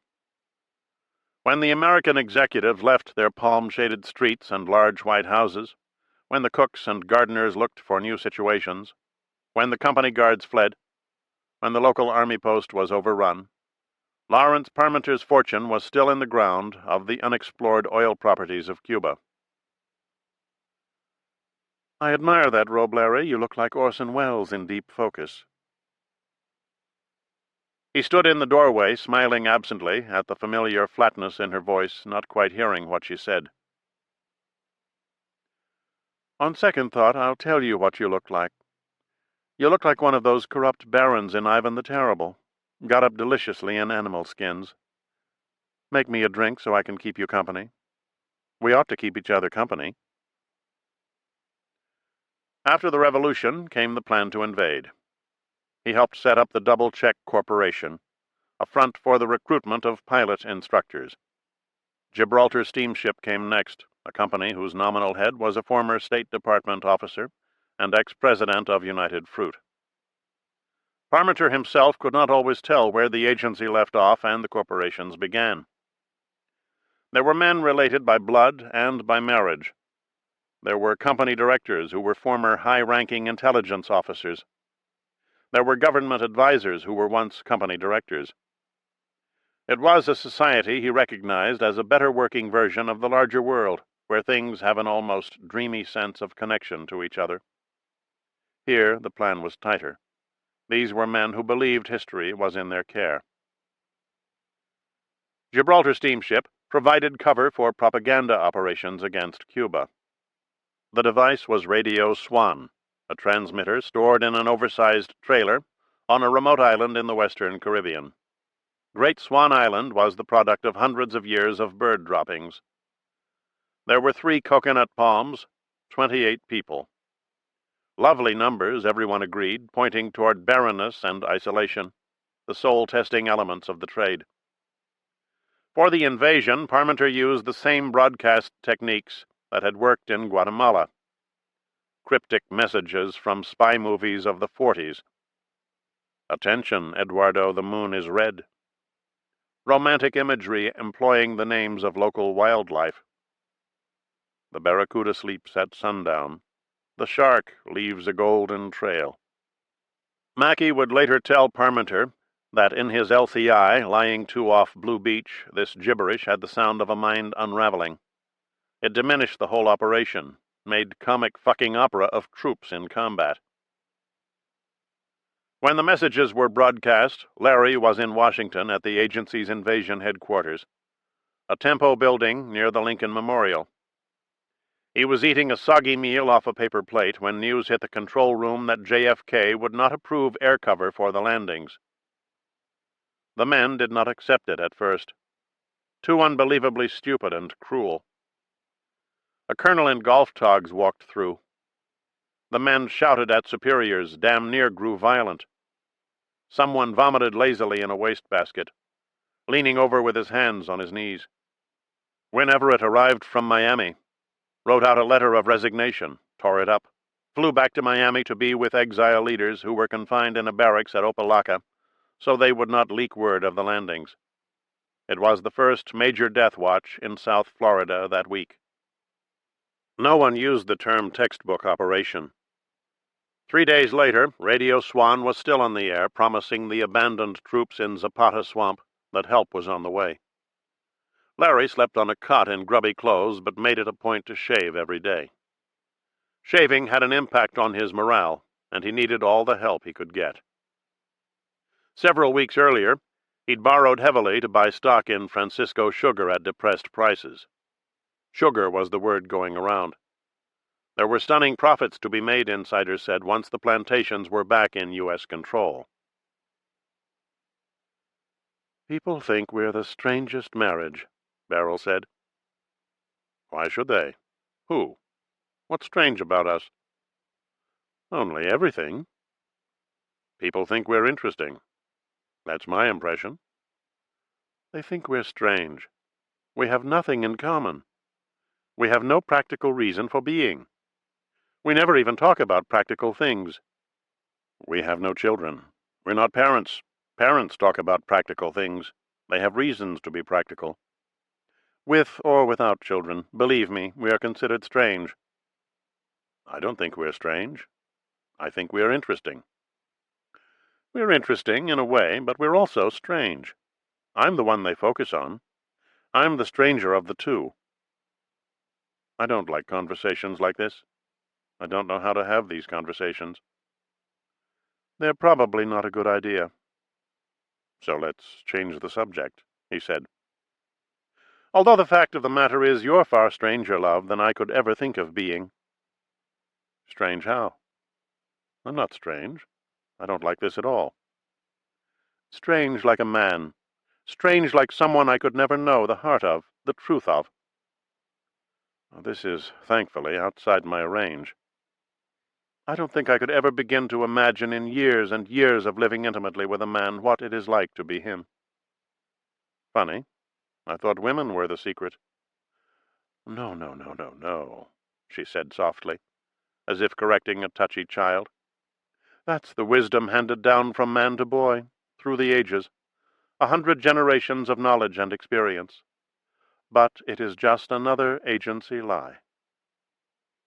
From the moment the CIA monitored a rebel broadcast on January 1st, 1959, announcing that the tyrant Batista had fled the country at 2 a.m., and that Dr. Fidel Castro Ruz was the supreme leader of the Cuban Revolution, from that moment to this, 4.5 years later, as he stood in his striped robe mixing a drink for his wife, Larry Parmenter had been involved in one or another plot to get Cuba back.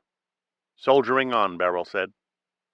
She liked to remind him that he was not vindictive, had no strong political convictions, did not hate Castro or wish to see physical harm come to him. Larry was famous, in fact, for going to a costume party as Fidel Castro, with beard, cigar, khaki fatigues, about a month before the invasion. Seemed funny at the time. One thing Larry didn't like at all. This was the kind of fellow he'd occasionally had to deal with in joint efforts to recover investments in Cuba. The gambling interests, the casinos and hotels, the men who bought off officials routinely, who sent a steady traffic of couriers with hefty satchels moving through the Bahamas to the International Credit Bank in Geneva, men who thought longingly of the millions they'd once skimmed from the gaming tables in Havana. He wanted nothing to do with those roly-poly wops. Earlier that day, a young man walked into the outer office at Guy Bannister Associates in New Orleans. Delphine Roberts was at her desk, typing a revised list of civil rights organizations for Bannister's files. The young man stood patiently waiting, in jeans with rolled cuffs, 2 days' stubble on his chin. Delphine stopped typing long enough to pat her teased hair, a nervous habit she was determined to overcome.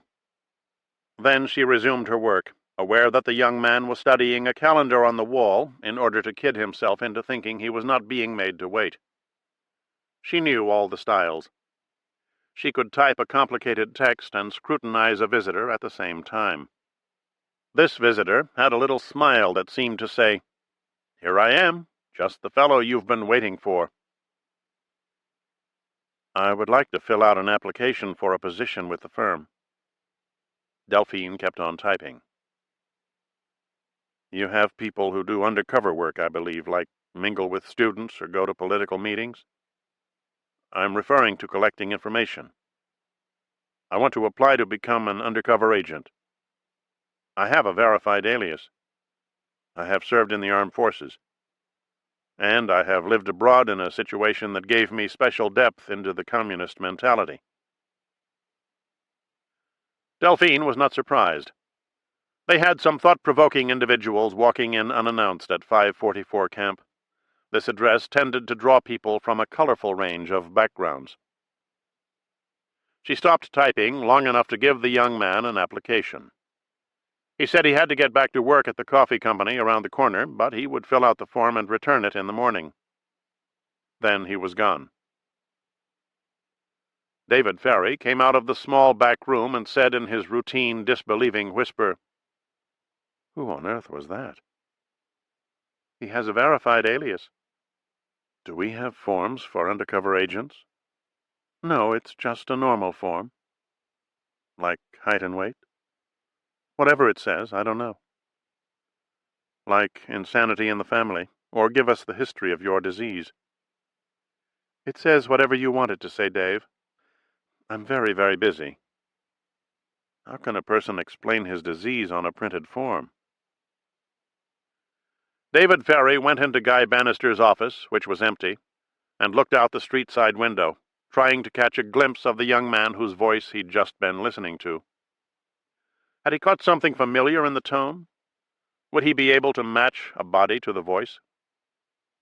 He looked at the swarm of people moving down the street. Dark folks aplenty, he thought, but no sign of the sweet-voiced boy who wants to be a spy.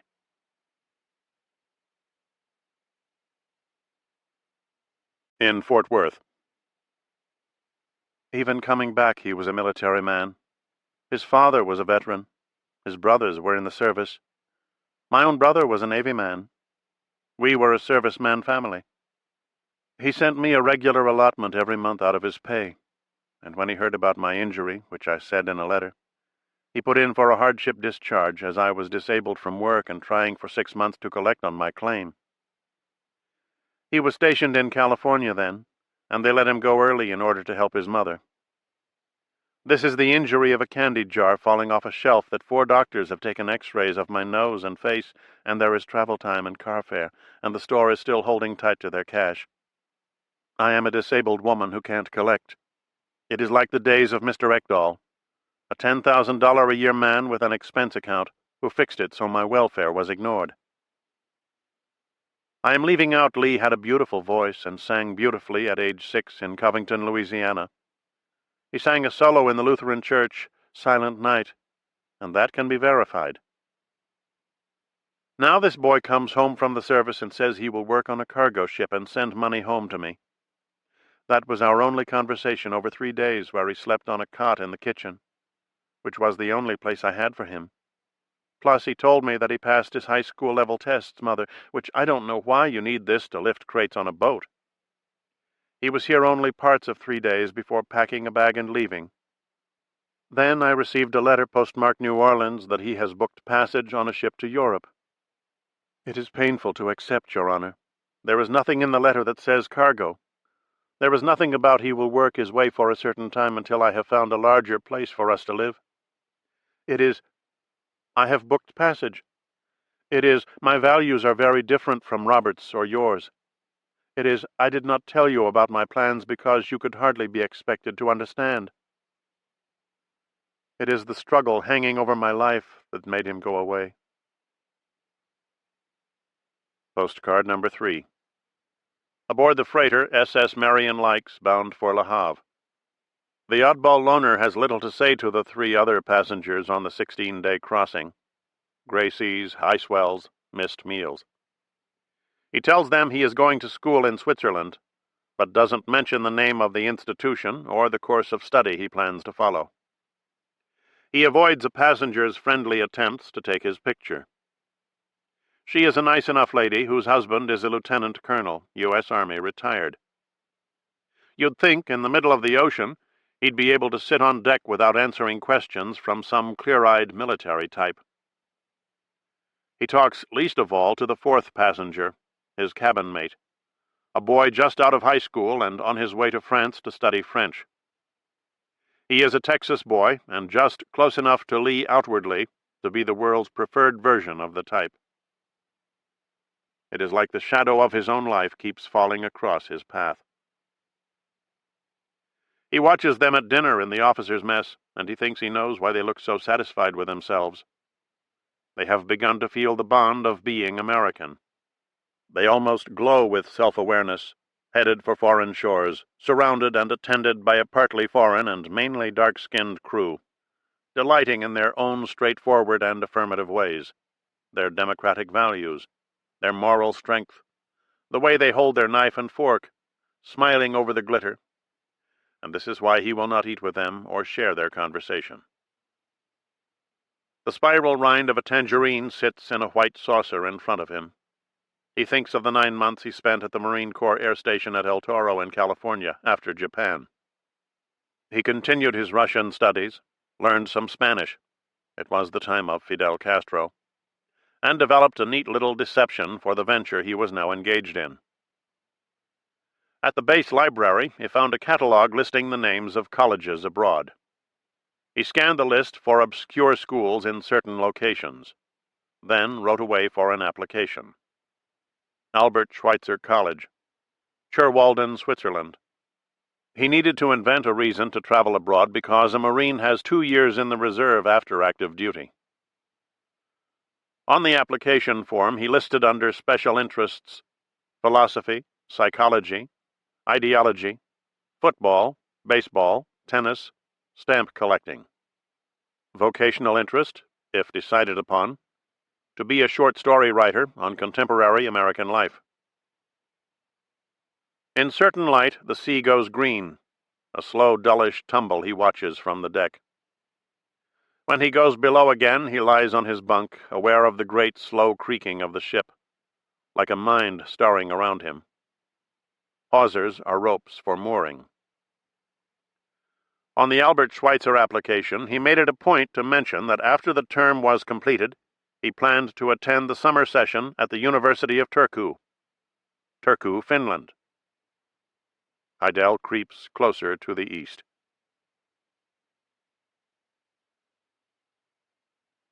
19 June. Mary Frances parked under an oak tree on the circular drive outside the College of Education building, or Old Main. It pleased her that Wynn's office was in the oldest building on campus. The building pleased her with its arched entranceways and 2-story columns. Denton had its hidden streets, its sense of languorous history, an old American stillness, wistful and unchanged. And these older traces, too, older ideas and values, scored in limestone and marble, in scroll ornaments atop a column, or in the banknote details of a frieze. The Old Main, the county courthouse, the broad-fronted homes, the homes with deep, shady porches, the trees, the streets named for trees.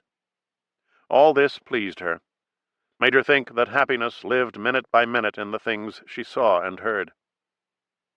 Being happy was a small awareness, the sum of small awarenesses, day by day, minute by minute. And you knew it now, in the hair and skin as much as in the heart.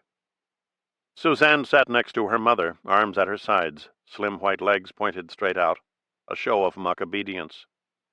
They were not talking to each other. You could be happy now. It did not have to be experienced in retrospect, as Wynne believed, as he liked to explain in his mild way, with the face he called a failed professor's tipped slightly right. It was not a slow-working glow or meditation. You could feel it now, collect it in the names of things around you, in chinaberry, oak, and slippery elm. It pleased her to live here after Miami, Havana, Mexico City, Guatemala City, temporary housing in southeast Virginia, isolation, dusty tracts of identical homes near the Carolina coast, isolation tropic. They would go to the steakhouse on South Locust for jumbo shrimp with salad, French fries, and hot rolls, and then Wynne would suggest an ice cream at Lane's. Bright, hot skies. Silence in the car, on the burning lawns. Suzanne was holding her breath. In his basement office in the Old Main, Wynne Everett was on the phone with Parmenter. How does Mackey know all this if he hasn't made contact? Whatever TJ knows comes out of Bannister's office. Oswald confides in one of Bannister's people. Go ahead. In January, he orders a snub-nose .38 from a firm in Los Angeles. In March, he sends away to Chicago for an Italian carbine with a sniper's scope. Armed and dangerous, Wynne said softly. Plus, are you ready? He's handing out pro-Castro leaflets on the street. He was on the docks 2 or 3 days ago pushing leaflets at sailors off an aircraft carrier. Everett looked into space. How does this fit in with the fact that he has the use of an office in the same building as Bannister's detective agency, right above Bannister's office, which is the damn pivot point of the anti-Castro crusade in Louisiana? It doesn't fit in, Parmenter said. I'm glad you said that. I thought I might be missing something. All I know is what TJ tells me, as follows. The subject walks into Bannister's office looking for an undercover job. Bannister installs him in a broom closet upstairs. This little bitty room becomes the New Orleans headquarters of the Fair Play for Cuba Committee, and the subject hits the streets in a white shirt and tie handing out leaflets. They talked about Oswald as the subject in the same way they referred to the president as Lancer, which was his Secret Service code name. Habit. One wants the least possible surface to which pain and regret might cling. Anyone's, everyone's pain. A thought for late afternoon. Let me understand the sequence, Wynne said. The subject leaves Dallas. He is gone, out of our lives, a promising part of our operation lost forever. Then he turns up in the one place we would never expect to find him. He turns up, out of nowhere, in New Orleans, in Guy Bannister's office, looking for an undercover assignment. The same fellow who defected to the bloody Soviet Union, who used his mail-order rifle to take a shot at General Walker, strolls right into the middle of the enemy camp. Mackey was supposed to ask Guy Bannister to find a substitute for our boy. What happens? The original walks in off the street. Everett searched his pockets for a cigarette. You've got to get close to the subject, he said. Oh, no. Look, Larry, I don't want personal contact any more than you do, my friend. Give him to Mackey. Where is he? Still at the farm, as far as I know. All right. Look, get me a sample of the kid's handwriting. I'll talk to TJ right away. The hallway was empty. Wynne climbed the stairs to the main floor. Nobody at the desk. He went outside. School year ended, slow-moving figures in the distance, summer students, maintenance men, and a lawn sprinkler sending out spray in overlapping arcs, all the lazy brightness of cobwebbed grass. Before the murder attempt comes the provocation. He'd devised a top-secret memo from the Deputy Director Plans to selected members of the senior study effort, dated May 1961. It concerned the assassination of foreign leaders from a philosophical point of view. It also included a fragment from the Psalm book, not known to the outside world. Terminate with extreme prejudice. Parmenter was handling the actual production of the memo on a suitable typewriter and stationery. 2.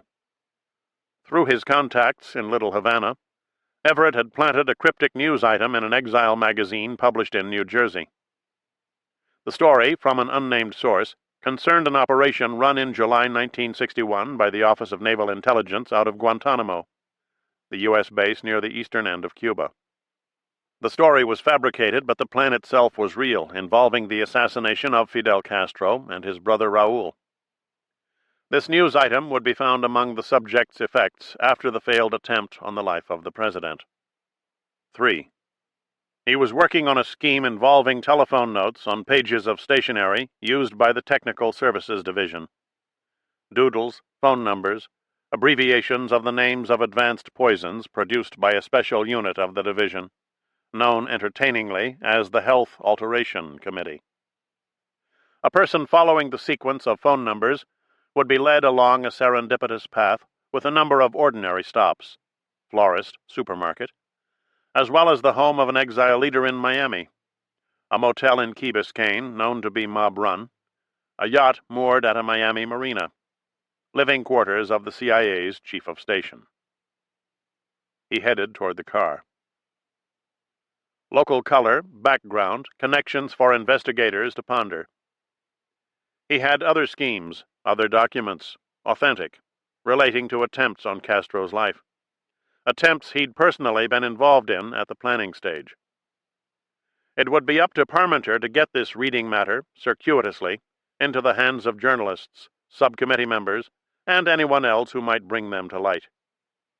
Once people saw the attempt on the president as a Cuban response to repeated efforts of U.S. intelligence to murder Castro, we were all halfway home to getting the island back.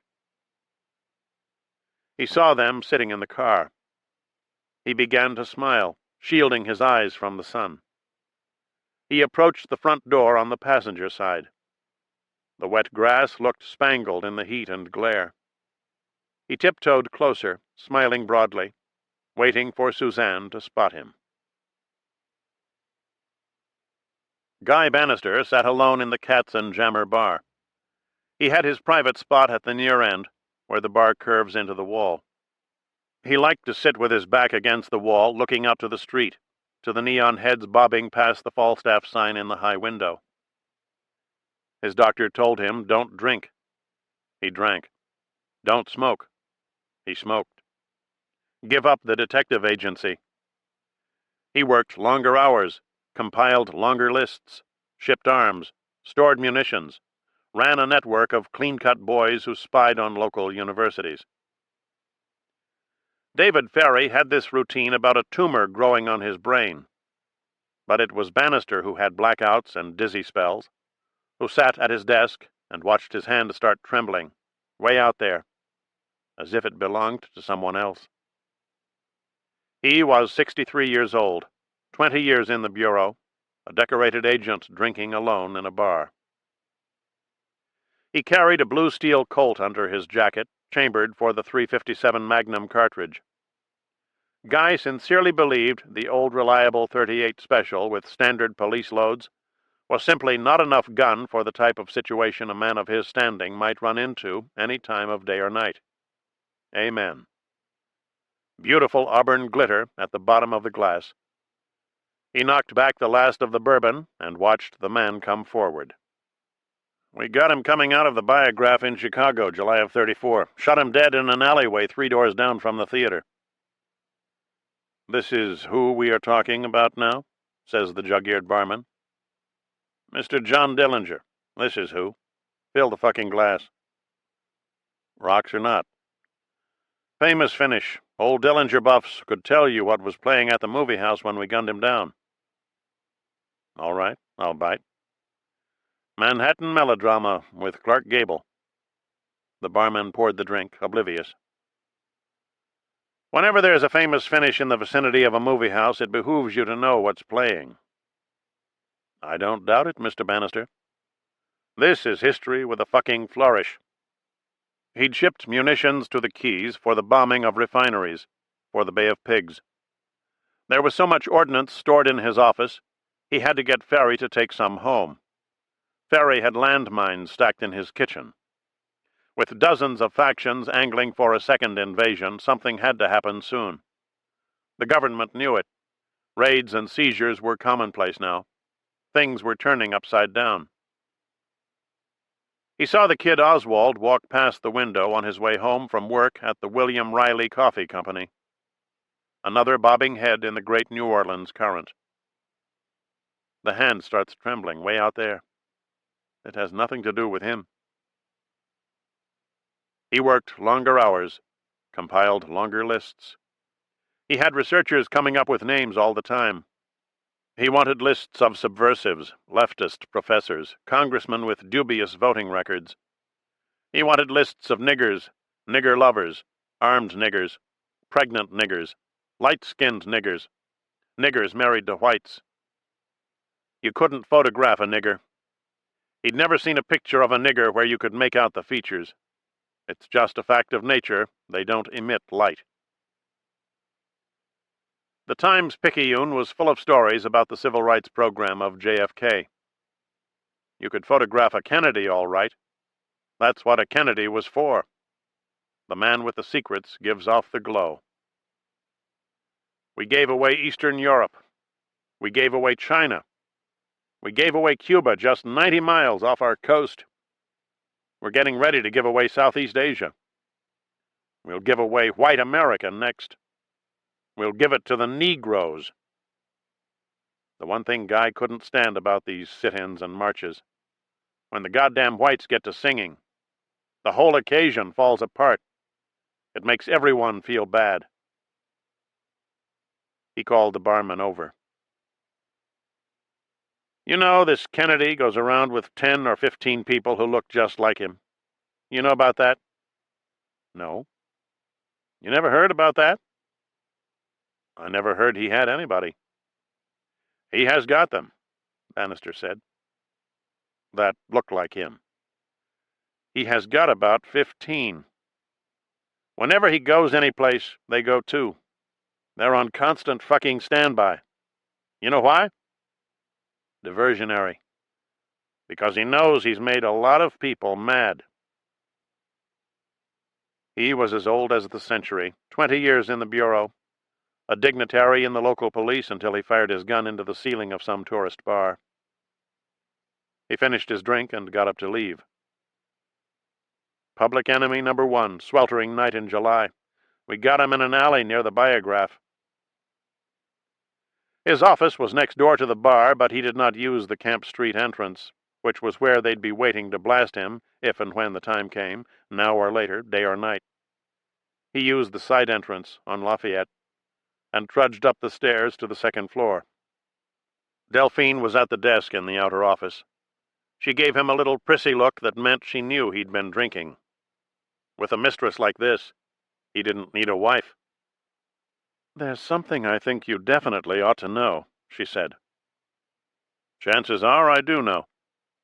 Not this you don't. He sat on the vinyl sofa that Ferry said carried cancer agents, and took his time shaking a cigarette out of the pack and lighting it.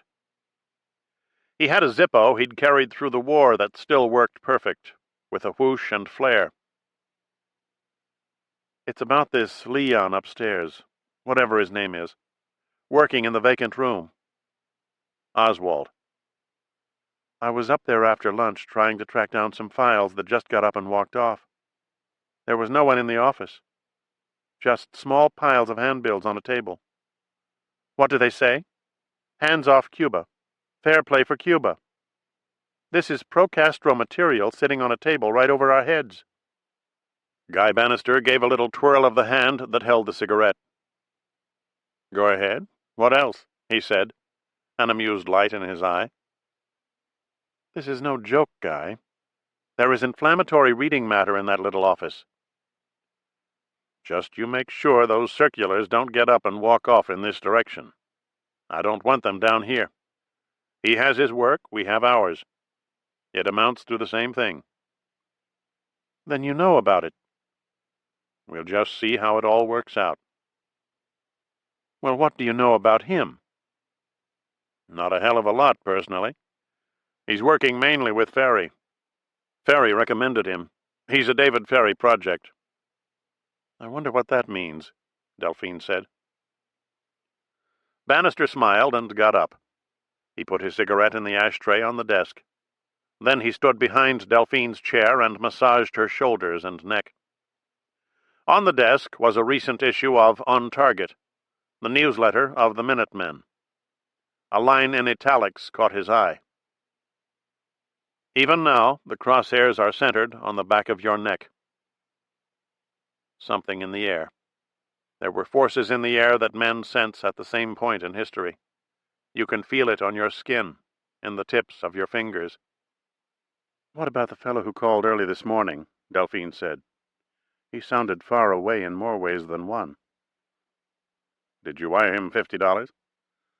Just like you said. One of Mackey's people. New to me.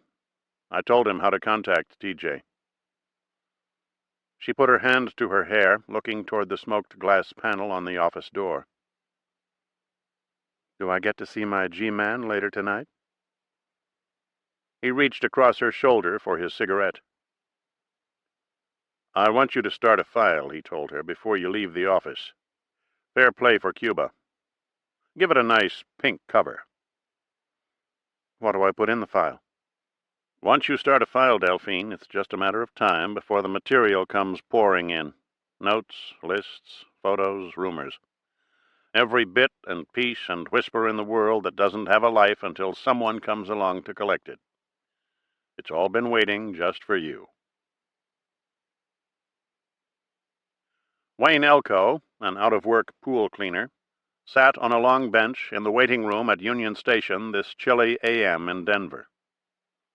It occurred to Wayne that for some time now he was always arriving or departing. He was never anywhere you could actually call a place.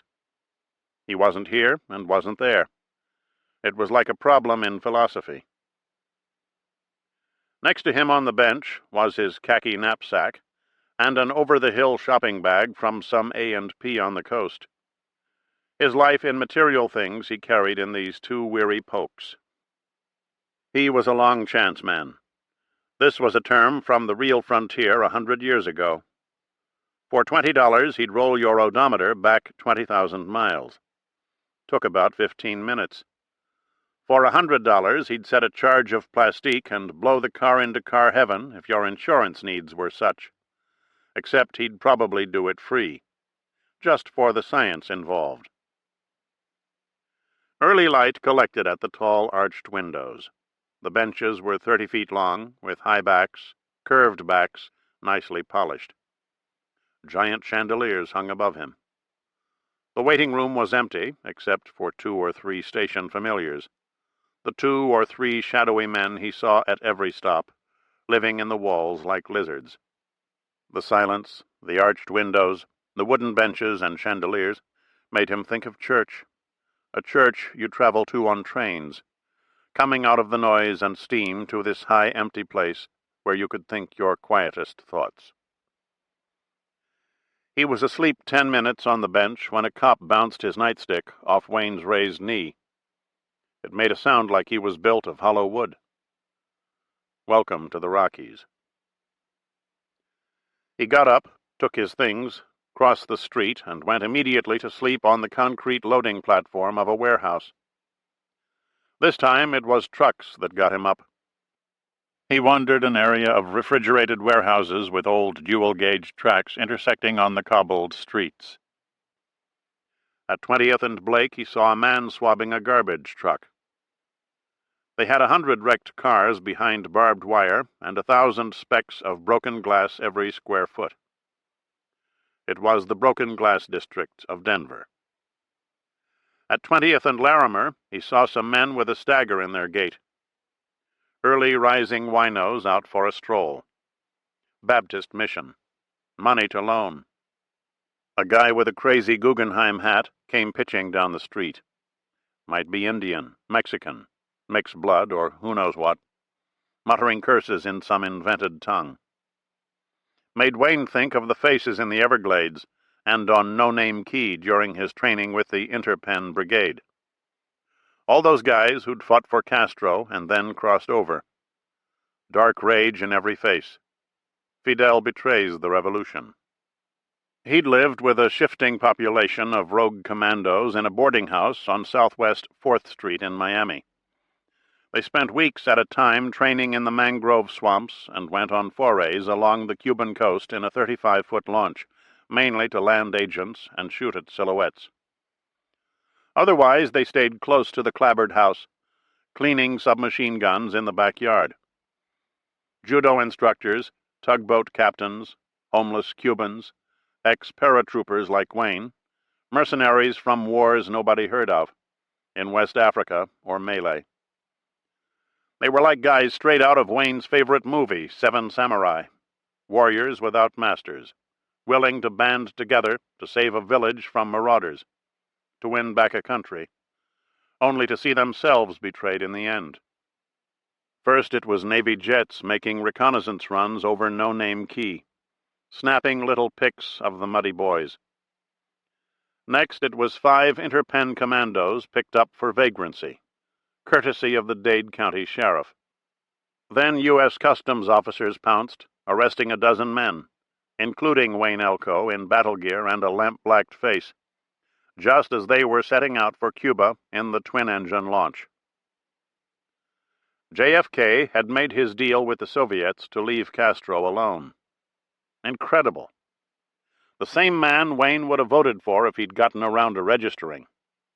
He believed in country, loyalty, mountains and streams. They were all tied together. He found a telephone and made a collect call to the New Orleans number T.J. Mackey had given him about a year earlier. He told the woman at the other end he wished to speak to a Mr. Guy Bannister. "This is Wayne Elko calling. It seems like I have washed up in Denver, Colorado. Tell T.J., and I'm looking for a chance at some employment." Win Everett was in his basement at home, hunched over the work table. His tools and materials were set before him, mainly household things, small and cheap. Cutting instruments, acetate overlays, glues and pastes, a soft eraser, a travel iron. He felt marvelously alert, sure of himself, putting together a man with scissors and tape. His gunman would emerge and vanish in a maze of false names. Investigators would find an application for a post office box, a certificate of service, U.S. Marine Corps, a social security card, a passport application, a driver's license, a stolen credit card, and half a dozen other documents, in 2 or 3 different names, each leading to a trail that would end at the Cuban Intelligence Directorate. He worked on a Diners Club card, removing the ink on the raised letters with a Q-tip doused in polyester resin. A radio on a shelf played soothing music. He pressed the card against the warm iron, heating it slowly to flatten the letters. Then he used a razor blade to level the remaining bumps and juts. He would eventually reheat the card and stamp a new name and number on its face with an addressograph plate.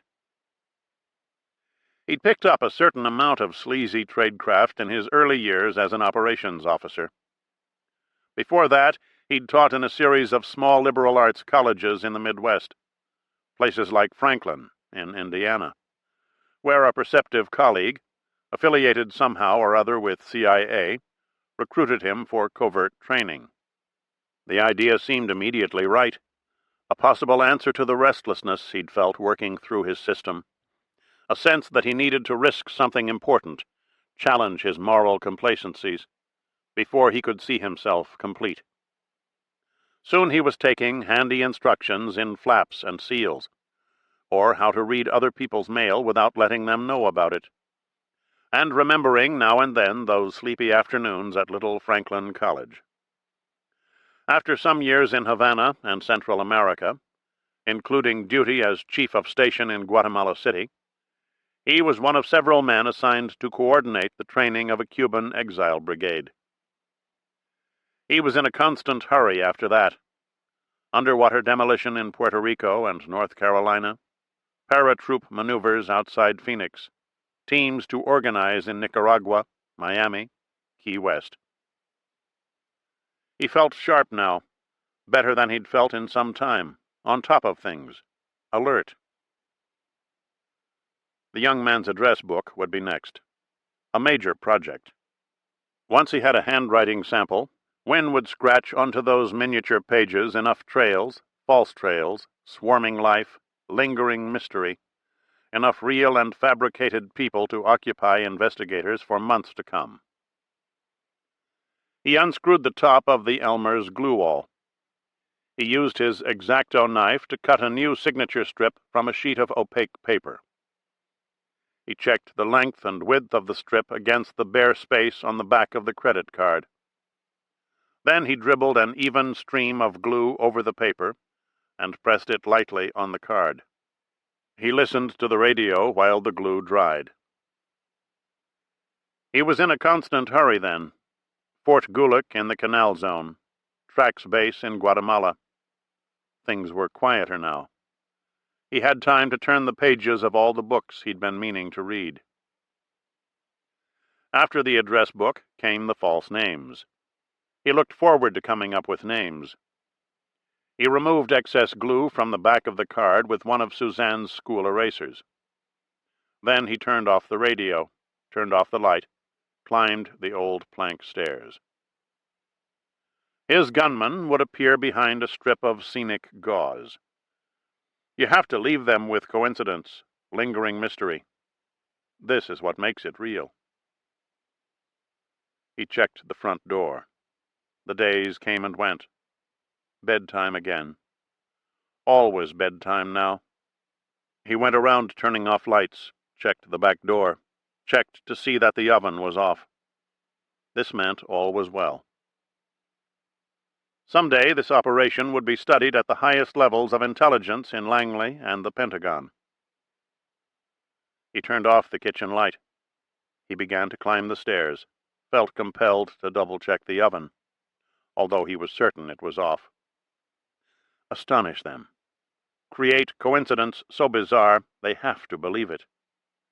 Create a loneliness that beats with violent desire. This kind of man. An arrest, a false name, a stolen credit card.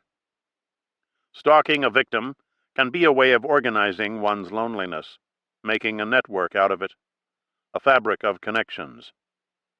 Desperate men give their solitude a purpose and a destiny. The oven was off.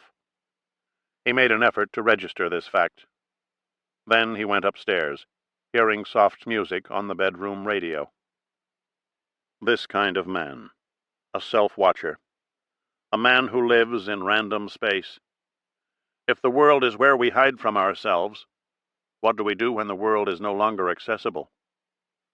We invent a false name, invent a destiny, purchase a firearm through the mail. Lancer is going to Honolulu. At one level he operated well. He felt alert, marvelously sharp, very much on top of things. The address book was next. We want a spectacular miss. A voice on KDNT said that an 8-nation committee of the Organization of American States has charged Cuba with promoting Marxist subversion in our hemisphere. The island is a training center for agents. The government has begun a new phase of encouraging violence and unrest in Latin America. He didn't need these reminders. He didn't need announcers telling him what Cuba had become. This was a silent struggle.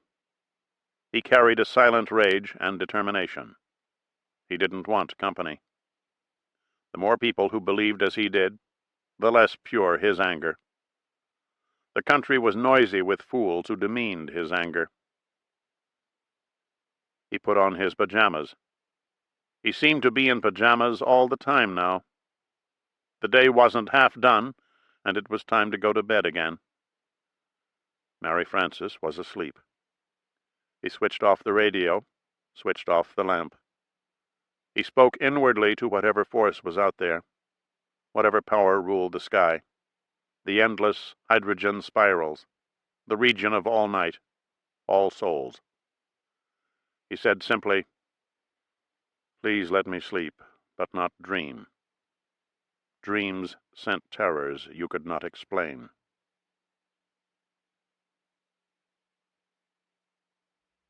In Moscow. He opened his eyes to the large room. There were high walls, old plush chairs, a heavy rug with a stale odor hanging close. He got out of bed and walked to the window. Hurrying people, long lines for buses. He washed and shaved. He put on a white shirt, gray flannel trousers, the dark, narrow tie, the tan cashmere sweater, and stood in his bare feet at the window once more. Muscovites, he thought. After a while he put on his socks and good shoes and the flannel suit coat. He looked in the gilt mirror. Then he sat in one of the old chairs in the lace-curtained room and crossed one leg carefully over the other. He was a man in history now. Later he would print in his historic diary a summary of these days and of the weeks and months to follow. The lines, mainly in block letters, wander and slant across the page. The page is crowded with words, top to bottom, out to either edge, crossed-out words, smudged words, words that run together, attempted corrections and additions, lapses into script, a sense of breathlessness, with odd calm fragments. He told his in-tourist guide, a young woman named Rima, that he wanted to apply for Soviet citizenship. She is flabbergasted, but agrees to help, asks me about myself and my reasons for doing this. I explain I am a communist, etc. She is politely sim, but uneasy now. She tries to be a friend to me. She feels sorry for me. I am something new. On his 20th birthday, 2 days after his arrival, Rima gave him a Dostoevsky novel in Russian, and she wrote on a blank page, "Great congratulations. Let all your dreams come true." Things happened fast after that. He had no time to work out meanings, fall back on old attitudes and positions. The secret he'd carried through the Marine Corps for over a year, his plan to defect, was the most powerful knowledge in his life up to this point. Now, in the office of some bald-head official, he tried to explain what it meant to him to live in the Soviet Union, at the center of world struggle. The man looked past Oswald to the closed door of his office. "USSR is only great in literature," he said. "Go home, my friend, and take our good wishes with you." He wasn't kidding either. I am stunned, I reiterate. He says he shall check and let me know. They let him know the same day. The visa of Lee H. Oswald would expire at 8 p.m. He had 2 hours to leave the country. The police official who called with this news did not seem to know Oswald had talked to a passport official earlier in the day. Lee tried to explain that the first official had not given a deadline, had held out hope that his visa might be extended. He could not recall the man's name or the department he belonged to in the Ministry of Internal Affairs. He began to describe the man's office, his clothing. He felt a rush of desperation. The second official didn't know what he was talking about. It was this blankness that caused his terror. No one could distinguish him from anyone else. There was some trick he hadn't mastered which might easily set things right. Other people knew what it was. He did not. Other people got along. He could not. He'd come so far on his own. Le Havre, Southampton, London, Helsinki. Then by train across the Soviet border. He'd made plans. He'd engineered a new life. And now no one would take 10 minutes to understand who he was. A zero in the system. He sat near the window looking at the open suitcase on the rack across the room. Some of his things still unpacked. I am shocked. My dreams. He was a foreigner here. There was no profit in discontent. He could not apply his bitterness. It was American-made and had no local standing. For the first time he realized what a dangerous thing he'd done, leaving his country. He struggled against this awareness. He hated knowing something he didn't want to know. He opened the door and looked into the hallway. The woman who handed out room keys sat at a small desk near the elevator. She turned to look at him. He went back inside. 7 p.m. I decide to end it. Soak wrist in cold water to numb the pain. He stood at the sink, left shirt sleeve rolled up. He stopped freezing his wrist long enough to prop a clean blade against the razor case. Warm water was running in the tub. Idell prepares to make his maker. Ha ha. Was there something funny about this? He didn't think so. They were always trying to get him to leave places he didn't want to leave. The cold water would numb the pain. That was step 1. The warm water would make the blood flow easily. That was 2. He would barely have to nick the skin. Gillette sponsors the World Series on TV. They use a talking parrot. He loosened his tie with his free hand. My fondest dreams are shattered. He imagined Rima coming at 8 o'clock to find him dead. hurried calls to officials at their homes. He watched the tub fill. Any reason why it had to be filled? He wasn't getting in, was he? Only plunging the cut wrist. Soviet officials call American officials. Always being the outsider, always having to adjust. He turned off the cold water, picked up the razor blade, and sat on the floor next to the tub. Then slash my left wrist. But why was it funny? Why was he watching himself do it without a moan or cry? The first line of blood came seeping out, droplets running down in sequence from the careful slit. He wasn't here to escape personal pressures. He wasn't a guy with a problem marriage. He had solid convictions, practical experience in the world. He flopped his left arm over the rim of the tub. Somewhere, a violin plays as I watch my life whirl away. How do they measure cuts here? In centimeters? Hurried calls to Texas. It's me, Mother, lying in a pool of blood in the Hotel Berlin. He looked at the water going cloudy pink. I taught myself Berlitz. My Russian is still bad, but I will work on it harder. I won't answer questions about my family, but I will say this for publication. Emigration isn't easy. I don't recommend it to everyone. It means coming to a new country, always being the outsider, always having to adjust. I am not the total idealist. I have had a chance to watch the American military in action. If you've ever seen the naval base at Subic Bay, you know what I mean. Machines of war across the whole horizon. Foreign peoples exploited for profit. He closed his eyes after a while, rested his head on the rim of the tub. Go limp. Let them do what they want. I think to myself, how easy to die. I would like to give my side of the story. I would like to give people in the United States something to think about. He knew where he was, could picture himself sitting on the tile floor, but felt a sense of distance from the scene. And a sweet death to violins.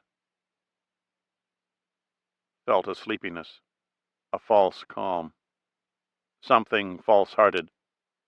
Felt like a child in the white tile world of cuts and band-aids and bathwater, a little dizzied by aromas and pungencies, fierce iodine biting in, Mr. Ekdal's bay rum. There is a world inside the world. I've done all I can. Let others make the choices now. Felt time close down. Felt something mocking in the air as he slipped off the edge of the only known surface we can speak of, as ordinary men, bleeding in warm water.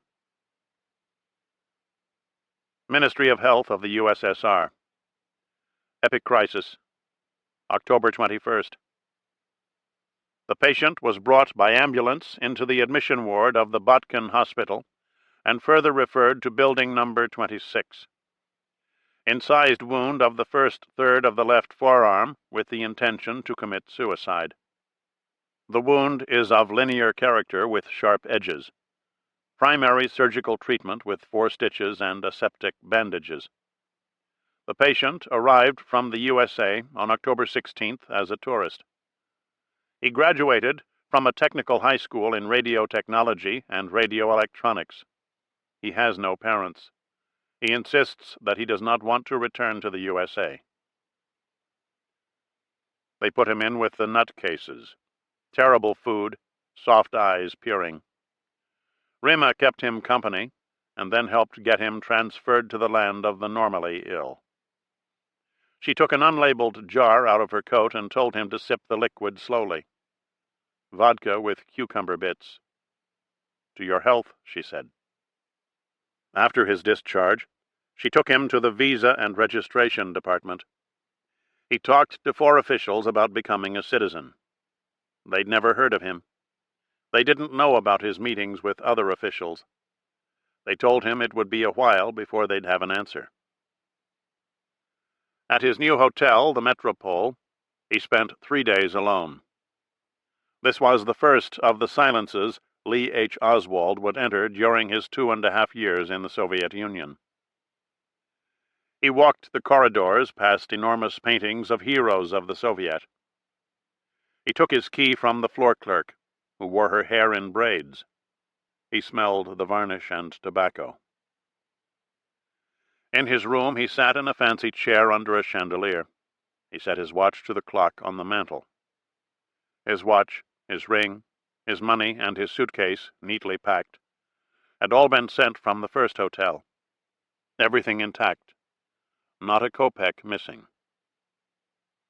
He sketched a rough street plan of Moscow in his notebook, Kremlin at the center. His 3rd day alone, he ate only 1 meal. He stayed by the phone waiting for an official to call. He tried to read his Dostoevsky. He heard tourists go past his door talking about the sights, the beautiful subway stations, amazing bronze and marble sculpture. There was a statue at the end of the corridor, a nude, life-size. The language was hard. He thought he'd do better with his Dostoevsky. October 31st. I catch a taxi. American Embassy, I say. The receptionist asked him to sign the tourist register. He told her he was here to dissolve his American citizenship. Oh. She led him into the consul's office. He selected an armchair to the left side of the desk. He crossed his legs, matter of fact. I am a Marxist, he began. The consul adjusted his glasses. I know what you're going to say to me. Take some time to think it over. Come back. We'll talk some more. I'd like to say right now I'm ready to sign the legal papers giving up my citizenship. The consul said the papers would take time to prepare. He had a look on his face like, "Who are you?" There are certain classified things I learned as a radar operator in the military, which I am saying as a Soviet citizen I would make known to them. He believed he had the man's attention. He saw the whole scene in some future version. 3 days alone. This convinced him he had to reach the point where there was no turning back. Stalin's name was Jugashvili. Kremlin means citadel. I leave embassy, elated at this showdown. I'm sure Russians will accept me after this sign of my faith in them. He stayed in his room, eating sparely, living on soup for a while, racked by dysentery, nearly 2 weeks alone, nearly broke, sitting in the plush chair, unshaven, in his button-down shirt and tie.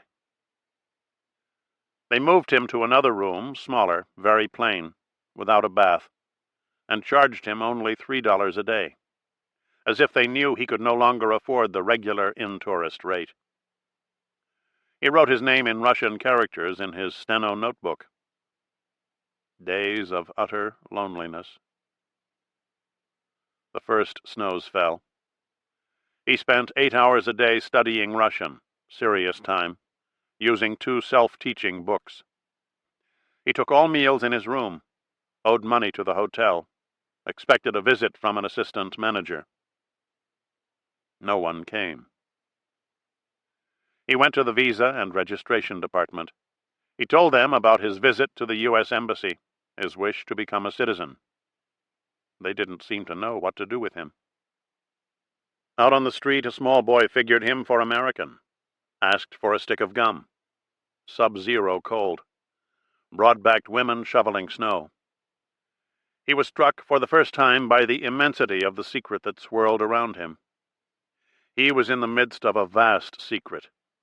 Another mind, an endless space of snow and cold. Lenin and Stalin lay together in an orange glow at the bottom of a stone stairway. It was one of the few sights he'd seen. He was down to $28. He wrote in Russian in his notebook. I have, he has, she has, you have, we have, they have. 2 men came to his room before 7 the next morning.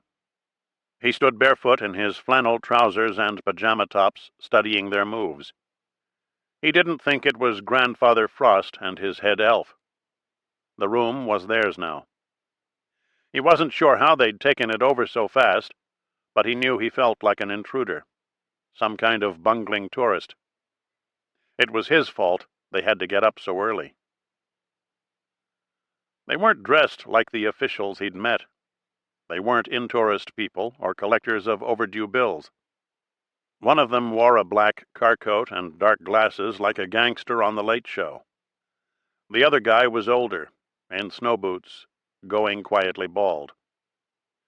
It was this second man who gestured for Oswald to sit on the bed. He said his name was Kirilenko. Oswald said, "Lee H. Oswald." The man nodded, smiling faintly. Then he sat in the chair, in his coat, facing Oswald, his right hand dangling between his knees. Lee volunteered the following. "My passport is with the U.S. Embassy. I surrendered it to them as a sample of no longer wanting to be a citizen, as I told them flatly." The man nodded one more time, eyelids falling shut. "Do you know what organization I represent?" Oswald gave a half smile. "Committee for State Security. We believe you've been trying to contact us in your own way, not fully knowing how, perhaps. You understand we're wary of all attempts to contact us. A nervous habit. With luck, we'll get over it someday." Kirilenko had light blue eyes, silvery stubble, the beginnings of a sag to his lower jaw. He was stocky and wheezed a little. There was a slyness about him that Oswald took to be an aspect of friendliness. He seemed to be talking to himself half the time, the way a middle-aged man might drift lightly through a dialogue with a child, to amuse himself as much as the boy or girl. "Tell me, how do you feel?" "Some diarrhea for a while." Nodding. "Are you happy to be here? Or it was all a mistake? You want to go home?" "I feel fine now. Very happy. It's all cleared up." "And you want to stay, if this is what I understand? To be a citizen of your country. You have friends here?" "No one." "There is your family in America?" "Just a mother." "Do you love her?" "I don't wish to ever contact her again." "Sisters and brothers?" "They don't understand the reasons for my actions. 2 brothers." "A wife? You're married?" "No marriages. No children." The man leaned still closer. "Girlfriends? A young woman. You lie in bed and think of her." "I left nothing behind. I had no quarrels with anyone." "Tell me, why did you cut your wrist?" "Because of disappointment. They wouldn't let me stay." Nodding. "Did you feel, in all seriousness, you were dying?" "I'm rather curious to know, personally." "I wanted to let someone else decide. It was out of my hands." Nodding, eyelids falling shut. "You have funds, or they will send funds from home?" "I'm down to almost nothing." "Good warm clothes? You have boots?" "It's a question of being allowed to stay. I'm ready to work. I have special training." Kirilenko seemed to let that pass. "Where would you work? Who would give you work?" "I was hoping the state. I'm willing to do whatever necessary. Work and study.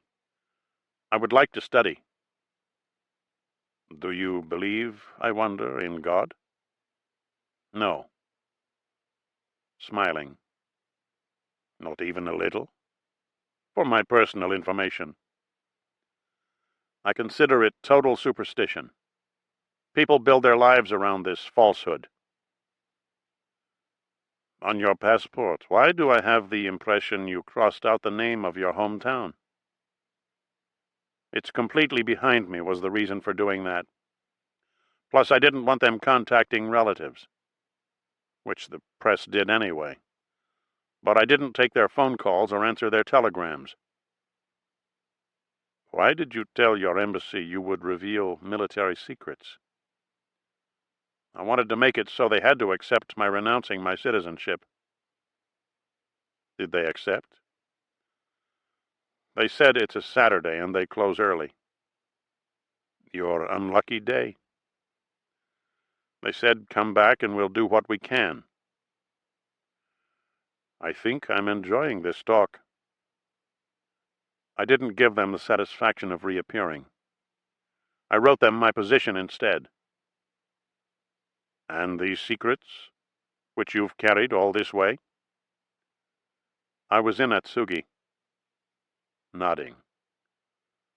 Which is a closed base in Japan. We'll talk further. I wonder, though, if these secrets become completely useless once you announce your intention to reveal them. This last remark was delivered directly to the other KGB man, who leaned against the window frame smoking. Kirilenko made it sound like a scholarly aside. He leaned close to Oswald once more. Tell me, the scar is healing well? Yes. You can stand the cold? The cold isn't too ridiculous? I'm getting used to it. The food. You eat the food they serve here? Not so bad, is it? It's only the hospital food that wasn't good. Like any hospital. He looked down to see if his pajamas were sticking out of his trousers.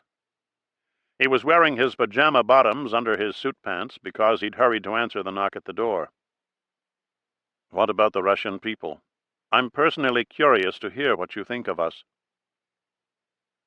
Lee cleared his throat to answer the question. The question made him happy. He'd anticipated being asked, sooner or later, and had an answer more or less prepared. Kirilenko waited patiently, appearing to enjoy himself, as if he knew exactly what Oswald was thinking. Oswald was thinking, this is a man I can trust completely. Factory smoke hung fixed in the distance, tall streamers absolutely still in the iced blue sky. He rode with Kirilenko in the rear seat of a black Volga. The city was stunned, dream white. He tried to figure out the direction they were taking by keeping an eye out for landmarks, but after he spotted the main tower of Moscow University, nothing looked familiar or recallable. He saw himself telling the story of this ride to someone who resembled Robert Sproul, his high school friend in New Orleans. It was Eisenhower and Nixon who killed the Rosenbergs. The room was 12 by 15 with an iron bed, an unpainted table, and a chest of drawers in a curtained alcove. Down a dark hall was a wash basin, and beyond that a toilet and small kitchen. Kirilenko said something to the other man, who left for a moment, returning with a squat chair, which he set by the table. They gave Oswald a questionnaire to fill out on his personal history, then another on his reasons for defecting, then another on his military service. He wrote all day, eagerly, going well beyond the scope of specific questions, scribbling in the margins and on the reverse side of every form. The chair was too low for the table, and he wrote for extended periods standing up. In the evening, he had a short talk with Kirilenko. They talked about Hemingway.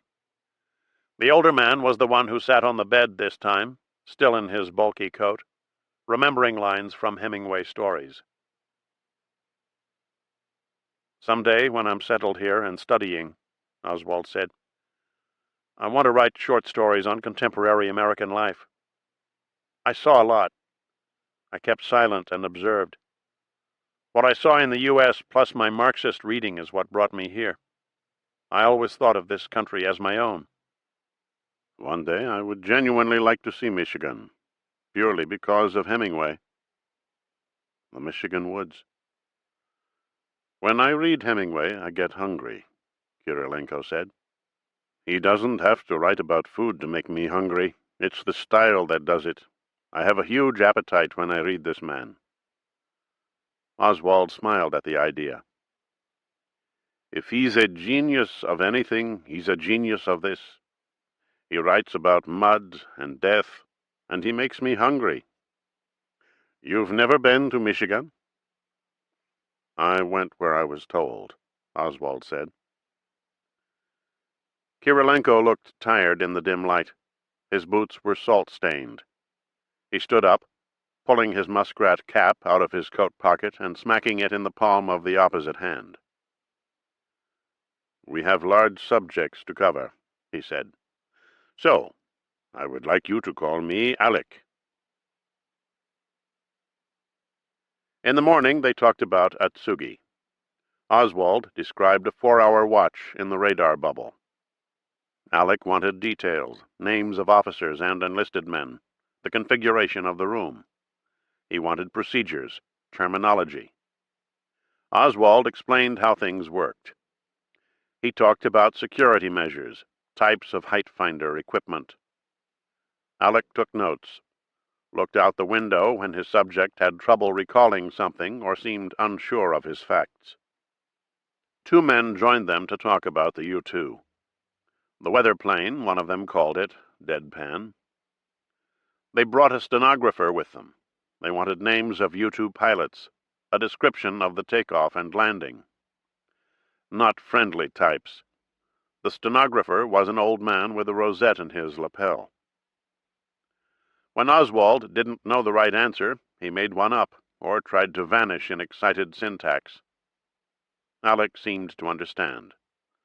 They communicated outside the range of the other men, silently, without gestures or glances. The name of a single pilot, the name of a mechanic or guard.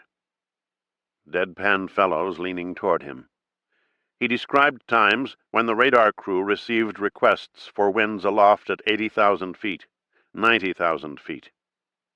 He described the voice from out there, dense, splintered, blown out, coming down to them like a sound separated into basic units, a lesson in physics or ghosts. They pressed him for facts, for names, many more questions. Airspeed, range, radar jamming equipment. He hated to say he didn't know. Alec said they would resume in the morning. Lee wanted a sign from him. How is it going? Will they let me stay? Give me solid duties? Allow me to study economics and political theory? I have a click in my knee when I bend, Kirilenko said. What do you think? Old age? There is time for everything, he seemed to mean. Time to recall the smallest moment. Time to revise your story. Time to change your mind. We are here to help you clarify the themes of your life. They spent many days on Oswald's early experience in the military, many more days on the U-2 and Atsugi, dividing every compact topic into fractional details, then dividing these. They moved on finally to Max 9, his radar unit in California. Castro was exploding on the scene. Oswald had wanted to go to Cuba and train young recruits. He was a skilled technician and fighting man, sympathetic to Fidel. He subscribed to a Russian-language newspaper and a socialist journal. He answered the guys in his Quonset hut with da and niet. It used to get them all worked up. They called him Oswaldovich. He told Alec about the rumors he'd heard of a false defector program run by the Office of Naval Intelligence. They inserted agents into the Eastern Bloc, a select number of men posing as victims of the American system, lonely and impressionable, eager to adopt another kind of life. This was precisely at the time he was taking steps to defect. The whole scheme was written with him in mind. He half expected to be approached by naval intelligence.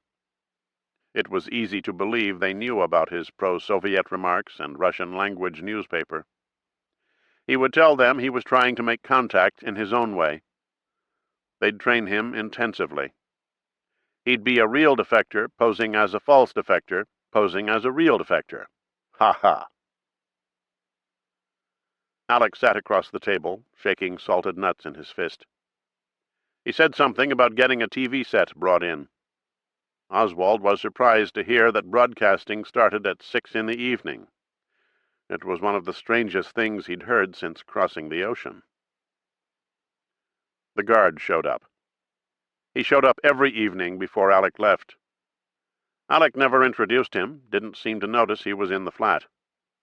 The guard usually sat by the wash basin in the hall, his hat balanced on his knee.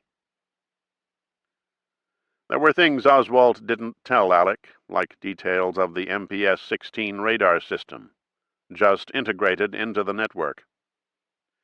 He wanted to see how their friendship progressed. It occurred to him that the U.S. military might have to spend jillions to change the system anyhow, now that he'd crossed to the other side. How strangely easy to have a say over men and events. The other thing he didn't tell Alec concerned the false defector program. When nobody contacted him, Ozzy decided to sign up for a foreign language qualification test, Russian, just to see if he'd get noticed. His rating was P for poor throughout. A doctor and nurse came to give him a physical. They listened to his heart, shined a light in his ears. They weighed and measured him and went away with samples of his urine and blood. Then 3 men arrived and took him to a concrete building about half an hour away. He walked into a modern apartment. They had him remove objects from his pockets. They sat him down in a chair that was attached to a console equipped with graph paper, pen recorders, dials, switches, etc. They told him to put his feet flat on the floor. Then they attached tubes and devices to the arms, chest, and hands of Oswaldovich. One of the men sat facing him. "Is your name such and such? Did you ever use another name or identity? Is your favorite color blue? Are you an agent of U.S. intelligence? Are you in secret contact with anyone in this country? Is your hair brown? Have you been sent here to assassinate some person or persons? Are you married? Are you homosexual? Do you smoke or drink?" Deadpan. No sign of Alec. Oswald stood while they unplugged him from the console. He was lonely for his friend, and had a sneaking suspicion he'd messed up the test something awful. He told them Alec had promised TV. Someone arrived with his belongings. He stayed in the new apartment for 3 days. They gave him intelligence tests, aptitude tests, personality profiles, tests in English and basic math, tests in the recognition of patterns and shapes. He dreamed of walking into the house on Ewing Street in Fort Worth, his hair sopping wet from a swim at the Y.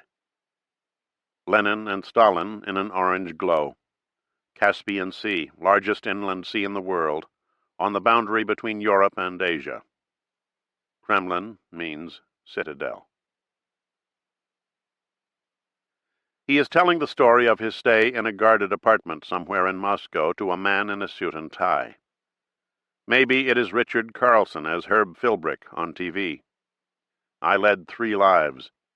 Maybe it is the man at the U.S. Embassy, the second secretary or consul, whatever he is called, adjusting his glasses, listening with interest to the story of an ex-Marine who has infiltrated the Soviet intelligence apparatus as part of the U.S. Navy's false defector program. Kirilenko stood on the parquet floor of his partitioned office in the 1st Section, 7th Department, 2nd Chief Directorate at KGB Headquarters, the Center, 2 Dzerzhinsky Square. a mass of elaborate stonework comprising an old main building, a post-war extension, a prison, Lubyanka, famous for exterminations, other, lesser buildings, and a courtyard visible through barred windows or screens of heavy-gauge mesh. He liked to think standing up. The nice thing about the center was the inexpensive caviar and salmon available in Building 12 across the square, and the J&B and Johnny Walker at $1 a bottle. The not-so-nice thing was the heavy sense of Stalinist terror. He also hated the chair they'd given him, a modern contour piece that looked ridiculous behind his old wooden desk. All the more reason to stand. He kept his arms behind him, left hand clutching right forearm. He was thinking about the American boy, Lee H. Oswald. The lesson of Lee H. Oswald was that easy cases are never easy. It made him think of the classical axioms of his early training in geometry and arithmetic. Sad to learn that those self-evident truths, necessary truths, faltered so badly when subjected to rigorous examination. No plane surfaces here. We are living in curved space. Alex liked the boy. Such naked aspiration in his eyes. He was trying to get a grip on the world. Facts, words, historic ideas. He struggled against his fate. Yes, exactly, like someone in the social universe of Marx. He believed genuinely in high principles and aims, even if he was not yet assured of a sense of perspective. At 20 years old, all you know is that you're 20. Everything else is a mist that swirls around this fact. He slit his wrist to stay in Russia. But idealists, of course, are unpredictable. They tend to be the ones who turn bitter overnight, deceived by lies they've told themselves. Men who defect for practical reasons are easier to manage and maintain. Money, sex, frustration, resentment, vanity. We understand and sympathize. We get close to the edge ourselves sometimes. They'd been watching him since Helsinki, where he registered at the Torny Hotel, moved to the cheaper Klaus Gorky, applied for a visa at the Soviet consulate, told a clerk in passing that he was an ex-Marine highly qualified in radar and electronics. A walk-in. But not so sure of himself, not certain how to go about it. They made it easy for him to get in, providing a visa in 48 hours. In Moscow, his in-tourist guide, Rima Shirokova, reported his choicest remarks to the 4th section of the 7th Department, where they were passed on to Kirilenko. Alec waited, let the low officials mix things up, let the boy pace his room, had him moved to a cheaper room, waited. There were 130 listening devices in the U.S. Embassy. In his combination safe, Alec had a transcript of Oswald's remarks about revealing military secrets. Through the efforts of a clerk in the consulate section, he had a photograph of Oswald's passport as well as a copy of a confidential telegram sent from M. Moscow to the Department of State concerning the young man's statement. Main reason: I am Marxist. Attitude arrogant, aggressive. An easy case that left Alec wondering about Oswald's pro-communist career in the military. Didn't U.S. intelligence pick this up? Wouldn't they want to use his political sympathies to find out what they could about the people he contacted? About KGB recruitment methods, agent training? They would turn him when it suited their purpose. That's when he would tell them everything he'd learned, just as he was telling us. Does Mother Russia want this boy? He was useful as a radar specialist at a U.S. base. What do we do with him here? Is it conceivable we might send him to the building on Kutuzovsky Prospect, where he would be trained, genuinely educated in Marx and Lenin, microphotography and secret writing, Russian and English, rebuilt, so to speak, given a new identity, sent back to the West as an illegal? That's what they all want, isn't it? These people who live in corners inside themselves, in blinds and hidey holes. A second and safer identity. Teach us how to live, they say, as someone else. The test results were in, and only his urine got a passing grade. He tended toward emotional instability, tended toward erratic behavior, had some form of dyslexia or word blindness, scored fairly well in physical sciences, low in most other categories. The polygraph was more or less chaotic, but then it almost always is. Inconclusive owing to various factors. Maybe the boy was scared. An easy case. Send him home. Except that Alec had a quota. There was pressure to handle a certain number of recruitments, turn up beautiful information, or make it up yourself. The vital take was the U2 data, which Alec did not wholly trust. 80,000 feet? 90,000 feet? Nothing flies that high. Flight in 90,000 feet, you see the souls of the dead in rings of white light. The men who'd debriefed Oswald on the weather plane were officers of the GRU, military intelligence, and they hadn't officially pronounced on the data they'd been given. What could they say? If the boy was word blind, couldn't he be number blind as well? Alec sat in the swooping chair. A number of dangers cling to the slim figure of this Lee H. Oswald, an innocent who wanders into the outer rings of the center, leaving thoughtful men to speculate. Are the Americans monitoring his progress? Would they let him fall into our arms if they thought he knew important things? Atsugi is a key base. There are reports from Hannah Braunfels, dredged from the files of the 7th Department, Japan, India, etc., of the 1st Chief Directorate. In a sense, we have already gone too far with the boy, exposed too many of our methods. Despite all the tests and interviews, we may know less about him than he knows about us. In some office in the Pentagon, they are waiting to pick his brains. Alec was paid to drive himself crazy. One thing the tests confirmed. This was not agent material. You want self-command and mettle, a steadiness of will. This boy played ping-pong in his head. But Alec liked him and would arrange something decent.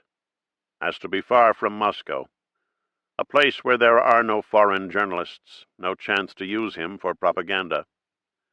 Give him a nice apartment, a well-paying job, a sweet subsidy in the name of the Red Cross, incentives to remain in this country.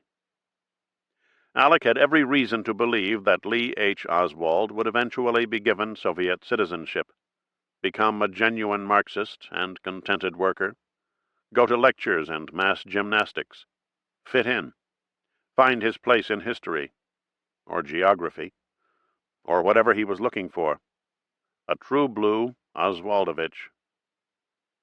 Still, he would recommend that surveillance be maintained indefinitely wherever the boy was sent. Lee was not sure if this official was one of the men he'd seen before. There had been so many in the same dark suit. The official told him he was not yet being considered for Soviet citizenship.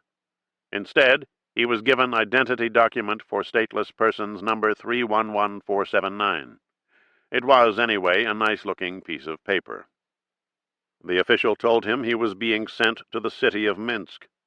The official pronounced the name with a devastating clarity, as if moved by a painful ringing in his teeth.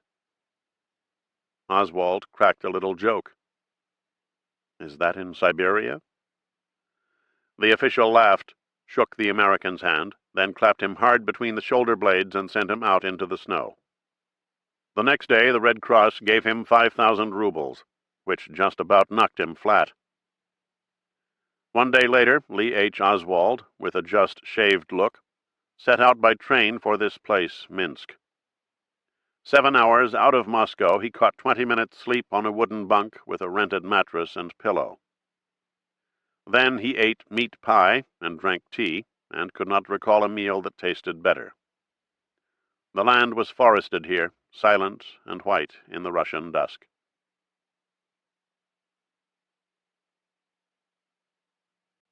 July. David Ferry drove the Rambler south past chemical plants where waste gas flared yellow and red. Farther on, he saw oystermen's shacks in the windy distances, set on stilts above the marsh grass. He reached a place called Wading Point, the country retreat of Carmine Latta. He went past the dead-end sign, past the no trespassing sign, waved to 3 men conferring on a lawn, then turned onto a dirt road. Men were always conferring at Wading Point. He'd see them clustered at the door of one of the outbuildings or seated in a car on a rutted lane, 4 large men crowded into some nephew's VW, absorbed in serious talk. The hunched bearing, the repetitive gestures, the set jaws and fixed regard, the economy of the group, the formal air of exclusion, bodies leaning inward toward a center. Ferry understood the gestalt of serious talks. He'd studied psychology through the mail with Italian masters. This was long before Eastern Airlines fired him for moral turpitude and for making false claims about a medical background. As if a degree could solve the riddle of Comrade Cancer. They took away his uniform for good. He drove to an old lodge in the swampy bottoms where Carmine liked to relax with the boys.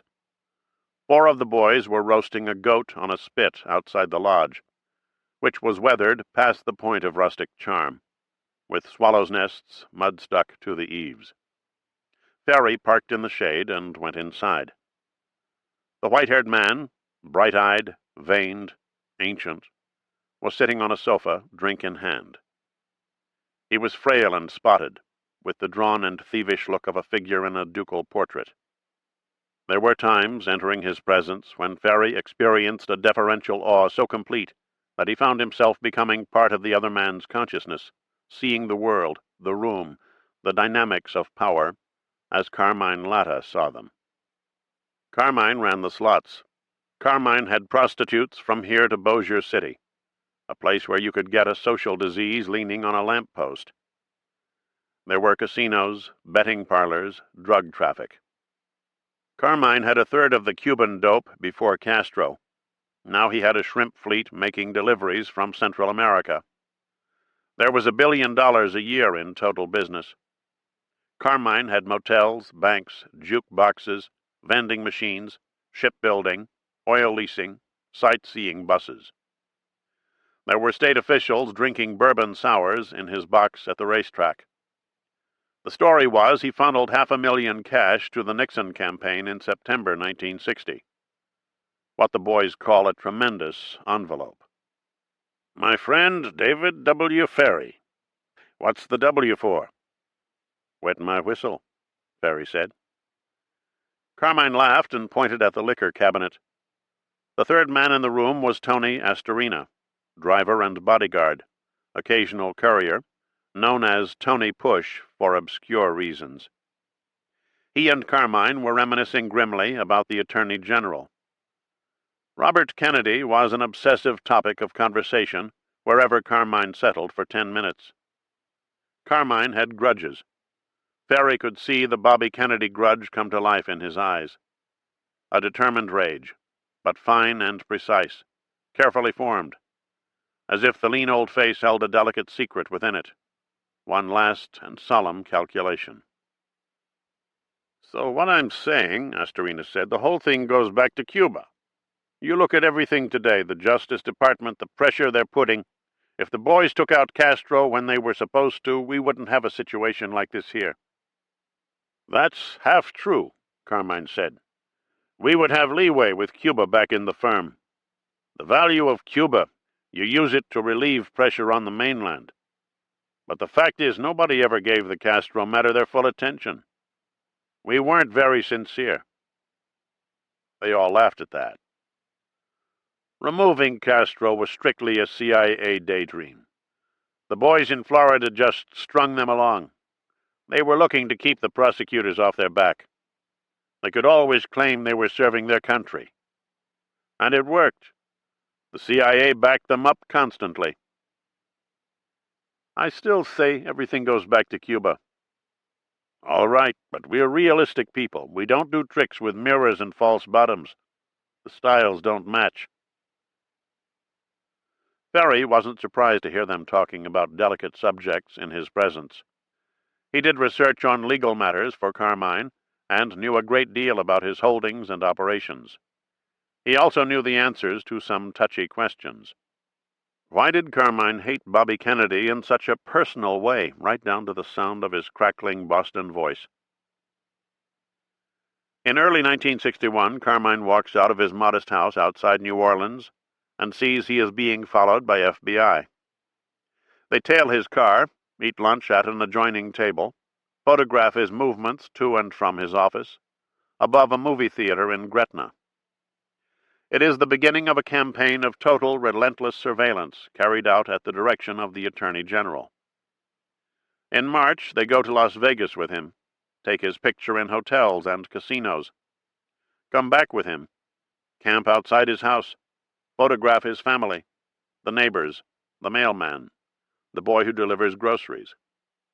In April, they go to church with his wife and his niece, play with his great-granddaughter in a supermarket, and shoot movies of his sister's funeral. It is Carmine's personal Bay of Pigs, coinciding in time with the better publicized one. Although there is public ruckus here as well. Sightseers come to the street where he lives to watch the FBI watching Carmine. There are traffic jams, skirmishes with the boys. It goes on for close to a year. These men are in his face day and night. It is the systematic humiliation of a senior citizen in front of his family, his neighbors, and his business associates. And that little Bobby son of a bitch is calling every shot. Carmine said, "The CIA comes up with exotic poisons one after another. They all end up in the toilets of South Florida." "But if we want to clip this Castro," Tony said, "the word is feasible or not feasible. We don't go on fool's errands." He stared at the glass in his hand. "Then there's the other theory why Castro's still alive. One of our people in Florida made a deal with him." Tony Astorina stood against the wall across the room. Ferry saw in him the ruins of a certain kind of grace. He was one of those nervy, sharp-dressing kids who wake up at age 40, ruefully handsome, with a wife, 3 babies, and a liver condition. The adolescent luck and charm lost in mounting body fat. He'd worked his way from the floor of the gaming room at the Riviera in Havana. Ferry thought he'd probably built some corpses in order to be standing where he was now. Tony said, "Speaking of Cuba, a couple of weeks ago I dream I'm swimming on the Capri roof with Jack Ruby. The next day I'm on Bourbon Street. Who do I fucking see?" "You talk about coincidence." "We don't know what to call it, so we say coincidence." "It goes deeper," Ferry said. "You're a gambler. You get a feeling about a horse, a poker hand. There's a hidden principle. Every process contains its own outcome. Sometimes we tap in. We see it. We know. I used to run into Jack Ruby now and then." "What was he doing in New Orleans?" "Shopping for dancers. There's a girl at the show bar he's salivating." "I was making leaflet runs in a light plane out of the Keys. A little while after Castro came in. I saw Ruby in Miami once or twice." "Stop-offs," Tony said. "He was running cash or arms or something. He was buying people out of Cuban jails." Ferry was drinking scotch and soda, same as Carmine. He was watching Carmine. They shook their glasses simultaneously, rattling the cubes. The old man's hands were long and thin. His ears were tufted with snowy hair. Ferry smelled the roasting goat. Tony Push said, "I remember I seen a picture 6-7 months ago in a magazine. Anti-aircraft guns outside the Riviera, dug in right in the street, which comes a long way from what we had there. A whole city to pluck like a fruit." "A whole country," Carmine said. "It was fucking paradise, Havana, then. The casino was gold leaf walls. I mean, beautiful. We had beautiful chandeliers, women in diamonds and mink stoles. The dealers wore tuxedos. We had greeters at the door in tuxedos.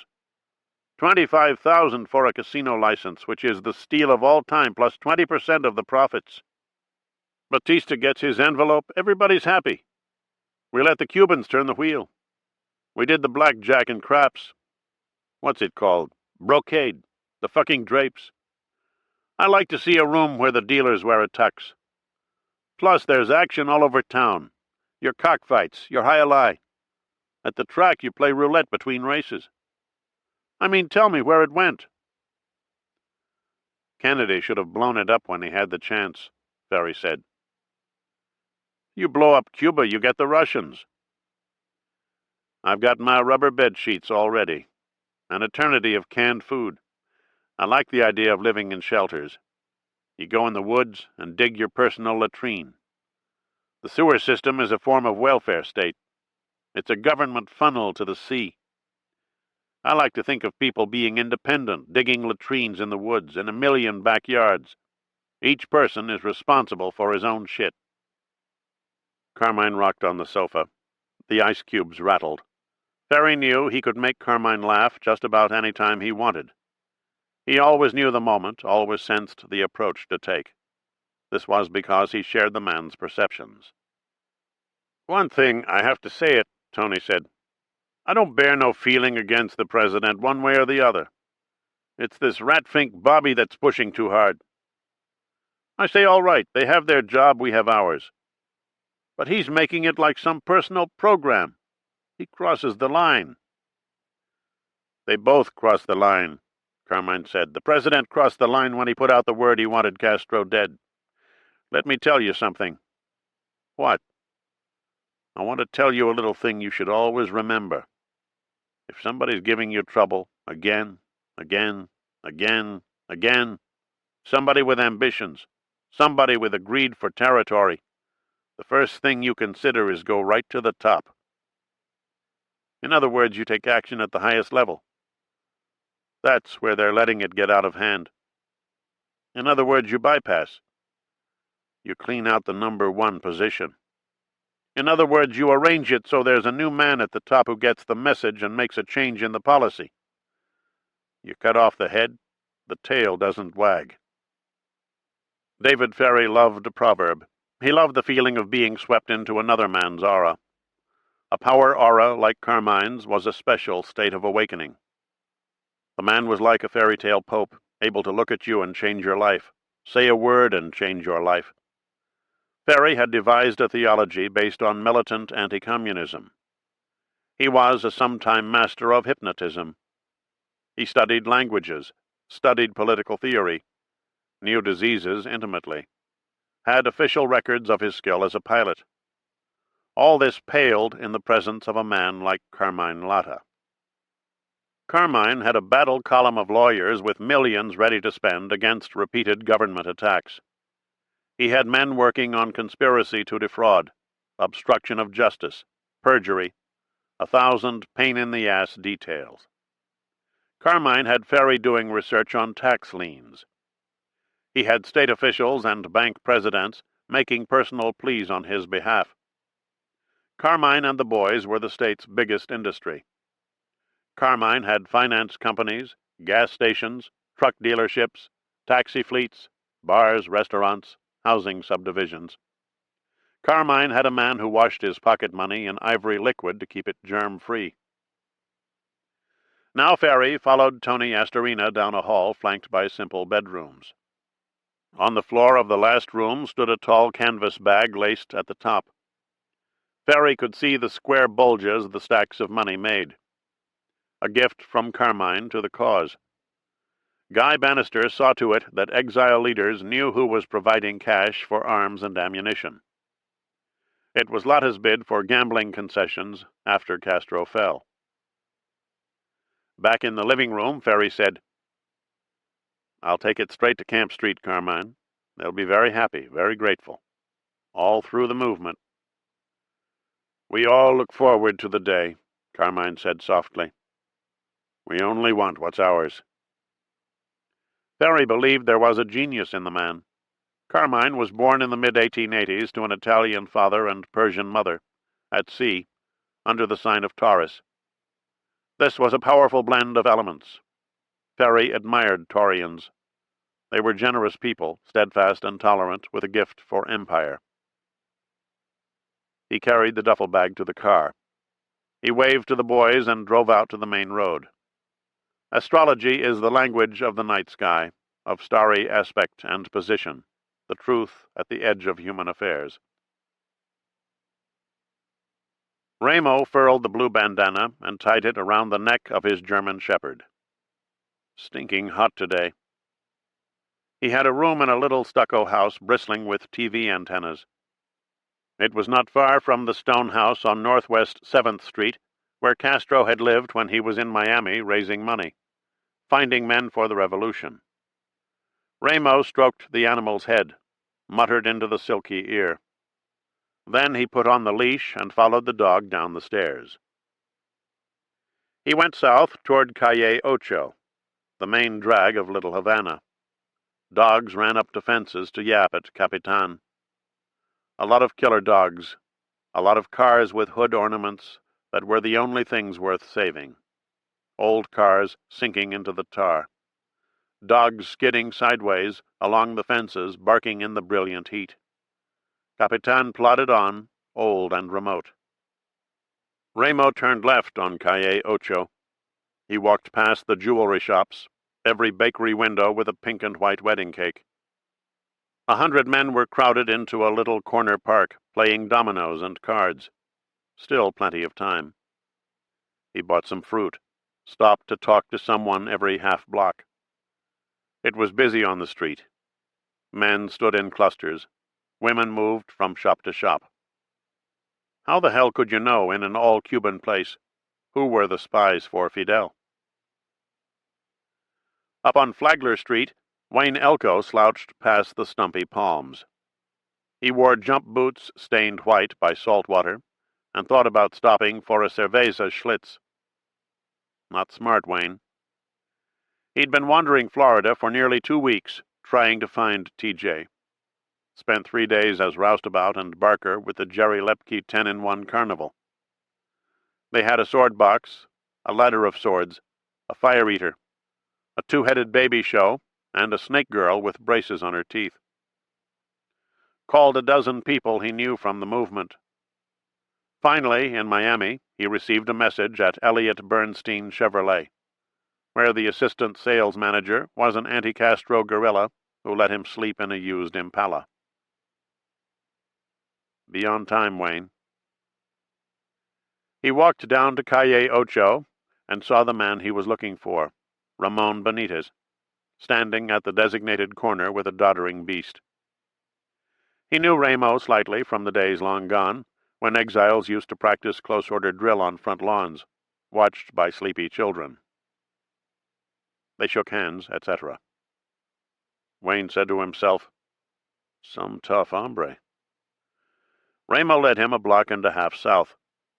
The Cuban facade faded into a version of suburban America. Sunny little stucco homes with postcard lawns. They went into a 1-story house. The radio played in a back room. They came out a side entrance and sat at a wooden table in a small concrete enclosure with a statue of St. Barbara standing in the middle. "This is Frank's house," Ramo said. Hairy arms, one of those thick-bodied types you can't reach with the usual persuasion. There are only 2 or 3 things in the world he ever thinks about, and he's made up his mind about each one. Wayne didn't know who Frank was. "So there's still activity," he said. "There's this friend of mine who works in a Chevy dealership. He makes napalm in his basement with gasoline and baby soap. I sleep in a car in the lot. I'm the unofficial watchman. What TJ wants is just like you stick around a couple of days. I've been looking for him." "He's a pretty busy guy," Ramo said unconvincingly. The dog lay throbbing in the shade. Frank Vasquez showed up with a wife, 2 kids, and some food. The wife and kids took a peek at the visitor. Wayne waited for someone to say, "Mi casa es suya." He got a little charge from the old world graces, but they slipped back inside, leaving his smile hanging like a rag on a stick. The three men ate a meal in the humming midday heat. Wayne could find out nothing of substance from the two Cubans. The smaller the talk, the clearer it became that something serious was in the works. The meal was so entrenched in seriousness, in that grave Latin manner and tact, that Wayne was outright convinced this was no mission to harass the Cuban coast, as he'd done so many times with the boarding-house commandos. He told Ramo and Frank about the operations he'd been involved in. Many fabulous snafus, squalls, Cuban gunboats, pursuit by police launches. He described how TJ had appeared out of nowhere. They didn't even know if he was agency or not, to give them special training in weapons and night fighting. They needed every little extra they could get. With Interpen, Wayne was still in the high-scream tempo of his paratroop days. He was rounding out his youth. The business at hand gave every sign of being very different. A dark and somber plan. Just look at Frank Vasquez. Sad-eyed, long-faced, earnest, with little to say outside of what his family had suffered, which he narrated tersely like a documentary of a war 100 years ago. It hit Wayne Alco with a flash and roar that this was like Seven Samurai, in which freelance warriors are selected one at a time to carry out a dangerous mission, in which men outside society are called on to save a helpless people from destruction, swinging those two-handed swords. Wynne Everett sat in his office on the empty campus of Texas Woman's University. All that heat and light made him grateful for the gloom of the basement nook. Here he worked patiently on his bitterness, honing and refining. It was something he returned to periodically, as if to some legend of his youth. A golden moment on a football field or frozen pond. Some enterprise of such flawless proportions that he could forget it only at the risk of deep-reaching loss. The office was a place to come to when Mary Frances and Suzanne were not at home. He didn't mind being alone here. It was a place to sit and think, searching for a grim justice in the very recollection of what they'd done to him. A place to refine and purify, to hone his sense of the past. The fluorescent light buzzed and flickered. When the room grew warm, he took off his jacket, folded it neatly lengthwise, then over double, and dropped it softly on a cabinet. It was no longer possible to hide from the fact that Lee Oswald existed independent of the plot. TJ had picked the lock at 4907 Magazine Street in New Orleans. This became necessary when he learned there was no sample of the subject's handwriting at Guy Bannister Associates. The files contained a single document, his job application, filled out in block letters and unsigned.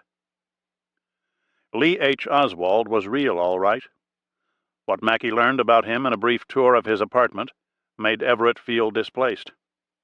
It produced a sensation of the eeriest panic, gave him a glimpse of the fiction he'd been devising, a fiction living prematurely in the world. He already knew about the weapons. Mackey confirmed the weapons. A .38 caliber revolver, a bolt-action rifle with telescopic sight. He knew about the leaflets. Oswald was handing out leaflets in the street. The headline was, "Hands Off Cuba." There was Oswald's correspondence with the National Director of the Fair Play for Cuba Committee. There was socialist literature strewn about, speeches by Fidel Castro, a booklet with a Castro quotation on the cover. The revolution must be a school of unfettered thought. Copies of The Militant and The Worker. A booklet, The Coming American Revolution. Another, Ideology and Revolution by Jean-Paul Sartre. Books and pamphlets in Russian. Flashcards with Cyrillic characters. A stamp album. A 12-page handwritten journal with the title Historic Diary. There was correspondence with the Socialist Workers' Party. A novel, The Idiot in Russian. There was a pamphlet titled The Crime Against Cuba. On the inside back cover, Mackey found a stamped address, 544 Camp Street. There was a draft card in the name Lee H. Oswald. There was a draft card in the name Alec James Heidel. There was a passport issued to Lee H. Oswald, a vaccination certificate stamped Dr. A.J. Heidel, a certificate of service, U.S. Marines, for Alec James Heidel. There were forms filled out in the names Osborne, Leslie Oswald, Alexei Oswald.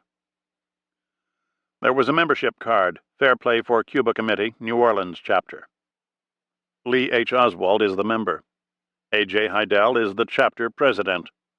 The signatures, according to Mackey, were not in the same hand. A magazine photo of Castro was fixed to a wall with Scotch tape. There was the room itself. Mackey had found most of these materials in a kind of storeroom off the living room. Small, dark, shabby, a desperate place, the gunman's perfect touch, with roaches on display along the baseboards. Everett had wanted only a handwriting sample, a photograph. With these he could begin to construct the illustrated history of his subject, starting with a false name. He'd looked forward to thinking up a name, just the right name, just the spoken texture of a drifter's time on Earth. Oswald had names. He had his own names. He had variations of names. He had forged documents.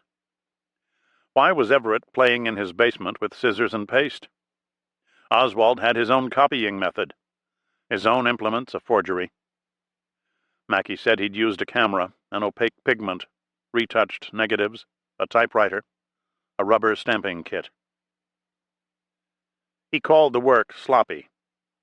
But Everett was not inclined to fault the boy on technicalities. Heidel. The question was a larger one, obviously. What was he doing with all that fabricated paper, with a Minox camera buried at the back of a closet? Everett flung both arms out briefly to free his shirt from his damp skin. He searched the room for cigarettes. It seemed there were more questions than actions these past days, and more bitterness than questions. The thing about bitterness is that you can work on it, purify the anguish and the rancor. It is an experience that holds out promise of perfection. Lancer is back from Berlin. It was coming back down to pure rancor, to this business of honing and refining. It was this business of how much they'd reduced his sense of worth. It was a question of measurement. It was a question of what they'd done to him. It was this business of sitting in his office in the Old Main and working on his rage. The last thing Mackey saw leaving the apartment was a James Bond novel on a table by the door. Nicholas Branch has unpublished state documents, polygraph reports, dictabelt recordings from the police radio net on November 22nd. He has photo enhancements, floor plans, home movies, biographies, bibliographies, letters, rumors, mirages, dreams. This is the room of dreams, the room where it has taken him all these years to learn that his subject is not politics or violent crime, but men in small rooms. Is he one of them now? Frustrated, stuck, self-watching, looking for a means of connection, a way to break out. After Oswald, men in America are no longer required to lead lives of quiet desperation. You apply for a credit card, buy a handgun, travel through cities, suburbs, and shopping malls. Anonymous, looking for a chance to take a shot at the first puffy, empty, famous face, just to let people know there is someone out there who reads the papers. Branch is stuck, all right. He has abandoned his life to understanding that moment in Dallas, the 7 seconds that broke the back of the American century. He has his forensic pathology rundown, his neutron activation analysis. There is also the Warren Report, of course, with its 26 accompanying volumes of testimony and exhibits, its millions of words. Branch thinks this is the megaton novel James Joyce would have written if he'd moved to Iowa City and lived to be 100. Everything is here. Baptismal records, report cards, postcards, divorce petitions, canceled checks, daily timesheets, tax returns, property lists, post-operative X-rays, photos of knotted string, thousands of pages of testimony, of voices droning in hearing rooms in old courthouse buildings, an incredible hall of human utterance. It lies so flat on the page, hangs so still in the lazy air, lost to syntax and other arrangement, that it resembles a kind of mind spatter, a poetry of lives muddied and dripping in language. Documents. There is Jack Ruby's mother's dental chart, dated January 15, 1938. There is a microphotograph of 3 strands of Lee H. Oswald's pubic hair. Elsewhere, everything in the Warren report is elsewhere, there is a detailed description of this hair. It is smooth, not knobby. The scales are medium size. The root area is rather clear of pigment. Branch doesn't know how to approach this kind of data. He wants to believe the hair belongs in the record. It is vital to his sense of responsible obsession that everything in his room warrants careful study. Everything belongs, everything adheres, the mutter of obscure witnesses, the photos of illegible documents and odd, sad personal debris, things gathered up at a dying, old shoes, pajama tops, letters from Russia. It is all one thing, a ruined city of trivia where people feel real pain. This is the Joycean book of America, remember, the novel in which nothing is left out. Branch has long since forgiven the Warren Report for its failures. It is too valuable a document of human heartbreak and muddle to be scorned or dismissed. The 26 volumes haunt him. Men and women surface in FBI memos, are tracked for several pages, then disappear. Waitresses, prostitutes, mind readers, motel managers, owners of rifle ranges. Their stories hang in time, spare, perfect in their way, unfinished. Richard Rhodes and James Woodard got drunk one night, and Woodard said that he and Jack would run some guns to Cuba. James Woodard had a shotgun, a rifle, and possibly one handgun. He said that Jack had a lot more guns than he did. Dolores stated that she did not see any guns in Jack's possession. She stated that he had several boxes and trunks in his garage, and Isabel claimed they contained her furs, which had been ruined by mold, due to the high humidity in the area. Photographs. Many are overexposed, light-blasted, with a faded quality beyond their age, suggesting things barely glimpsed, despite the simple nature of the objects and the spare captions. Curtain rods found on shelf in garage of Ruth Payne. There they are. The picture shows no more or less. But Branch feels there is a loneliness, a strange desolation trapped here. Why do these photographs have a power to disturb him, make him sad, flat, pale, washed in time, suspended outside the particularized gist of this or that era, arguing nothing, clarifying nothing, lonely? Can a photograph be lonely? This sadness has him fixed to his chair, staring. He feels the souls of empty places, finds himself returning again and again to the pictures of the second-floor lunchroom in the Texas School Book Depository. Rooms, garages, streets were emptied out for the making of official pictures. Empty forever now, stuck in some picture limbo. He feels the souls of those who were there and left.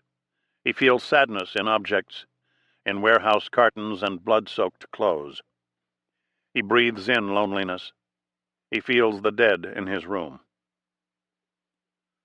W. Guy Bannister, former special agent of the FBI, collector of anti-communist intelligence, is found dead in his home in New Orleans in June 1964. His monogrammed .357 Magnum in a drawer by the bed. Ruled a heart attack. Frank Vasquez, the former schoolteacher who fought for and against Castro, is found dead in front of El Mundo Bestway, a supermarket on West Flagler Street in Miami, August 1966. Shot 3 times in the head. Reports of a factional dispute among anti-Castro groups in the area. Reports of an argument in a social club earlier in the evening. No arrests in the case. 10 years later, to the day, also in Miami, police find the decomposing body of John Roselli, born Filippo Sacco, an underworld figure who'd recently testified before a Senate committee investigating CIA mafia efforts to assassinate Castro. The body is floating in an oil drum in Dumbfoundling Bay. Legs sawed off. No arrests in the case. Branch sits staring. The agency is paying him at the GS level he'd reached at retirement, with periodic cost of living increases. They paid for the room he has added to his house, this room of documents, of faded photographs. They paid to fireproof the room. They paid for a desktop computer he uses to scan biographical data. Branch is ill at ease billing them for office supplies and often submits a figure lower than the amount he has spent. He eats most of his meals in the room, clearing a space on the desk, reading as he eats. He falls asleep in the chair, wakes up startled, afraid for a moment to move.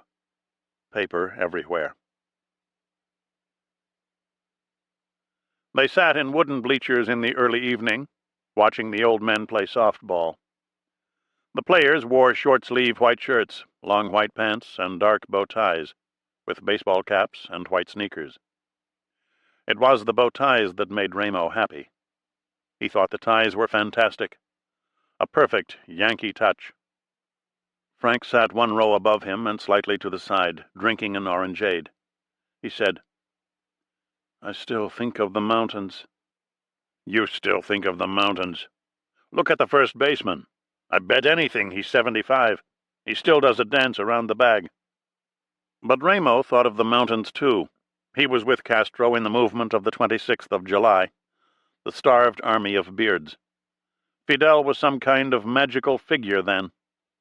There was no doubt he carried a force, a myth. Tall, strong, long-haired, dripping filth, mixing theory and raw talk, appearing everywhere, explaining everything, asking questions of soldiers, peasants, even children. He made the revolution something people felt on their bodies.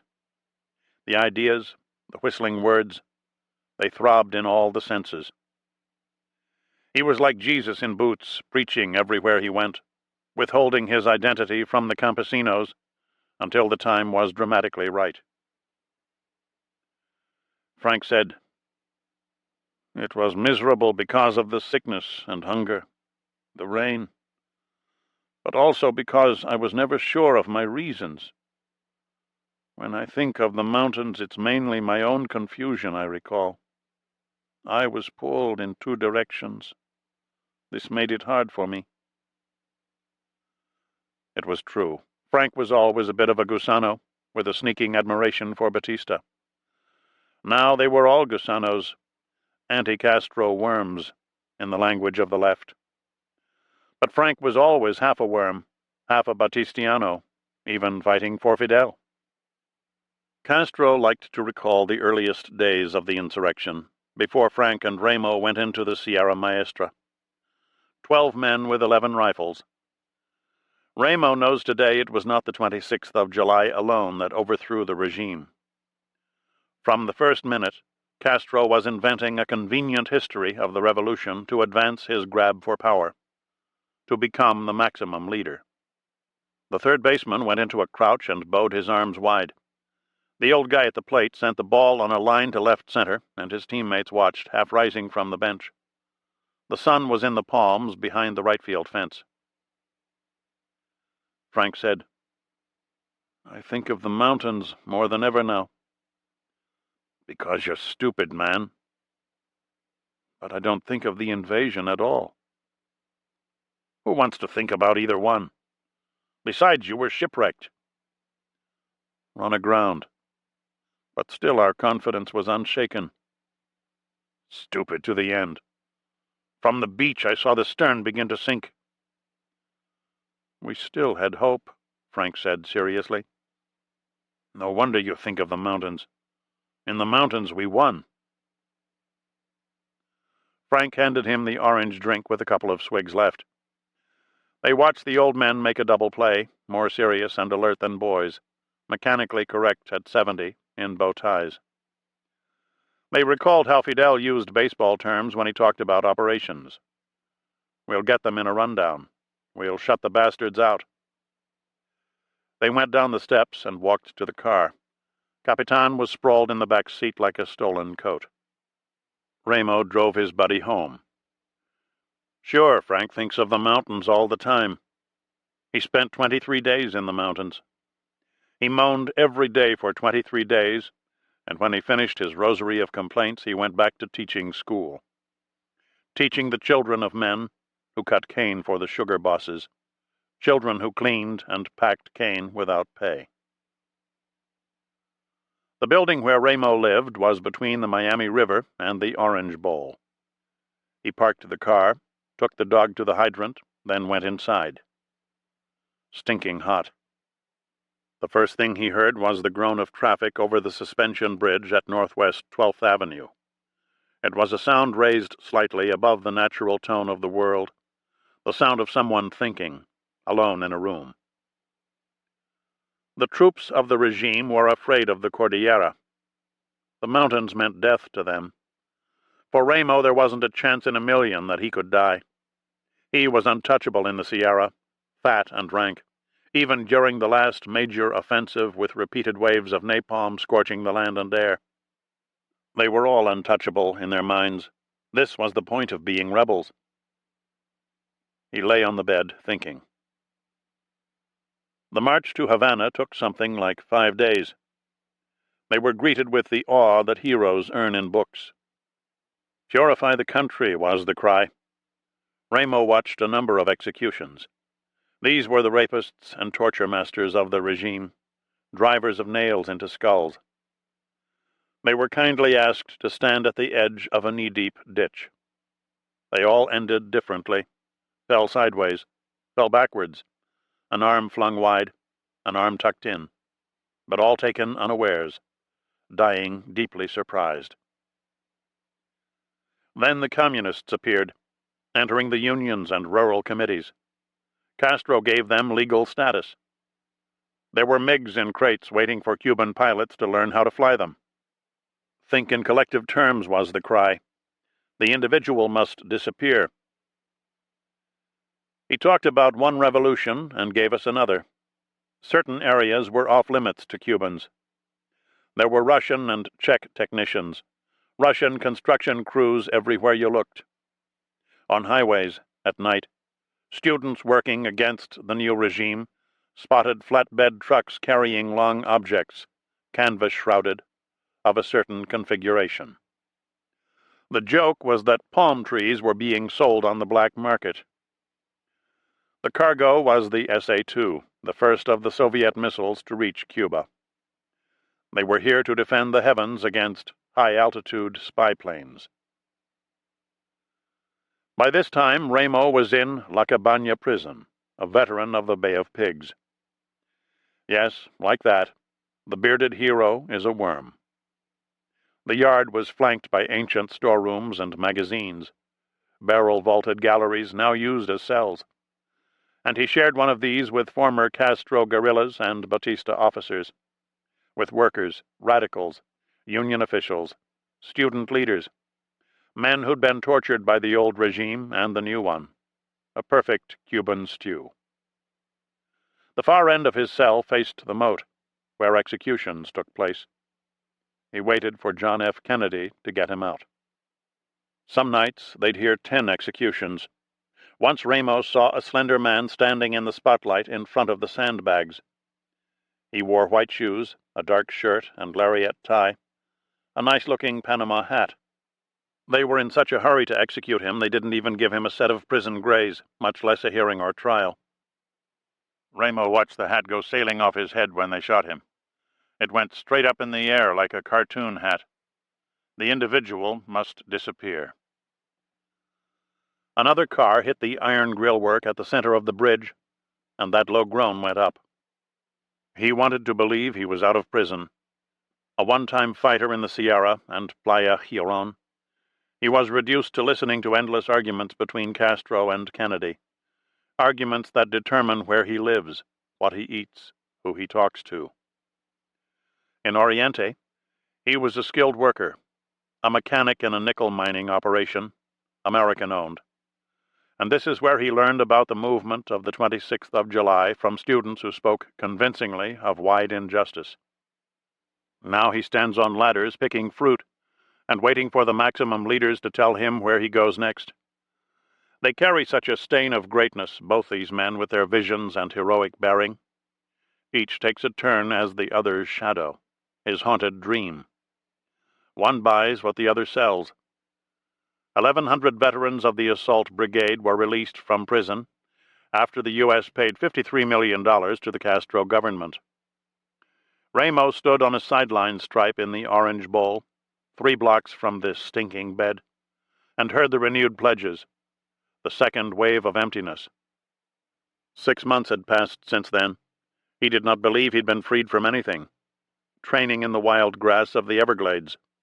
This was the only time he felt free. The thing he could not forget was the way the hat jumped from the slim man's head. The heavy thudding surprise, the sudden insult.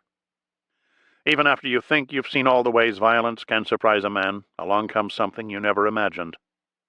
How much force do bullets have to exert if they can hit a man in the chest and make his hat fly 4 feet in the air straight up? It was a lesson in the laws of motion, and a reminder to all men that nothing is assured.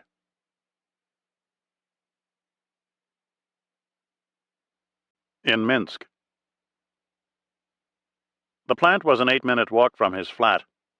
He was a regulator first class, which was another term for metal worker unskilled. The plant covered 25 acres, employed 5,000 people, and turned out radios and TV sets. On his first day, he presented a handwritten autobiography to the plant director. "My parents are dead," he wrote. "I have no brothers or sisters." The director welcomed Citizen Oswald. At 8 sharp, the duty orderly rang a bell. Grinding metal, saws cutting through iron ingots. He hadn't realized such high-pitched fury went into the making of a radio. Meetings all the time. A large picture of Lenin looked down on the workers. 15 meetings a month, all after work, plus compulsory daily gym. He took girls to the opera and went sightseeing. There were a number of imposing structures in this industrial city, some of them a little funny, he thought. The trade union building had a Greek temple facade, but the figures carved into the frieze were a bricklayer, a surveyor, a woman shot-putter, and a man in a double-breasted suit with briefcase. He ate fried cabbage in stand-up cafes. Each autonomous republic is represented by 11 deputies in the Soviet of Nationalities of the Supreme Soviet. Soviet means council. I am learning Russian quickly. In his 4th-floor apartment, he had his own kitchen and bath. He slept on a sofa bed. There was a private balcony that overlooked a wide bend in the river that runs through Minsk. The 5th day of every month, he got his Red Cross check. He read on the balcony, wrote in Russian in his steno notebook. "Thank you," he wrote. "Neuter nouns ending in O take A." He wrote the lyrics of a popular song. Church spires in the distance. He had money to spend. He was someone interesting, an American, a stranger with a story. America was a rumor down the street, a gleaming place people didn't quite believe in, and they wanted to hear what he had to say. Then, on May 1st, May Day, in the skies over Sverdlovsk, in the Ural Mountains, the heart-shaking event took place. The prisoners stood in a metal cage inside the elevator, light-proof, soundproof. This was a form of naked awareness he didn't need right now. Irregular heartbeat, right leg stinging, an exhaustion settling in over the raw headache, the whistling in his ears. They marched him down a corridor. 4 men, 2 in uniform. He sensed their grim satisfaction, Something meritorious in the air, some old grievance righted at last. He was due to land, just about now, along a fjord in Norway. They led him into a small room. Time to strip again. All afternoon they'd been telling him to take off his pressure suit, flight suit, long johns, stand still, bend over, give us a look, put on these pants, wear this shirt. Then they'd take him somewhere else and do it all over again. He knew he was in Lubyanka now, right in downtown Moscow, the local political prison of the KGB. Maybe this was the last of the body searches. They gave him another set of clothes, including a double-breasted suit 3 sizes too large, and took him to the interrogation room, where a dozen men sat waiting, 3 in uniform, 2 majors and a colonel. No tape recorder in sight. An interpreter sat next to the prisoner. A stenographer, who looked too old to record anything beyond name and nationality, sat at the end of the long table, a rosette in his lapel. The prisoner nodded faintly at the array of somber faces. Men well established in state security. They seemed to regard him skeptically, although he hadn't said a word yet. Maybe they thought it was too good to be true, getting their hands on an American air pirate after 4 years of overflights in unmarked planes. The prisoner thought ahead to a lifetime of potatoes and cabbage soup. Maybe a short lifetime. They might shoot him in the courtyard, like a movie, to muffled drums. Bright flash in the sky, the way the aircraft lurched forward like a car jolted in heavy traffic. The long night of questions began. Name, nationality, type of aircraft, type of mission, altitude, altitude, altitude. The trouble with lies is trying to remember what you said so you can repeat it when they ask again. Mainly he told the truth. He wanted to tell the truth. He wanted these people to like him. A few shrewd lies in selected areas, if only he could be sure which areas were the ones he needed to protect. There had been no preparation for this. No one had told him what to say. He was only a pilot. This is what he tried to get across. He flew a certain route, flipped the mission switches. He was a civilian employee. He recorded instrument readings, drifted off course, corrected back. A boy from the Virginia Hill Country, didn't smoke, drink, or chew. Made a plane out of a cigar box for his 5th grade teacher. He told them he'd been flying at 68,000 feet. Once they examined the wreckage, they would ask him about the destructor unit, which he hadn't activated because he thought it might detonate before he had time to leave the aircraft. Embarrassing. They would also ask him about the poison needle, which they'd confiscated in Sverdlovsk hours earlier. Yes, the prisoner felt a little sheepish. He was supposed to be dead. Some very important men would be mighty surprised when they learned he was still alive. They'd spent millions to make it convenient for him to die. When the questions ended, they gave him another set of clothes, took him to another room, signaled down with the pants, gave him an injection which he assumed would either help him sleep or make him tell the truth. They marched him past the desk of the section supervisor into a 2-tiered cell block. His cell was 8 by 15 with a solid oak door supported by steel bands. There was an iron bed, a small table and chair, a double-pane window reinforced with wire mesh. He was alone and could hear the Kremlin clock. Already word was beginning to spread of the missing U-2. Bodu, Incirlik, Peshawar, Wiesbaden, Langley, Washington, Camp David. This was exciting in a way. As he undressed for the 5th or 6th time this endless, weary, and disconnected day, he noticed the peephole in the door. The spin was upside down, nose of the aircraft pointing skyward, a little like a dream in which you're powerless to move. The next day, instead of torturing him to get some answers they liked, they sent him on a tour of Moscow. Alexei Kirilenko was present for the 2nd round of questions. A package of Leica filters sat on the table in front of him. There were 10 men in the room. The questions rolled forth. The prisoner, called Francis Gary Powers, was sincerely telling the truth about half the time, just as sincerely lying the other half. So Alec estimated. No, he had not flown over Soviet territory before. No, the CIA had not given him a list of underground agents he could contact here. No, he had never been stationed at Atsugi in Japan. What about the plane? Yes, the plane had once been based in Atsugi. They'd given the prisoner a peasant haircut. It suited him well, Alec thought. He had a large, square head, strong features, the worried look of a rustic crossing streets in the capital. No, it did not occur to the prisoner that by violating Soviet frontiers, he was endangering the upcoming summit conference.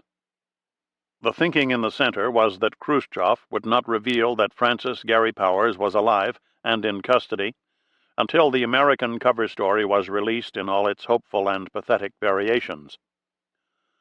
An unarmed weather plane is missing somewhere near Lake Van in Turkey after the civilian pilot reported trouble with the oxygen system.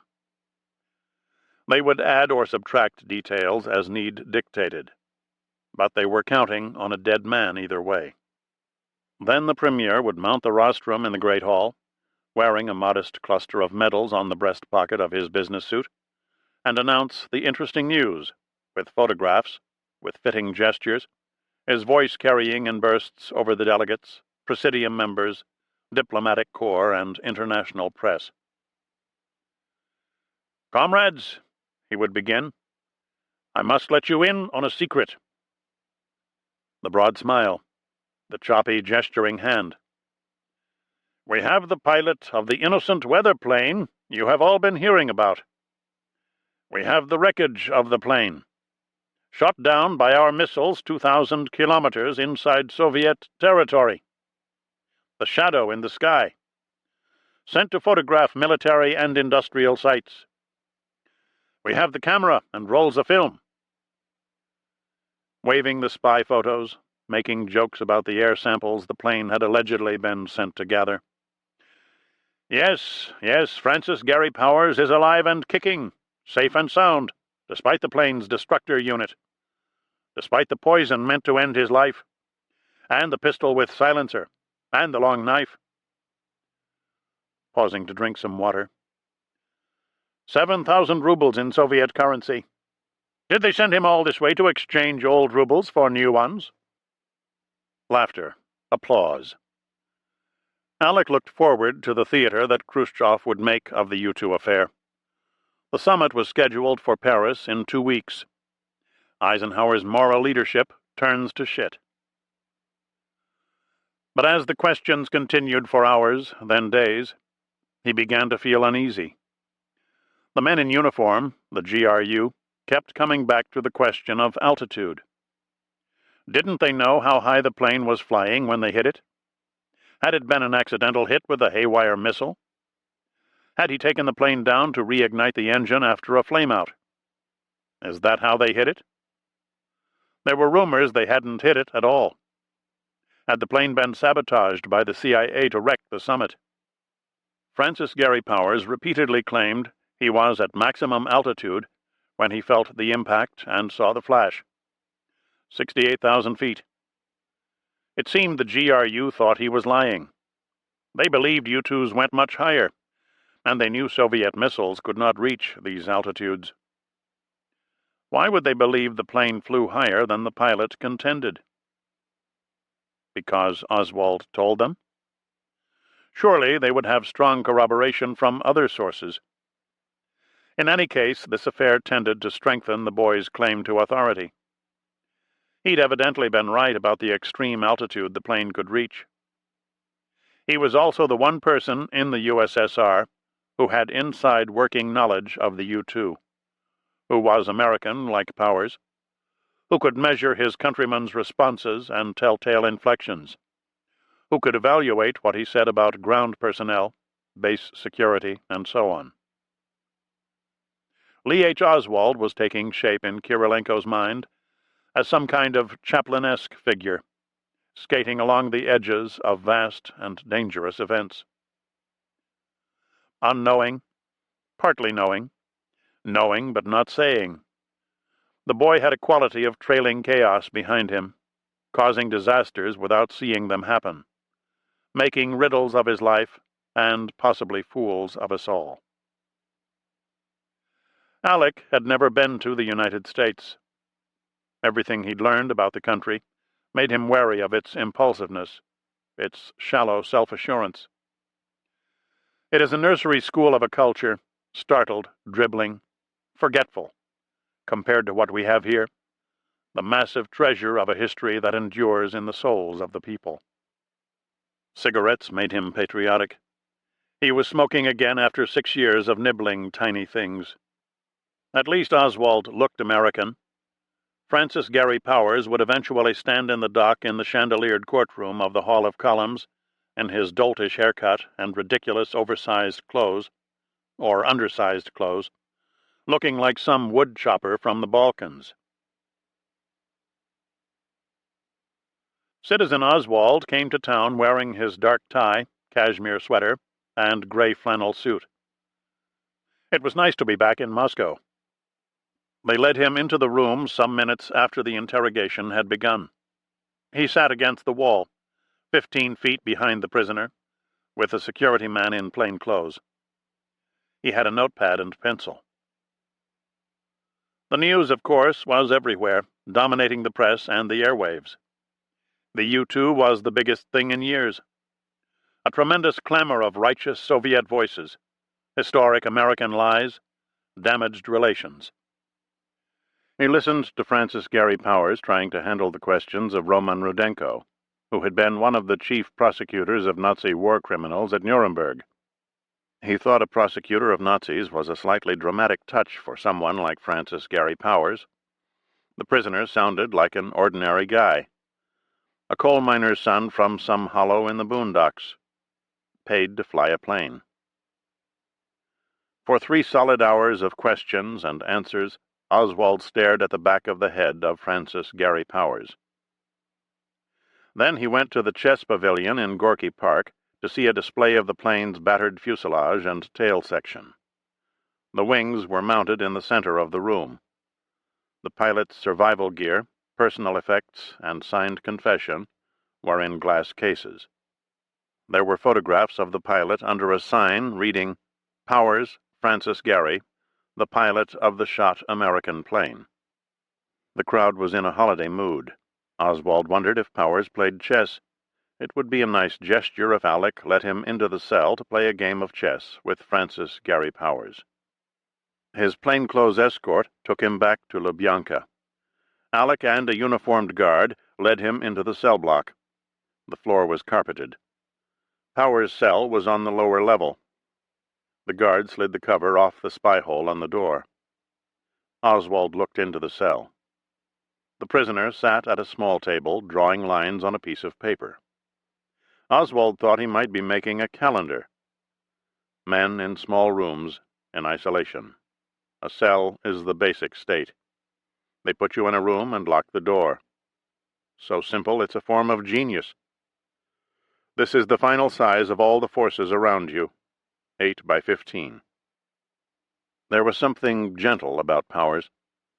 He was the type Oswald could get along with in the barracks. He raised his head a moment and looked directly at the spy hole, as if he sensed someone watching. Paid to fly a plane, and incidentally to kill himself if the mission failed. Well, we don't always follow orders, do we? Some orders require thought. Ha ha. He wanted to call to the prisoner through the door. "You were right. Good for you. Disobey." The prisoner wore a checked shirt buttoned to the top. He waved at a fly and returned to his piece of paper. He seemed to toil at those lines he was drawing. What is the Russian for firing squad? Alec led Oswald to the interrogation room, where they sat alone in the faint stink of ground-out cigarettes. "Now you've seen him as close as we can get you. Tell me, does he look familiar?" "No." "Do you know him from Atsugi?" They wear helmets and faceplates. There are armed guards around them all the time. I never got a good look at a pilot. From the bars, perhaps. The nightclubs. I don't recall him at all. Did you know they had flights from Peshawar? Where is that? Pakistan. Where this flight originated? No. Powers is telling us many lies. What do you think? He's confused. I think he's mainly truthful. He wants to survive. He says 68,000 feet maximum altitude. You say 80,000, 90,000. I could be wrong. I don't think you're wrong. I could definitely be mistaken. You sounded very sure. You described the pilot's voice. There is reason to believe you are correct. 80 is pretty damn high. Maybe I thought I heard 80, but it was 68. I think Powers is telling the truth based on the type fellow he seems to be. What type is that? Basically honest and sincere, cooperating to the best of his ability. What will happen to him? Too early to say. Will they put him on trial? This is almost certain. Will they execute him? I don't know. He'll get the firing squad, won't he? This is not correct to assume. That's the way it's done, isn't it? They shoot them here. Smiling. Not so much anymore. Let me talk to him. Not a good idea. I could lecture him on the virtues of life in the Soviet Union, making radios for the masses. The masses need radios, so they won't be masses anymore. I have an idea I've been thinking. He paused to assemble the dramatic words. I want to go to Patrice Lumumba Friendship University. A wonderful place, no doubt, but it happens to be in Moscow, and I don't think this is the right time for you to live here. Alec, how do I get ahead? I want to study. The plant is dull and regimented. Always go to meetings, always read the propaganda. Everything is the same. Everything tastes the same. The newspapers say the same things. All right, this much. We will think about further schooling for Lee H. Oswald. I will wait to hear from you. I depend on it. Tell me, personally, for my own enlightenment, is Francis Gary Powers a typical American? It occurred to Oswald that everyone called the prisoner by his full name. The Soviet press, local TV, the BBC, the Voice of America, the interrogators, etc. Once you did something notorious, they tagged you with an extra name, a middle name that was ordinarily never used. You were officially marked, a chapter in the imagination of the state. Francis Gary Powers. In just these few days, the name had taken on a resonance, a sense of fateful event. It already sounded historic. I would say a hard-working, sincere, honest fellow has found himself in a position where he is being crushed by the pressure exerted from opposite directions. Well, that makes him typical, I guess. He spoke these words in Russian and saw that Alec was impressed. From the Historic Diary. The coming of fall, my dread of a new Russian winter, are mellowed in splendid golds and reds of fall in Belorussia. Plums, peaches, apricots, and cherries abound for these last fall weeks. I am a healthy brown color and stuffed with fresh fruit. My 21st birthday sees Rosa, Pavel, Ella at a small party at my place. Ella, a very attractive Russian Jew I have been going walking with lately, works at the radio factory also. Finds the approach of winter now. A growing loneliness overtakes me, in spite of my conquest of Anna Tachina, a girl from Riga. New Year's I spend at home of Ella Germain. I think I'm in love with her. She has refused my more dishonorable advances. After a pleasant, hand-in-hand walk to the local cinema, we come home.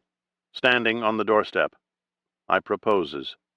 She hesitates, then refuses. My love is real, but she has none for me. I am too stunned to think. I am miserable. He talked to his friends about Cuba, surprised to find they weren't passionate on the subject. Cuba was a situation he could easily get heated about, and it was steady news in the English-language worker, on local radio and the BBC. Mikoyan signs a trade pact with Che Guevara. Russia sends heavy arms. Ike breaks diplomatic relations. Chocolate was expensive.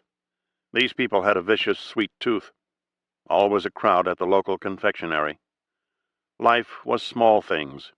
Chocolate, a record player, a meal at the automat. His friends had trouble with his name. They didn't feel comfortable saying Lee. It sounded Chinese or just didn't fit right on the tongue. He told them to call him Alec.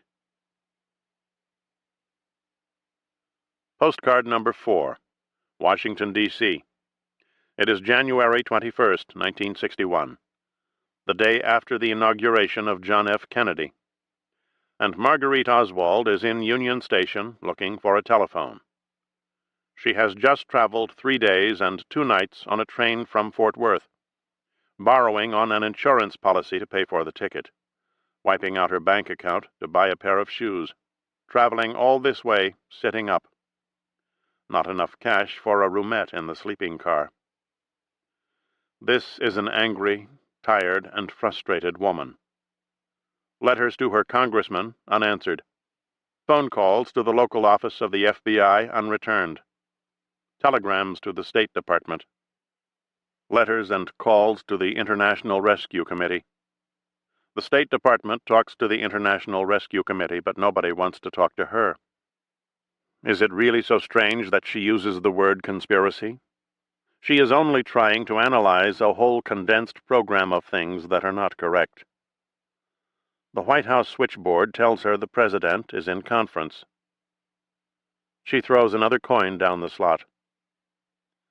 The State Department switchboard says Secretary Rusk is not available right now, but anything they could do for her, etc., etc. The operator is a Negro woman, and Marguerite used to live in a mixed neighborhood of Negroes and whites on Phillip Street in New Orleans when she was growing up, and played with Negroes, and lived next door to a lovely Negro family. So she finally gets connected, after a lot of back and forth, to a man who seems to be talking from an office instead of a switchboard. There is a silence around him, and he says he is an aide, and asks her politely what the trouble is. I have come to town about a son of mine who is lost in Russia. She tells the man she is not the sobbing mother type, but the fact is she is getting over a sickness, and she doesn't know whether her son is living or dead. He is somewhere abroad working as an agent of our American government. He has the right to make his own decisions, she says, but there is a good chance he has become stranded by his government and cannot get out. The man says the weather has predicted a terrible snowstorm and they have orders to leave early. Marguerite is wary of conspiracy. She says into the phone, I cannot survive in this world unless I know I have my American way of life and can start from the very beginning. I have to work into this, starting from the time he was determined at age 16 about joining the Marines, which we bickered back and forth living in the French part of town. She says, he read Robert's manual day and night. He knew Robert's manual by heart. And now he is unheard from in over a year, which I am convinced is not completely of his doing, however agents operate overseas. I am here to demand the substance of where he is. The man at the State Department says they are all leaving the office due to this predicted storm. It is apparently bearing down. The weather says it could hit any time. Marina loved hearing English spoken. It was exciting, an adventure of a sort. She hadn't even known there was an American in Minsk. This was something fairly remarkable. The thing that people felt about America never went away. She danced with Alec on the vast floor of the Palace of Culture. He was polite and neatly dressed, told her how pretty she was in her brocade dress and upswept hair. He spoke English to some of the other boys, but only Russian to her, of course. She'd rarely heard English, didn't know a word except song lyrics, Tarzan, Spam. Marina herself had arrived in Minsk like snow off the roof, her uncle Ilya said. She was illegitimate. She was an orphan. She was drawn to people who were different. Ilya told the American she had breezes in her brain. She saw Alec often. They seemed to shine together at the center of things. They made things theirs. A certain bench in the park, near the chess players. Ordinary things, not unusual in any way. They fell in love the way anyone does. They were from different worlds, totally different cultures. But they were brought together by fate, Marina believed. Her heart began to beat in a different way. They flattered each other, made each other seem unique and marvelous. It is the lie everyone accepts about being 19, which was Marina's age when she met this unexpected man. She threw over Anatoly, who looked like an actor in the movies, and she threw over Sasha, who was wonderful in every way and therefore not for her. Alec had a small, lovely flat and listened to Tchaikovsky on the phonograph. He took Marina boating on Youth Lake. They were the same as anyone, completely ordinary, saying what people say. Every fact about their lives was precious. Marina's weight at birth was a little over 2 pounds. Alec was in awe of this fact. It was a private charm, something about her to hold dear. He gestured with his hands, trying to find a shape for 2 pounds of precious life. Her eyes were blue. Her childhood name was Spichka, or matchstick, for her spare frame and her tendency to flare up, to speak in abrupt, excited phrases. These things they told each other were like stories in a book that changes every day, giving their love a quality of never-ending.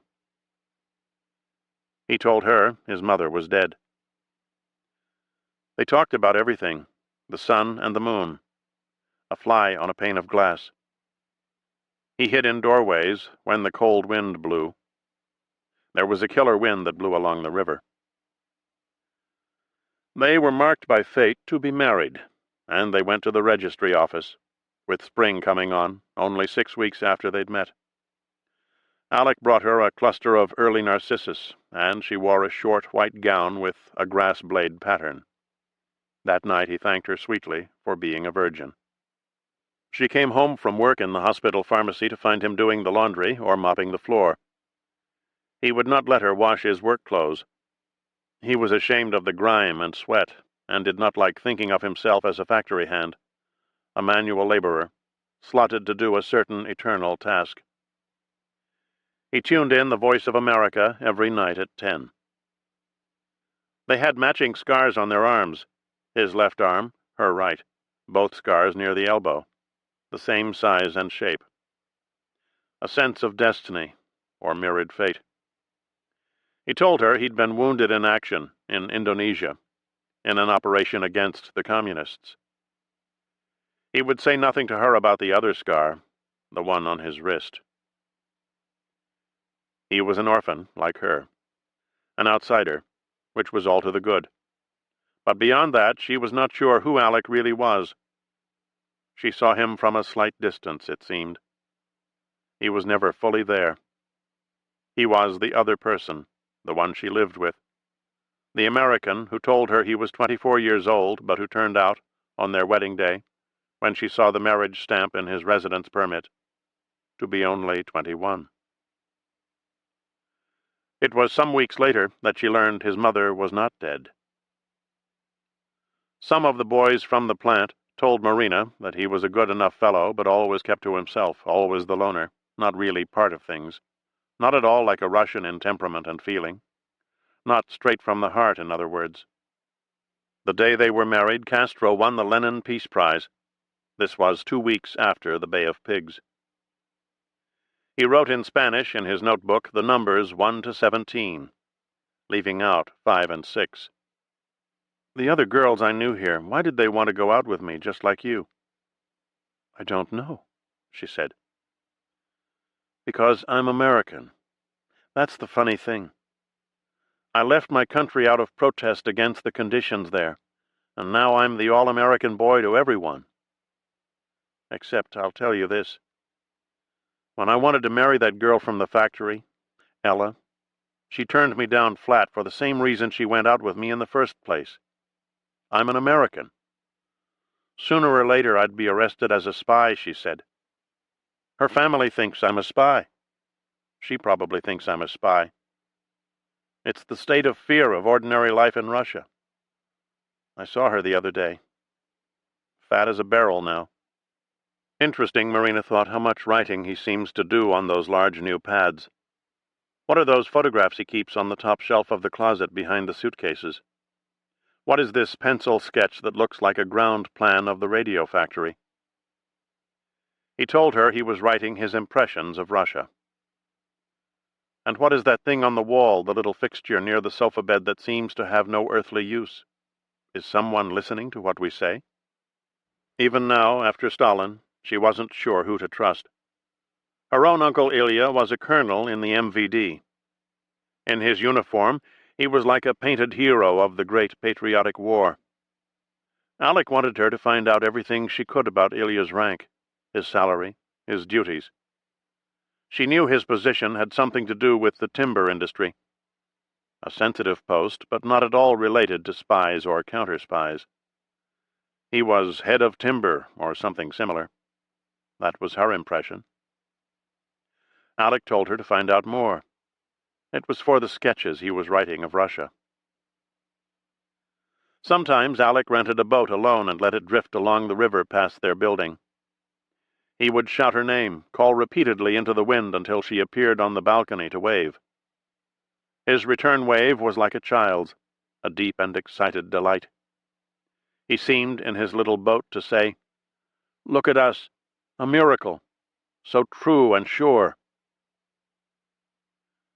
2 years earlier, on a vacation trip to Minsk, when she lived in Leningrad, Marina had noticed a handsome apartment house with balconies overlooking the river. One terrace was bright with flowers, and she'd imagined how lovely it would be to live there.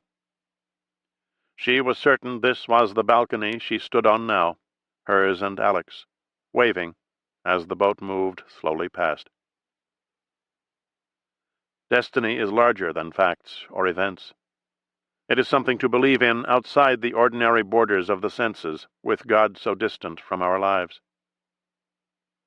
Some people don't believe in God, but they color eggs at Easter just to change the pattern of their days. Postcard number 5. A fold-out number. Scenes of Minsk. Oswald is photographed at the Victory Monument, the Palace of Culture, Stalin Square. He is a cheerful enough subject, smiling squarely at the camera, but in fact there is little to be happy about right now. His application to study at the Patrice Lumumba University of the Friendship of Nations has been turned down. He takes the news hard. It makes him feel small and worthless. The chief of student welcoming writes that the school was created exclusively for youths of the underprivileged countries of Asia, Africa, and Latin America. Lee wonders how they can think he is privileged. It is part of the general stupidity about life in the U.S. What else? Well, he has written to the U.S. Embassy in Moscow to ask for his passport back. He's a little nervous about this, considering he dumped the passport in their lap, practically forced them to take it, and then said some things he wishes he hadn't about military secrets. Would they want to prosecute him if he returned? What else? There's this funny little device on the wall of his flat, and it's not a socket, a light switch, or a thing to hang a picture from. Not only that, he keeps seeing a car marked driving school going up and down his street. Maybe his street is the site of the final exam, he thinks, except there is never a student in the car. He believes they are watching him because they think he is a false defector, sent by the Office of Naval Intelligence. He easily sees the possibility that ONI is waiting to get him out of here so he can tell them what he's learned. He knows someone is intercepting his mail because right after he wrote to the U.S. Embassy, his monthly payments from the so-called Red Cross suddenly disappeared. cutting his income in half. He took the money in the first place because he was hungry and broke, and there was snow on the ground in Moscow. He didn't want to think about the true source of the funds.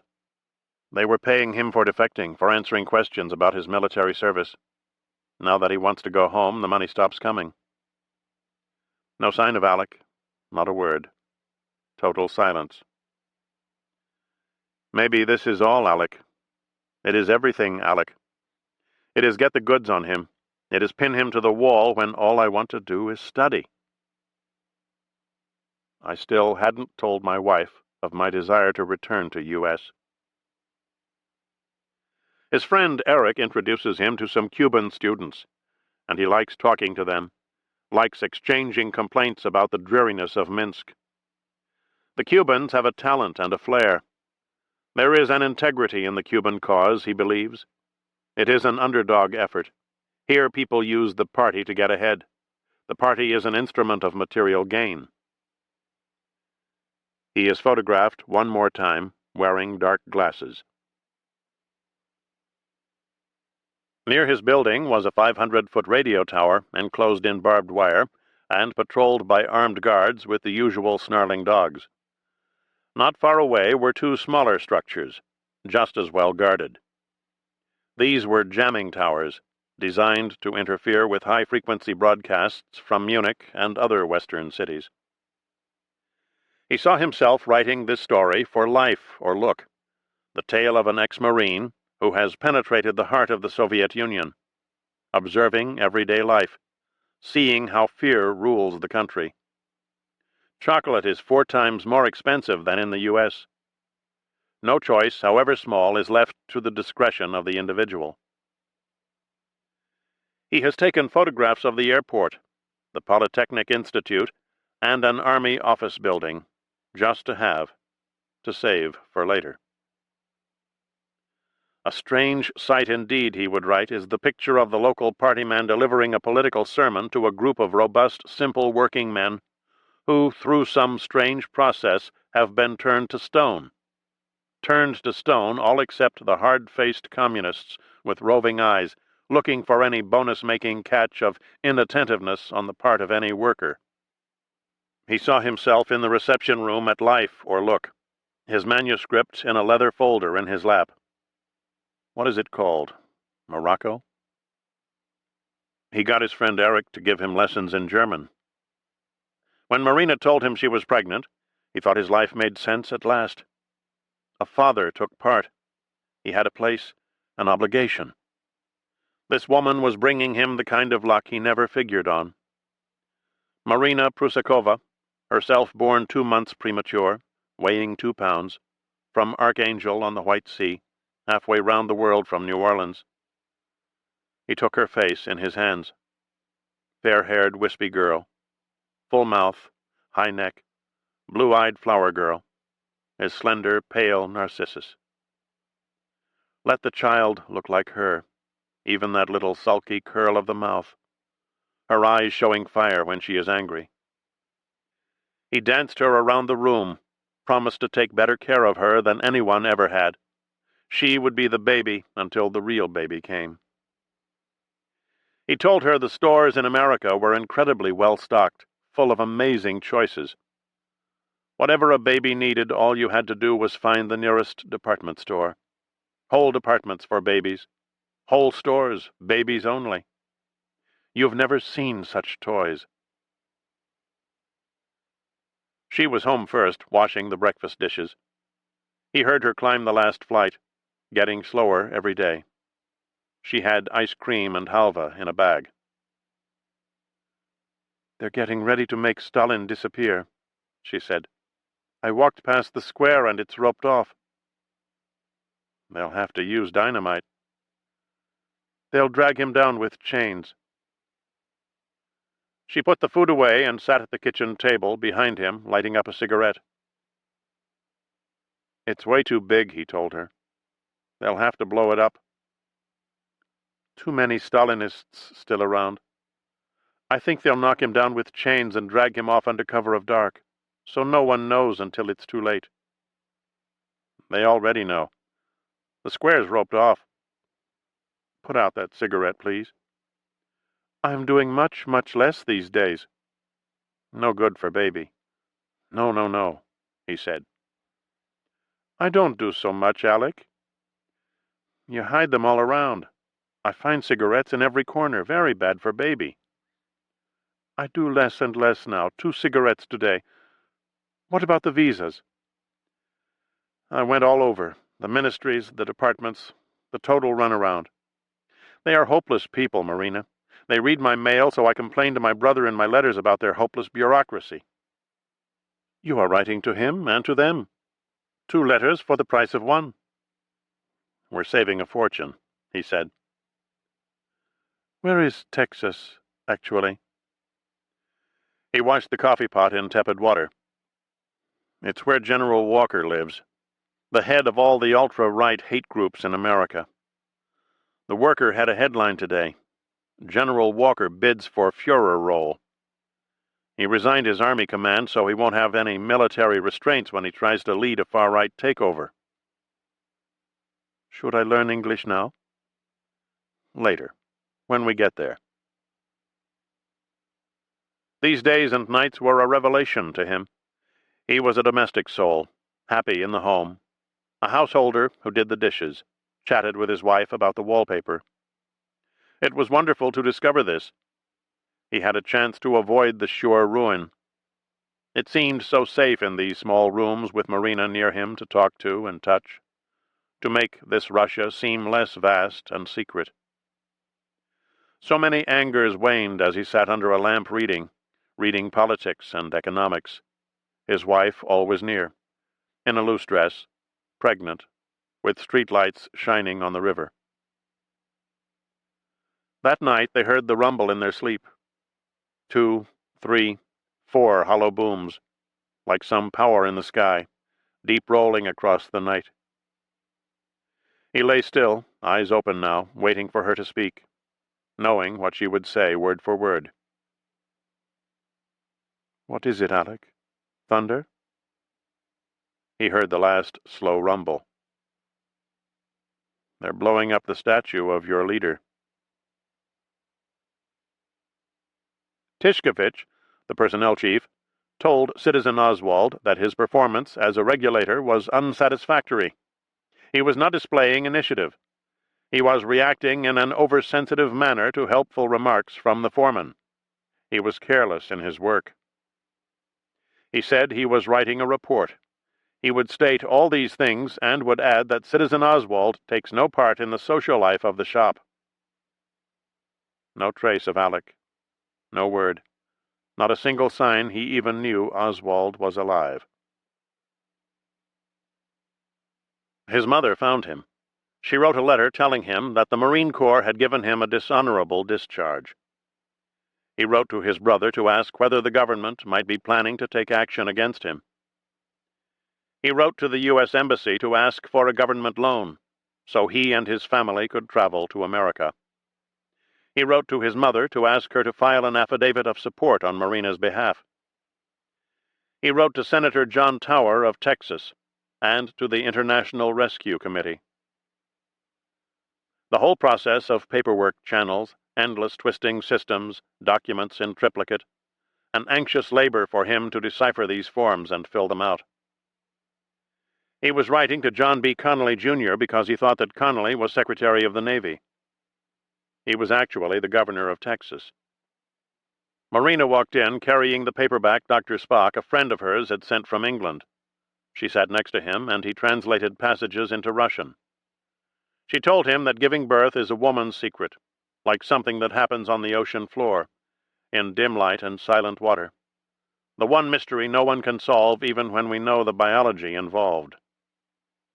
Dr. Spock wrote, "Don't be afraid of your baby. Your baby is born to be a reasonable, friendly human being." Marina looked at him when he translated these lines. She seemed to be asking for the first time, what kind of place is America? He went back to his letter. Could he tell the secretary that he was a false defector? He wanted to repair the damage done to him and his family. He knew his rights. He wanted his honorable discharge reinstated. But could he tell the secretary, the way his mail was constantly intercepted, that he'd been sent by naval intelligence to live in the USSR as an ordinary worker, observing the system, photographing areas of strategic value, and making note of the details of everyday life? He saw himself sitting next to a tasseled flag in the secretary's office, talking to the secretary, a square-jawed man with honest eyes, a friendly-type Texan. Dawn, Marina wakes me. It's her time. The experience had a form, a sense of tradition and generation, like his own father standing in a dimly lit hallway waiting for word of a son, word of Robert Oswald. The second son would not be born until the father was 2 months dead. He wrote at once to Robert. Well, I have a daughter, June Marina Oswald, 6 pounds 2 ounces, born February 15th, 1962 at 10 a.m. How about that? But then you have a head start on me, although I'll try to catch up, ha-ha. How are things at your end? I heard over the Voice of America that they released Powers, the U-2 spy plane fellow. That's big news where you are, I suppose. He seemed to be a nice, bright American-type fellow when I saw him in Moscow. He put another coat of paint on the second-hand crib while Marina was in the hospital. He dusted and scrubbed the whole flat, did the laundry, ironed her blouses and skirts. In the end, the bureaucrats insisted that the baby's middle name must be the same as the father's first. He moved the crib to his side of the bed and slept every night only inches from June Lee. Stateless, word-blind, still a little desperate, he got up in the middle of a spring night and wrote the historic diary. He wrote it in 2 sittings, breaking for coffee at 4 a.m. He wanted to explain himself to posterity. People would read these words someday and understand the fears and aspirations of a man who only wanted to see for myself what socialism was like. It was his goodbye to Russia. It signified the official end of a major era in his life. It validated the experience, as the writing of any history brings a persuasion and form to events. Even as he printed the words, he imagined people reading them, people moved by his loneliness and disappointment, even by his wretched spelling, the childish mess of composition. Let them see the struggle and humiliation, the effort he had to exert to write a simple sentence. The pages were crowded, smudged, urgent, a true picture of his state of mind, of his rage and frustration, knowing a thing but not able to record it properly. He went back to the first day, fall of 1959, jumping right in, writing in a child's high fever, in which half-waking dreams, dreams with runny colors, can seem a state of purer knowledge. He felt little charges of excitement when he set to work on his suicide attempt in The Voice of Heidel, theatrical, self-mocking. It was the true voice of that episode. He'd heard it then, watching his own fishy blood mix into the bathwater. Somewhere a violin plays. And he was quick to use it now, sweating in his pajamas at the kitchen table. Always the pain, the chaos of composition. He could not find order in the field of little symbols. They were in the hazy distance. He could not clearly see the picture that is called a word. A word is also a picture of a word. He saw spaces, incomplete features, and tried to guess at the rest. He made wild tries at phonetic spelling, but the language tricked him with its inconsistencies.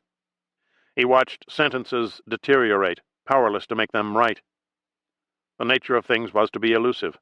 Things slipped through his perceptions. He could not get a grip on the runaway world. Limits everywhere. In every direction he came up against his own incompleteness, cramped, fumbling, deficient. He knew things. It wasn't that he didn't know. He stood on the balcony with his coffee. The breeze made his wet pajamas stick to his body. An N on its side becomes a Z.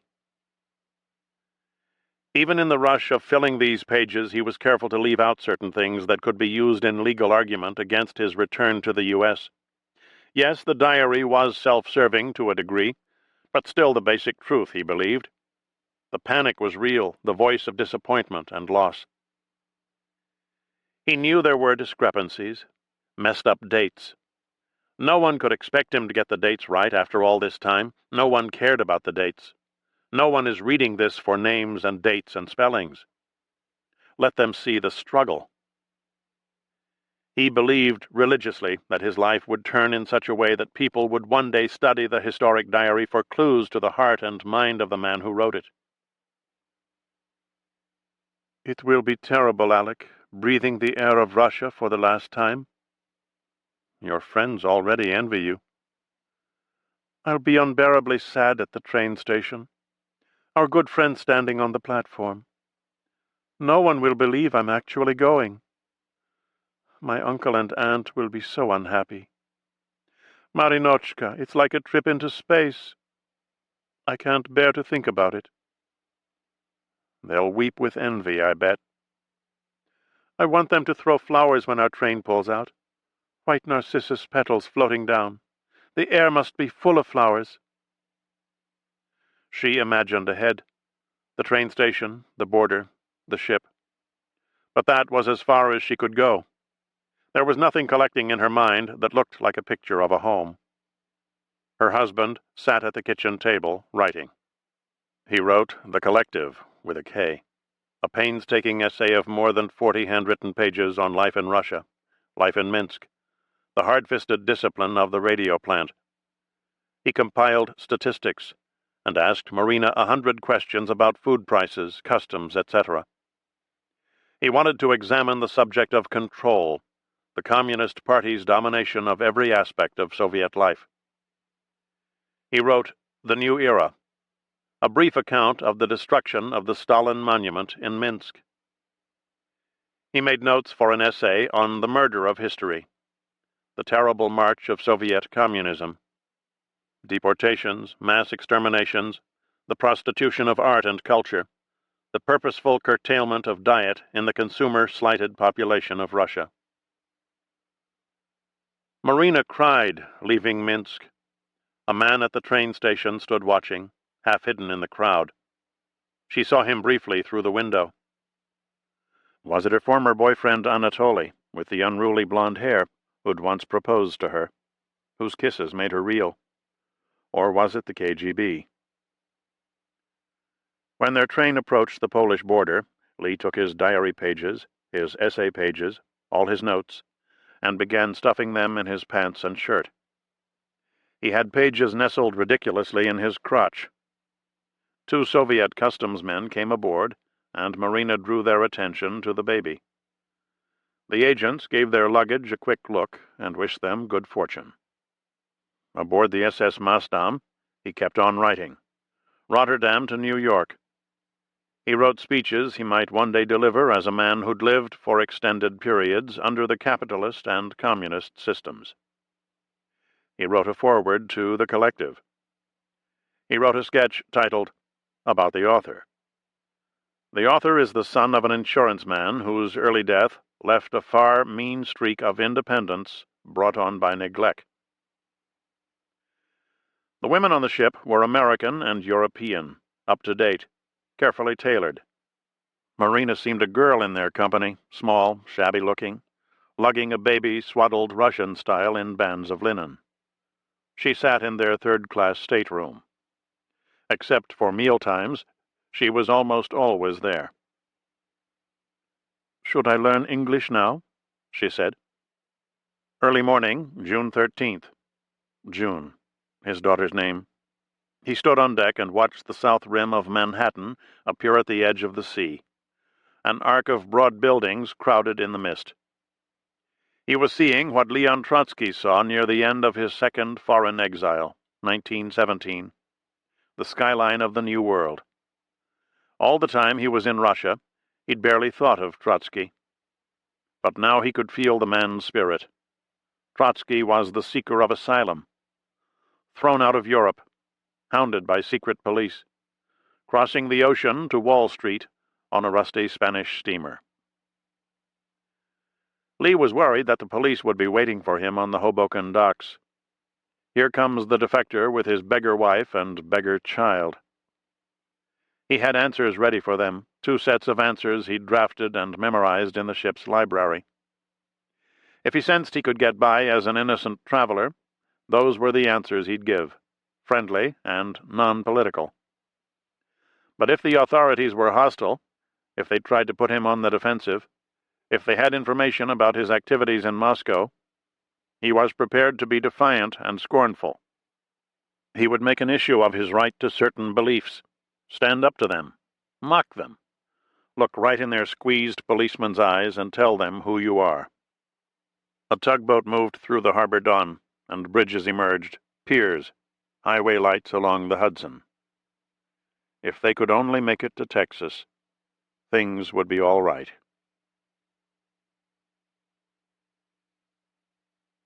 Part 2. Somebody will have to piece me together. Jack Ruby, Testimony. 15 July. The woman knew some ways to disappear. You could be alone in a room with her and forget she was there. She fell into stillness, faded into things around her.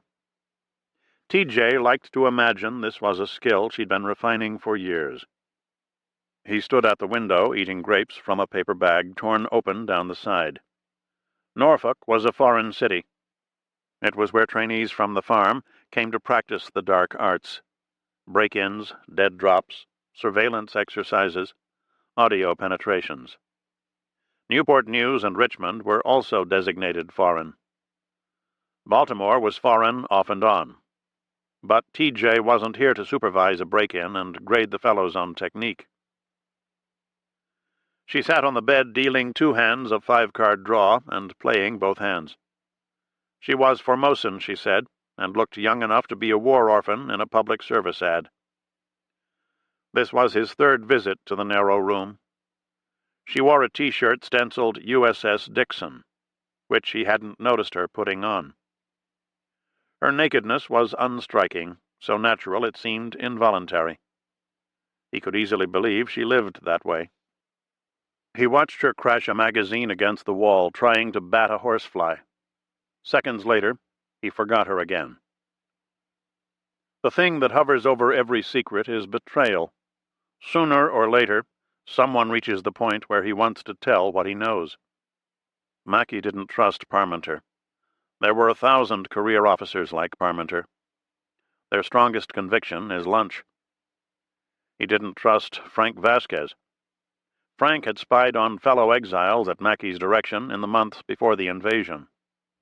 Frank was hard to figure. He had the heart of a chivato, a bleating little goat-faced spy. But he was also quietly determined once he had an object in mind. Mackey didn't trust David Ferry. Ferry knew that weapons for the operation were being supplied by Guy Bannister. He probably also knew that Bannister had offered to channel cash from the New Orleans rackets to maintain the team of shooters. The larger the secret, the less safe it was with someone like Ferry. There were others who would have to be recruited. Eventually, one of them would reach the point. He knew how they thought, these men who float through plots devised by others. They want to give themselves away in whispers to someone standing in the shadows. He drew a chair up to the bed and played one of the poker hands.